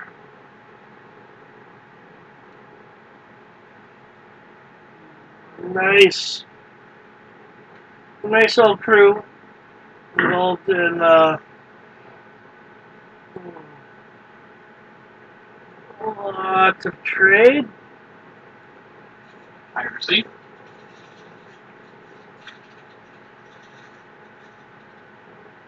It was very active trading. Piracy. Call it what it is.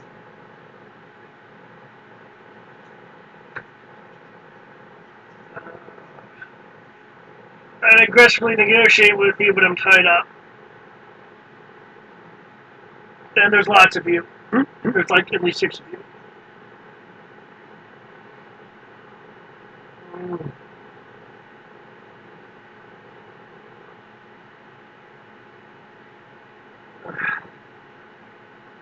And I'm not a pirate. I'm a marauder. There's a difference.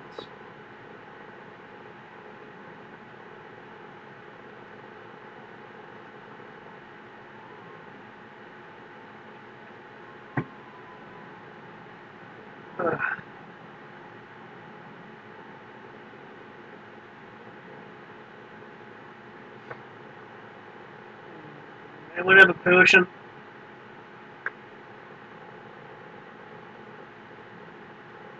I will hand him a normal healing potion. He's tied up. He can't take it. I will feed him a normal healing potion. Oh, okay. We'll do what is necessary to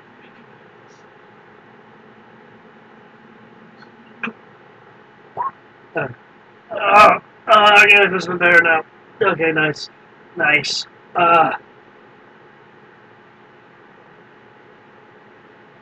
Listen, I'm not gonna aggressively trade with you. You have me tied up, and you said me from a giant creature.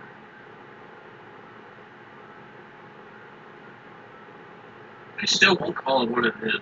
I don't think this. And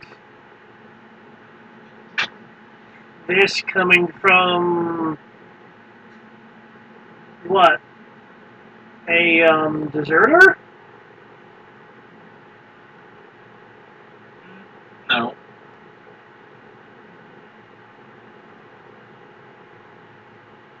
You're from Drakengard, aren't you?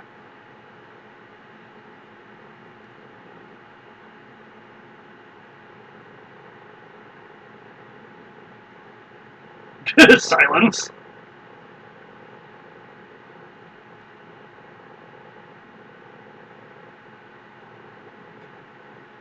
I'm back. The boss I was like, just.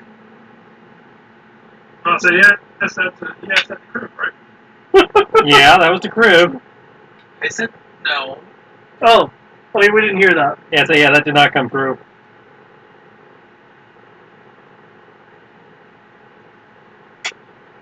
Sorry, I'm being quiet. I will raise my voice for you. Okay. Wow. That's weird. Okay. Lowfoot will interject, speaking softly to Kriv and Zariah. And where's Kenji? Kenji's right there. Kenji's Yeah. So Kenji can hear this too.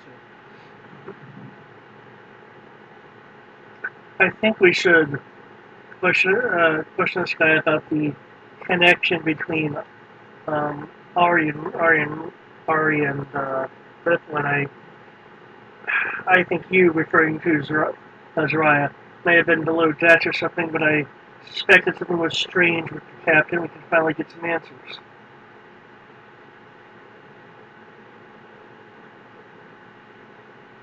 Okay. I'll say, she wandered off for a moment, but, so you said, we could talk to the captain downstairs, see about getting answers. But no, the Lowfoot had assumed that last time he spoke about his suspicions between the captain having something weird going on and the Slytherin, he assumed that Zariah had been below decks. That's me explaining the fact that Sarah was not actually here. And Lowfoot is the halfling that talked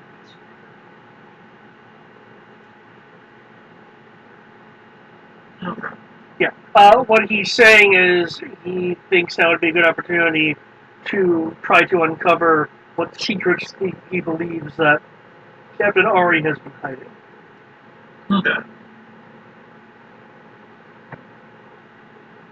I'll say, and that would be, I must say that would be, okay, cool. And let's go try to figure that out. If you're going to pursue that, what would you like to do? What would you like to do? Let's see.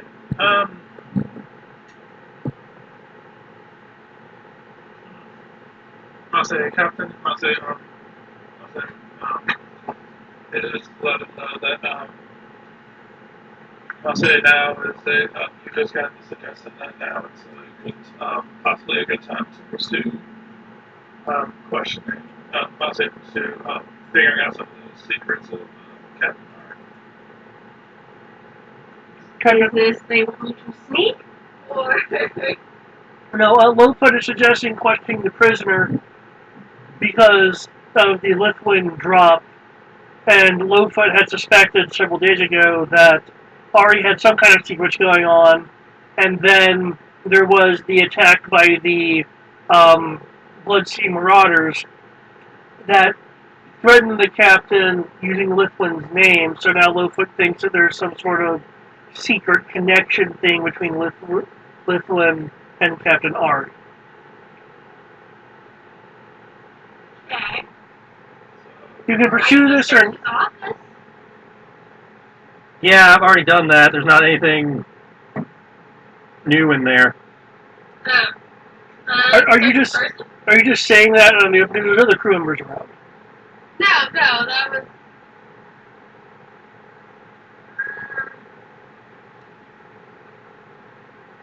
That was worse there thinking out loud. Like, alright, let me office.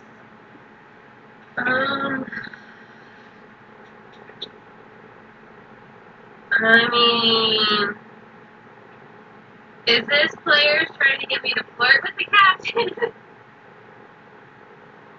least not me. No, this is the NPCs wanting you to interrogate the tiefling who might know something about the captain. Oh, okay. If you want to pursue it.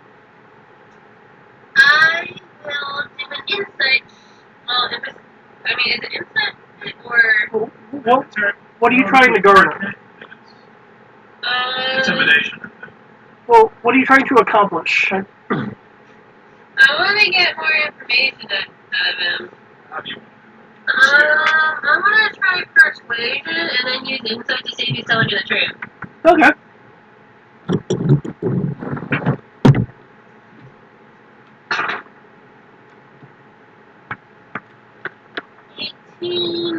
Plus, that'll be a flat 20 for the persuasion.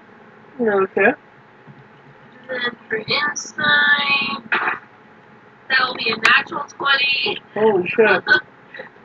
Plus 2d10 plus 2. Let me at least roll it. I'd only say he needs the total because there's no critical success on skills. It should be. Most people think there is, even I did for a long time. But yeah, that's apparently never been a thing, even going back to first edition. That's just like a house rule everybody adopted without realizing it. So we're playing by the rules opposed to the house rule? Yeah. I mean, don't get me wrong, you're probably not going to fail on a 20, but especially since the difficulty chart officially stops at 30. 35.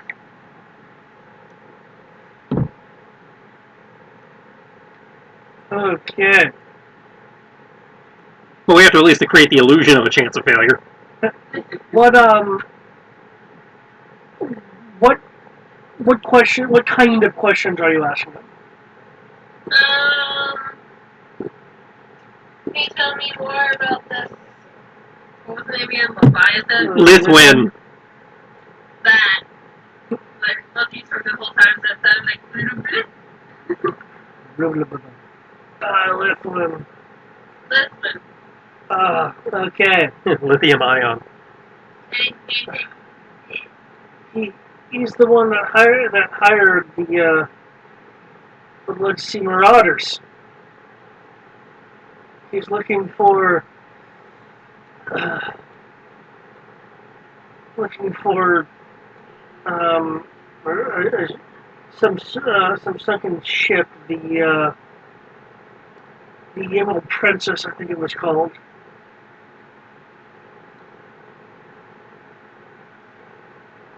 Says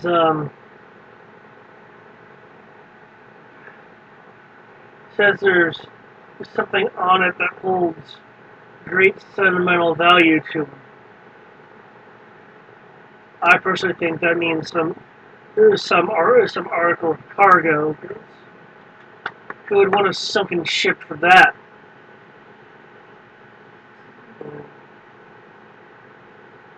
I would like to do a knowledge check to see if I know anything based on the ship's name. Cool. Make a history check. By the way, he is telling the truth. Or I guess more specifically, he's telling the truth as he knows it. I know nothing. I know one. Still need the total. For a total of the history? Yep. 3! If anyone else wants to do without history check. You only remember what Captain Ari and Ivan mentioned of it during the initial contract negotiation. Which Sarah was not there for, so... It was an old chartered cargo ship that had sunk a number of decades ago. The captain is wanting to go, has hired people to go on a expedition to salvage it, with people in the contract, including himself, getting cuts of the recovered cargo. Okay. According to the story, the Emerald Princess sank in a storm. Okay.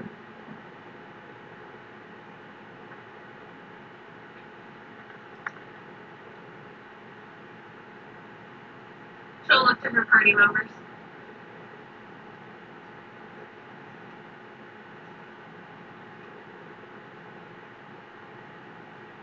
I think we knew that much.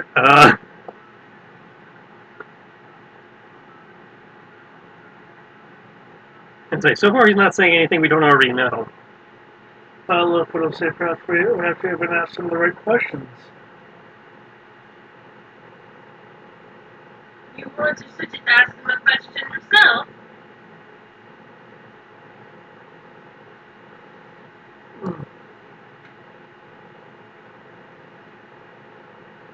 Who's this Lithuanian to Ari, to the captain?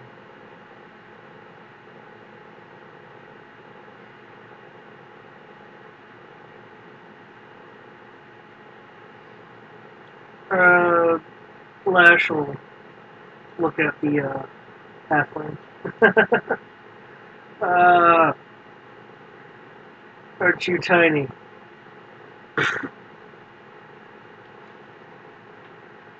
Little put an arrow's eyes at him. I'm pretty much on eye level with you right now. So that doesn't bode too well for you. Perhaps you should just answer the question. Unless we don't know anything, in which case I guess we could throw you back in the water. Lash will look a little bit incredulous. No, you don't need to do that. Besides, you're not the captain. You can't throw me off the boat. But this, Captain Ari, I've heard Lithuanian talk about him. Apparently they had served on some ship together in the past. Don't really know what much beyond that, but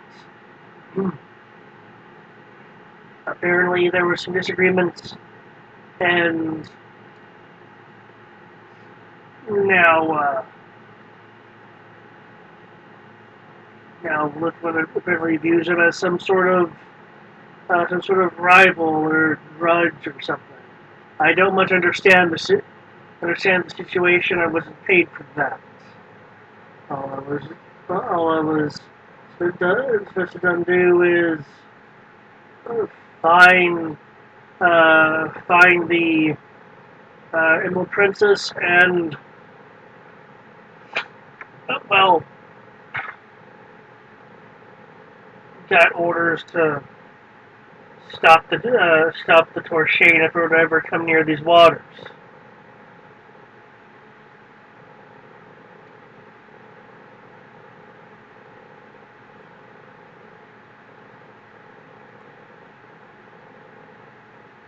Something about this Ari fellow uh,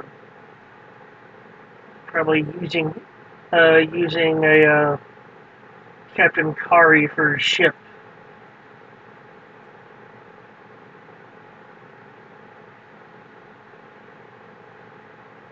Now, I like to think I've been very cooperative. So what do I get for all this information I've been spewing?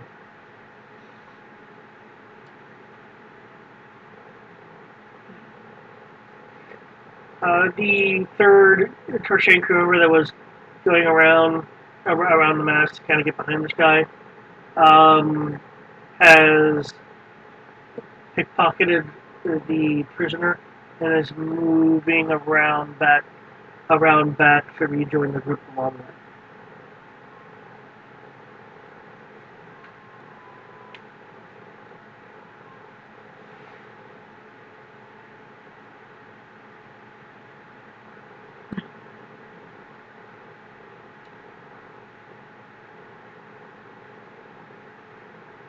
I mean, you saved me, and I appreciate that, but come on now. I'm talking to a little guy. I'm tied up. I don't appear to be in exactly friendly territory if you guys are under Captain Mari.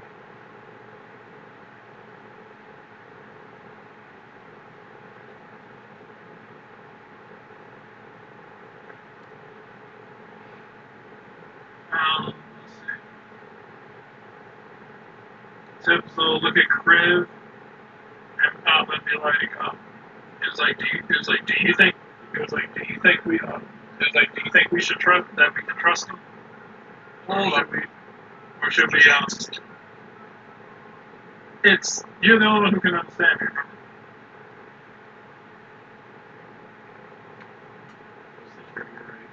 Remember?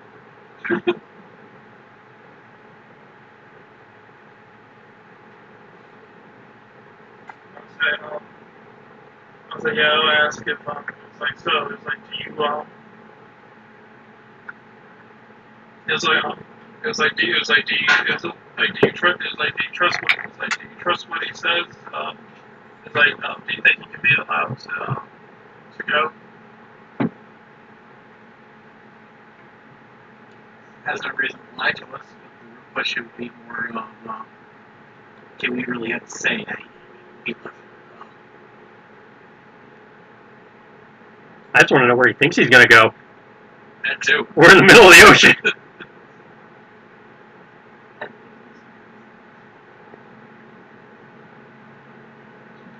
The wrong colored ocean. Oh shit. Thank you for pointing that out. It is the wrong color. All this time, I have it being the wrong damn color. I mean, to opening, I guess.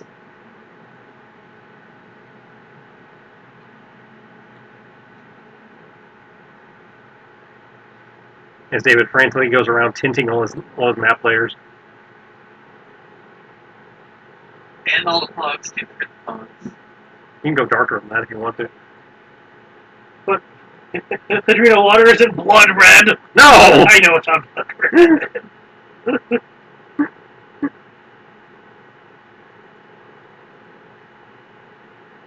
Okay. Ish. I don't exactly have color wheel control. Yeah, I know. I can look up the hex value, but you're fine. There we go. Ignore the land masses that blew around them. Pretend they're dead. That's where the layer tint tool comes in handy. Not saying you have to do it now. Well, people are talking. I mean, Yeah. I don't need to make any rolls. Yeah. No, it's... No. I know why. Because I haven't used the drawing. As I, the cat and the dragon are talking, in theory. No, is that what you do?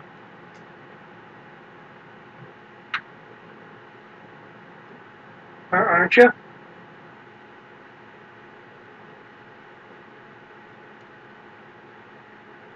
Don't we have any more communications issues? What? Hey, Are you guys I done? didn't pick that up for a second. Sorry, guys. I say, you guys done talking? No, my internet cut out. No, I was, yeah, I got that, but I was asking Brian and Eric if they were done talking. Had they reached a consensus? along the lines of where would they go to begin with? I'm say, where would you want to be let off? Hey, John, you're asking him? Well, that's what Tibbs is asking for if he can ask. Like, where would he want to be let off? I mean, that is a good question. It's like a question. I'll ask you.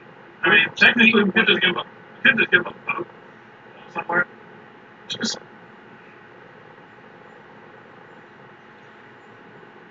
I just ask him, why would he want to be released? We're in the middle of the ocean.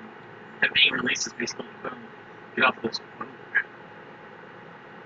Like, that's going to go do him any good. I just wonder what was in all this information for me. I understand I can't just be let off the boat, but I figure some more hospitality might be in order.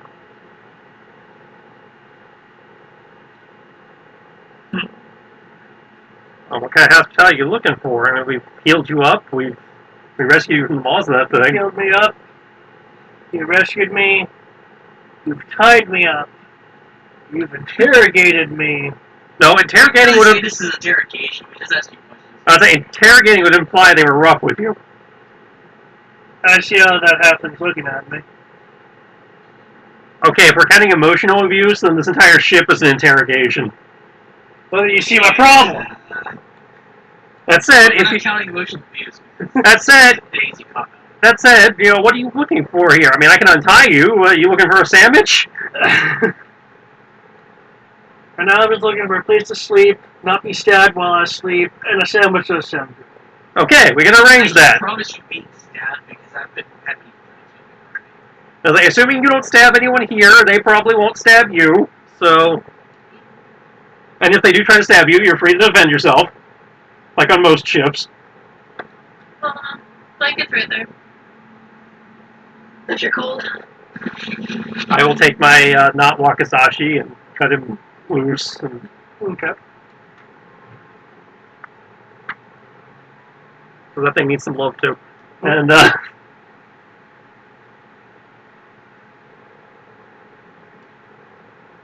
and we'll see about ruffling you up a hammock like everyone else. And I'm sure mealtime will be at some point in the foreseeable future.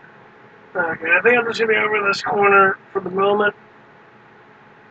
Walking around, stretching my legs.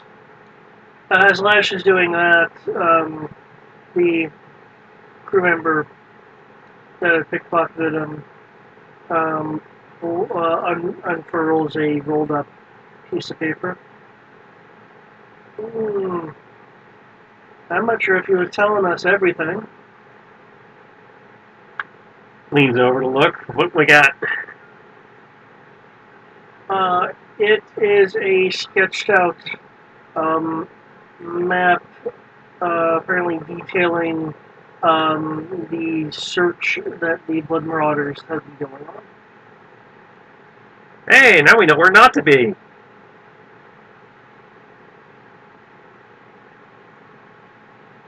Yeah. We probably should take that over to the captains.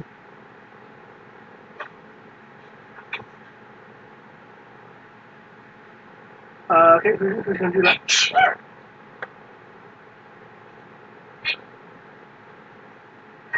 I guess me? Which is like, I guess I can talk to the captain. Actually, I'll do it. There you go. You do it. I'm trying to let people who are not me do things, because this is supposed to be their story.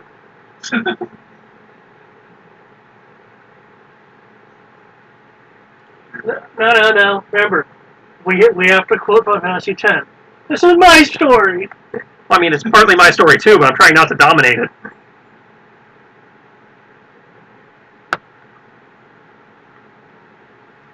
Yep. I'm encouraging other people to do stuff. Going across the deck, you'll see the captain being tended to by Dinara, with your cloak on.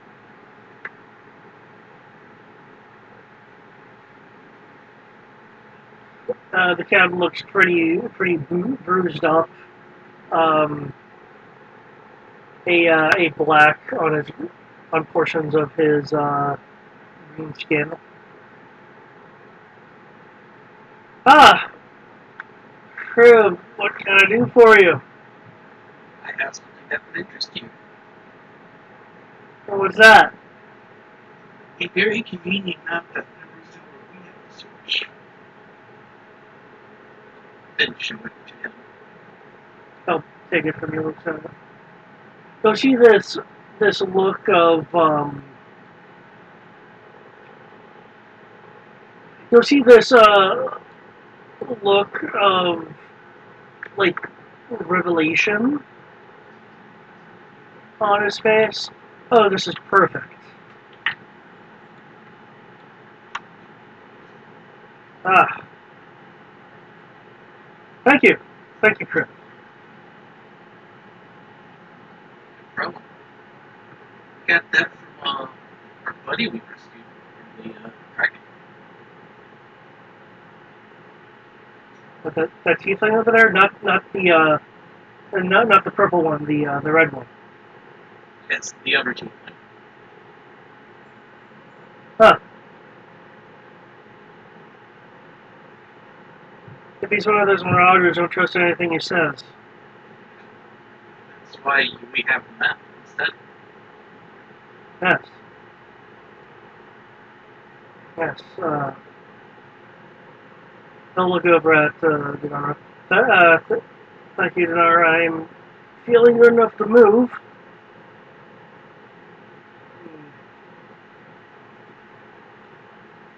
Oh, Crib, I will need to go check my logs against this.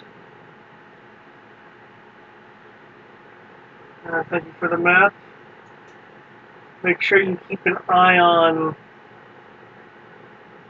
the new guy. Absolutely. He will go and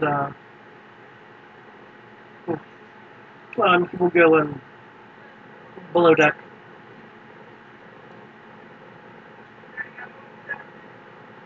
I will also go back towards Kenshi and just mention that he's heading places. Okay. You know, in case you want to do what you did before. Okay, yeah, I'm down. Woohoo! Hit for him! Dinara will go over to the group, I guess, as Kenshi departs. Yep. I'm just making my rounds. Is everyone okay over here? We're good, everyone. Points out the acid burns all over me.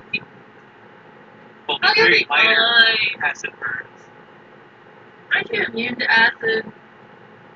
No. That's not how acid works. He is resistant. Which I think really helped you. You would have been, what, almost dead after that single hit? Well, that's right. It's being like, well, I'm immune to cold damage, so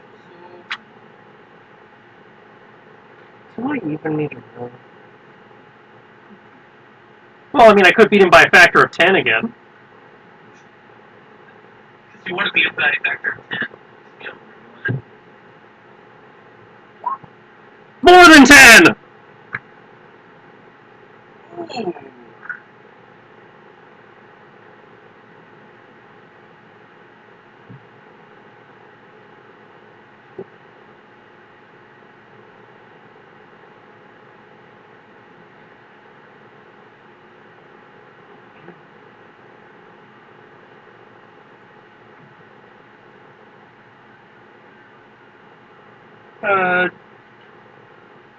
Denara will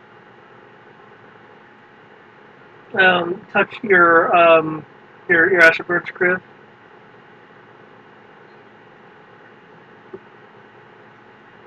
By the most holy of light, may these burns be wiped clean, and you get healed 18 plus that, so total 23.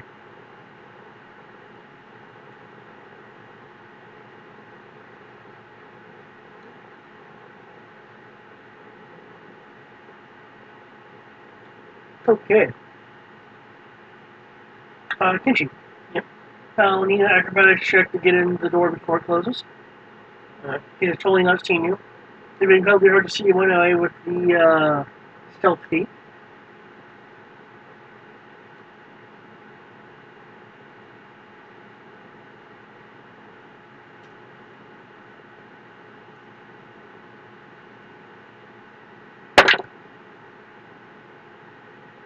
Yeah, double back on there. That's much better. Holy shit. You slip in. You slip in real good. He is moving a little bit slowly from his injuries, but he goes over to a okay, roll this.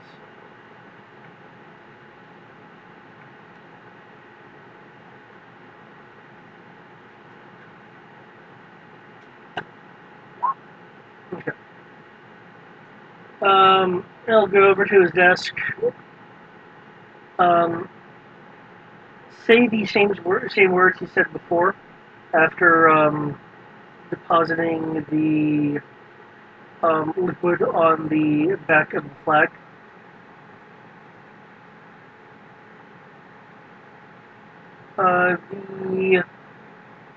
The thread map is a little more detailed than it was. He looks at the Marauder search map, looks back at the back of the flag.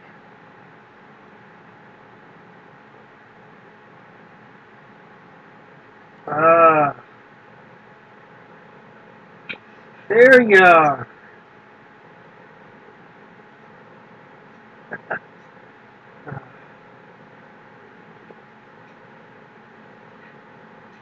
Good, we can head straight there.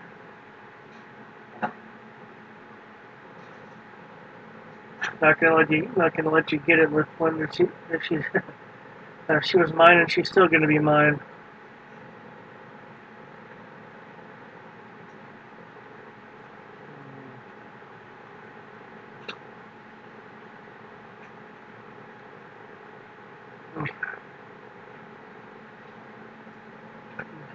That.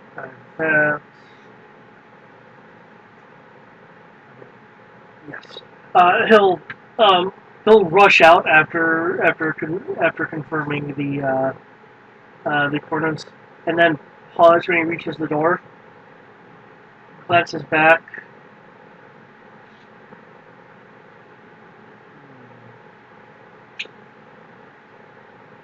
And then resumes his previous path.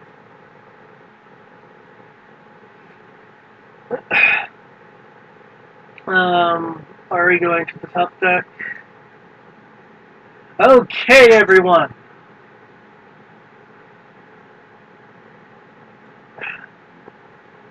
We're gonna head straight for loot Make sure you get repairs done on the way.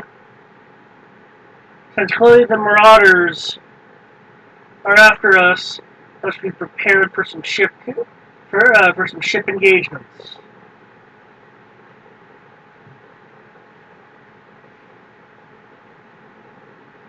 I hope everyone can swim. Definitely gonna need that.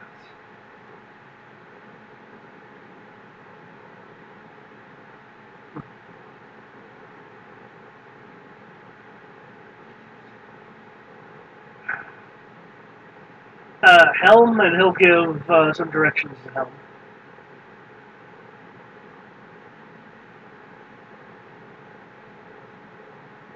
There'll be a few kind of members of the crew about how Ari's mood has suddenly changed. A bit more energy to him despite his injuries. The third mate, however, has since been taken back to his room to be tended. He doesn't get a hammock, he actually gets a room.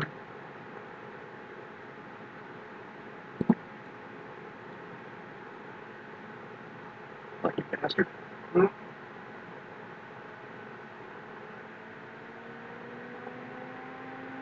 I'll go up to Captain Murray and ask him, hopefully that information is truthful. Oh, most certainly did, crew. I know where the shipwreck is now. If it wasn't for my group's efforts, that information would be lost very easily.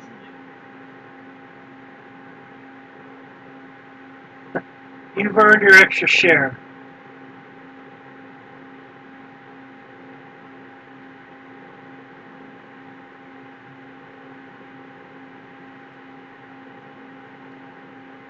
Thank you.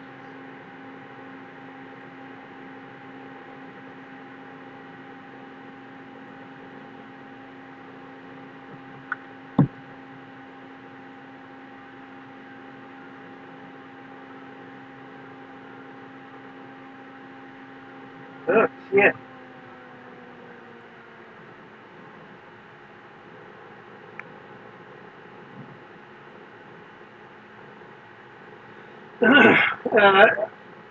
Another day will pass as the ship moves on, and the crew has been trying to repair the machine.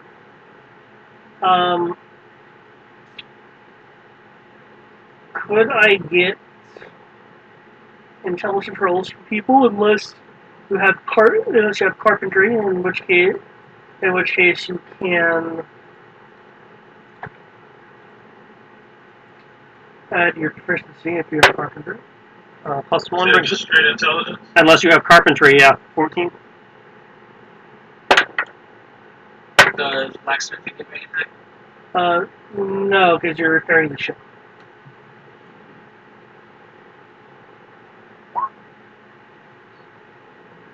You rolled an intelligence save, by the way.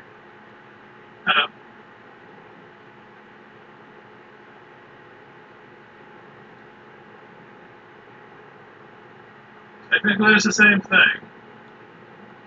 Well, if it's the same Okay. thing, it doesn't matter. But Okay, yeah, I wasn't aware that it was the same thing. Okay, It's a D20 plus 2. it's fine. It's fine. It's not always going to be the same, which is what I was wondering. I rolled 15. Okay. Sigma, I'll say 16 for Zaraya and 16 for Tips. Okay. You guys have repaired the ship by 30.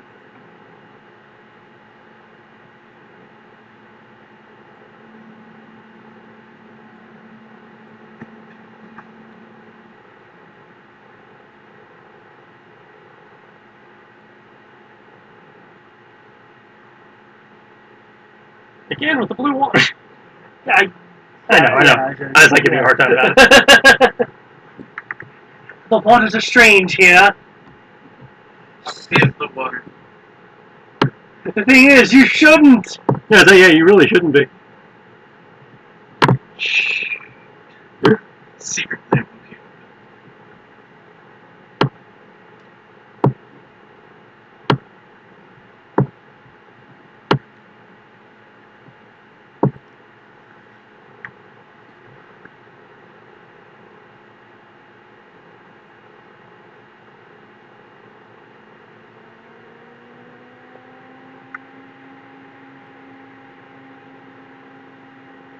Okay.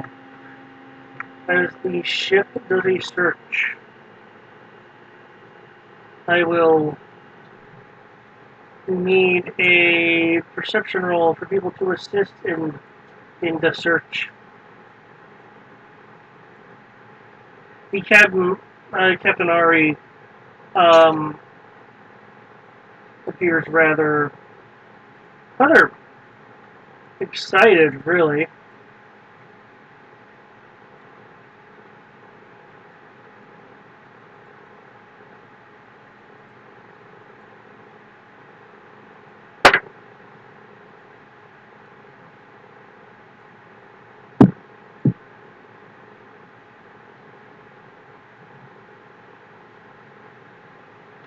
Okay.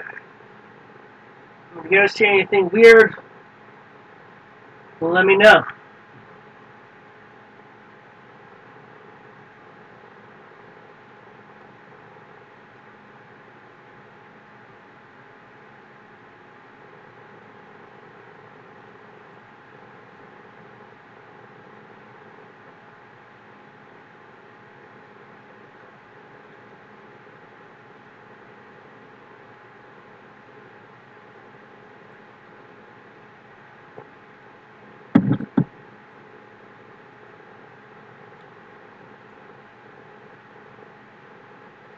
Sorry, I had to navigate away and then back. As I see a perception of 26 from Kenshin. The 21. Okay. Zerai and Tibbs. Yeah. The captain wants a perception check as people just be on the lookout for quote unquote anything odd in reference to the shipwreck.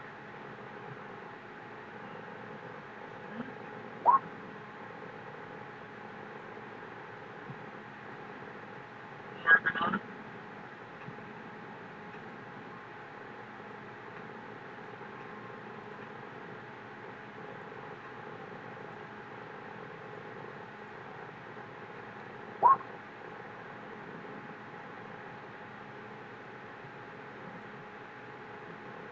How does D10 function? Nice.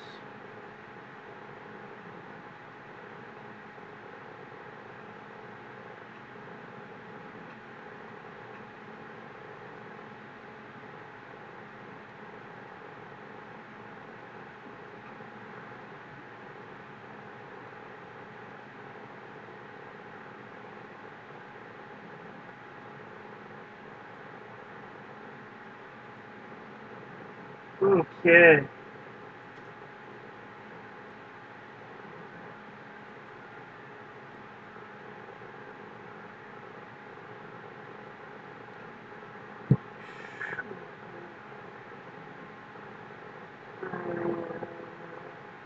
Love the sea shanty music in the back.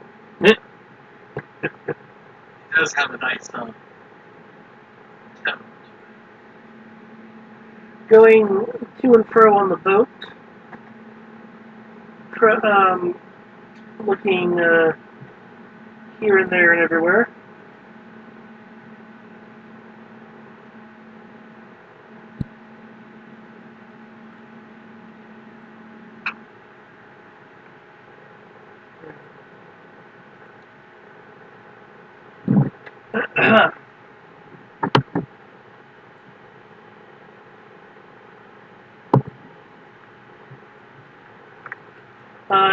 You,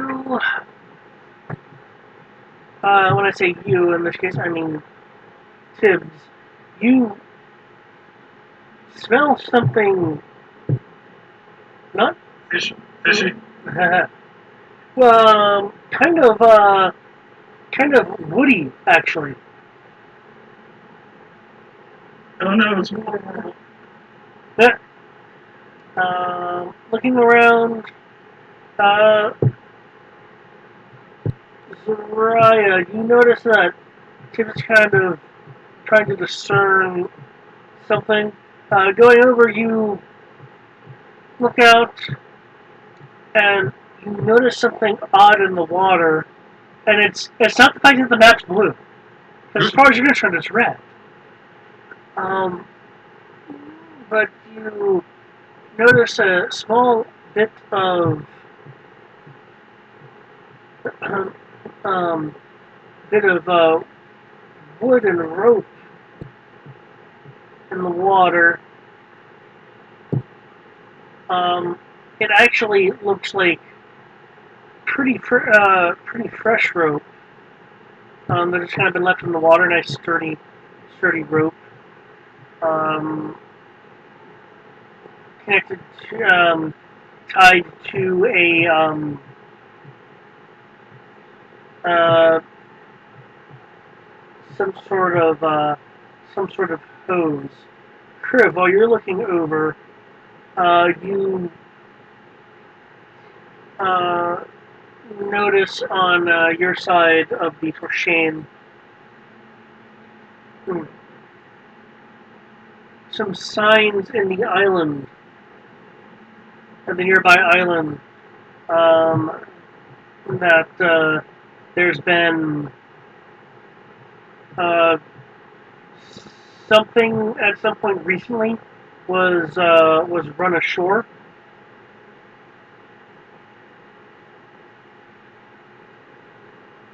Indicating that at some recent point there might have been a ship on that side of the island.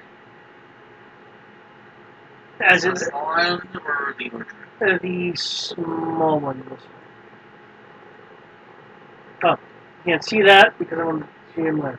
This one. Okay. At least do my due diligence and point that out. Might be that. Might be that the Marauders could have already found it, huh?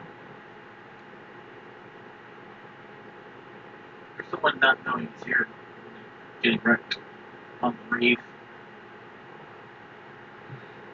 True.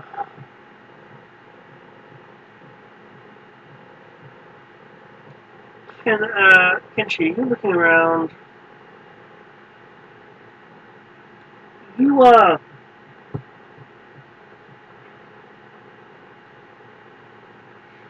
you see a flag floating in the water. It's a little bit of ways. There's definitely a piece of cloth likely a flag. Flag in the water! Are you using your spyglass now? Yeah. Okay. Looking at it, it looks like a rather worn version of um,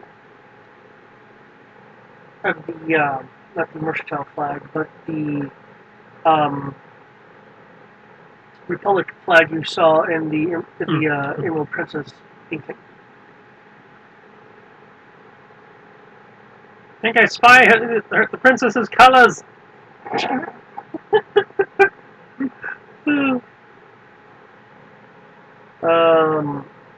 Ariel.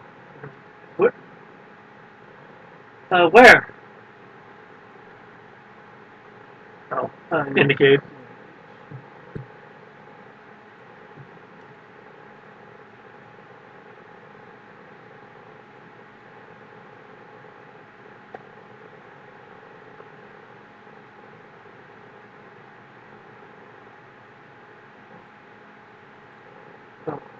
Sail over.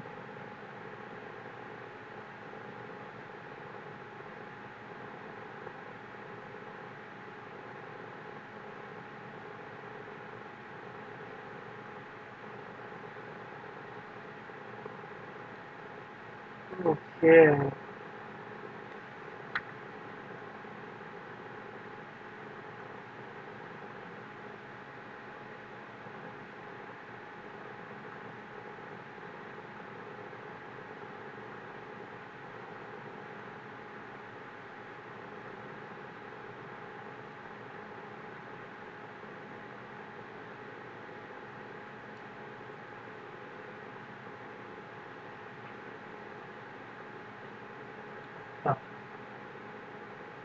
with the crocheting, pulling side and weighing anchor, there is preparations for doing some diving. Ivan will speak up. From what I was looking here, and I've observed from all of you, some of you are better at swimming than others. Which one of you would like to test their mettle against the sea? This is Ivan addressing the crew. Do either of you want to join the preliminary dive? I will request Kodo help us out with breathing, but yeah, Yeah, I would too. I'm pretty sure he has something in his bag of tricks for that. He does. The crew's current setup is a suit with an air hose that goes into the surface. Okay, that works for the moment, but But have that on standby. if you just want to use water breathing, that works too. I wanted to have it on standby in the event the hose fails. Okay, so it sounds like Kriv and Kenshi. Sounds like we must have. I guess the other people need to stay on the top of the ship, right? They don't have. I mean, yeah, that would be the other place to be. You either volunteer to dive or you stay on the boat. Just let's stay on the boat. We have some sort of signal in case something happens. That's a good question. You're going to be underwater. True. Let me see. Well, if everybody goes with them, then they have nothing. They must say there won't be anyone on the ship. Well, the ship has crew.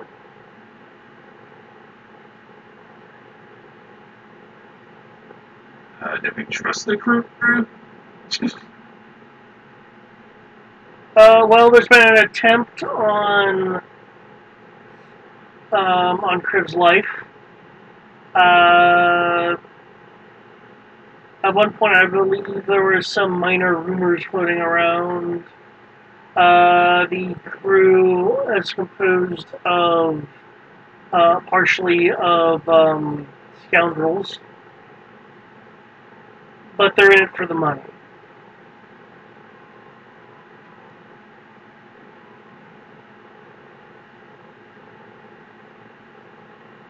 Okay. Lothoid will speak up. I take less air than all of you. I'll go.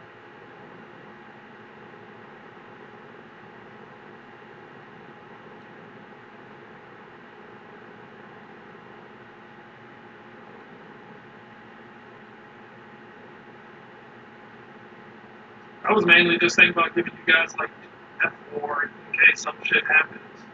If you want to do that, and you can do it on multiple people. No, but mainly I was just kind of working on you two dying. There's a lot of magic to cast. Well, even then, can you do it on more than one person? Yeah, it's not concentration. I just do it, and if I say I just do it, and it lasts for 8 hours. Okay.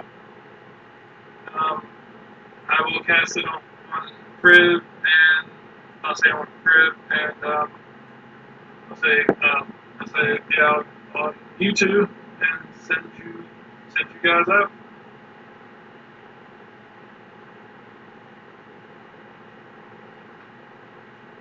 What does Death Ray do? If we drop to 0, we don't.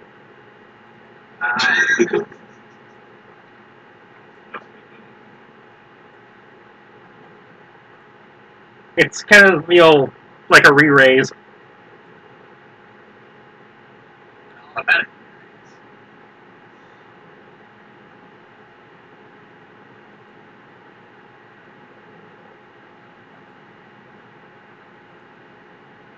Okay.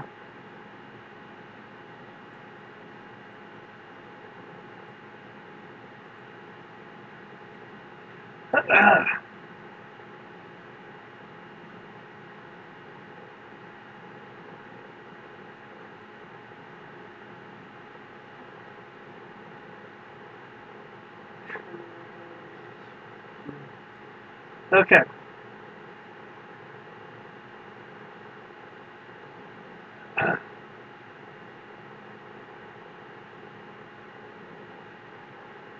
As after the preliminary dive crew dives,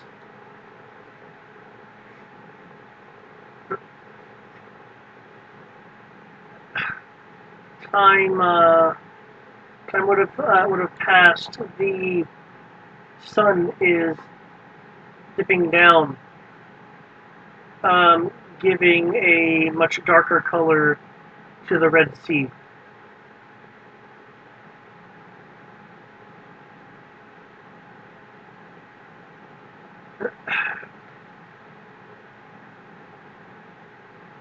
The the camera pans over to a nearby landmass. A rather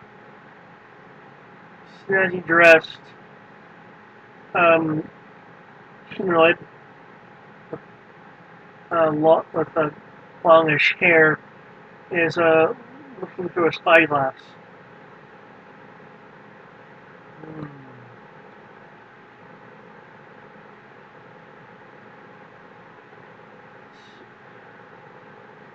So, Captain Ari,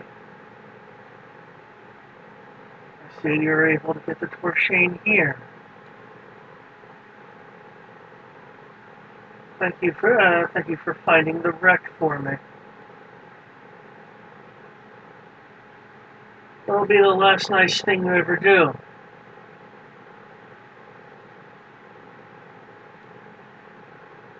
During the voiceover, the camera shifts to the preliminary group, just so you guys have an idea of what is under here.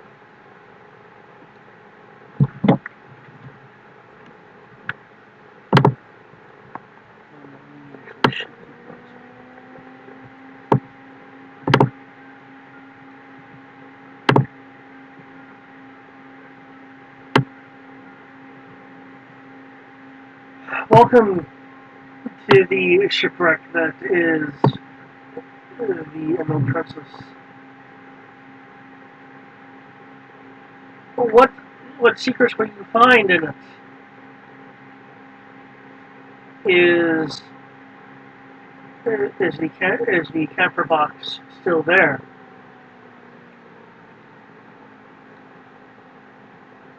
And will Lithium be able to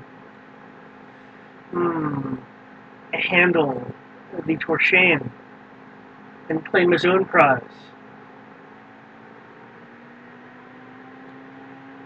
Find out in 2 weeks.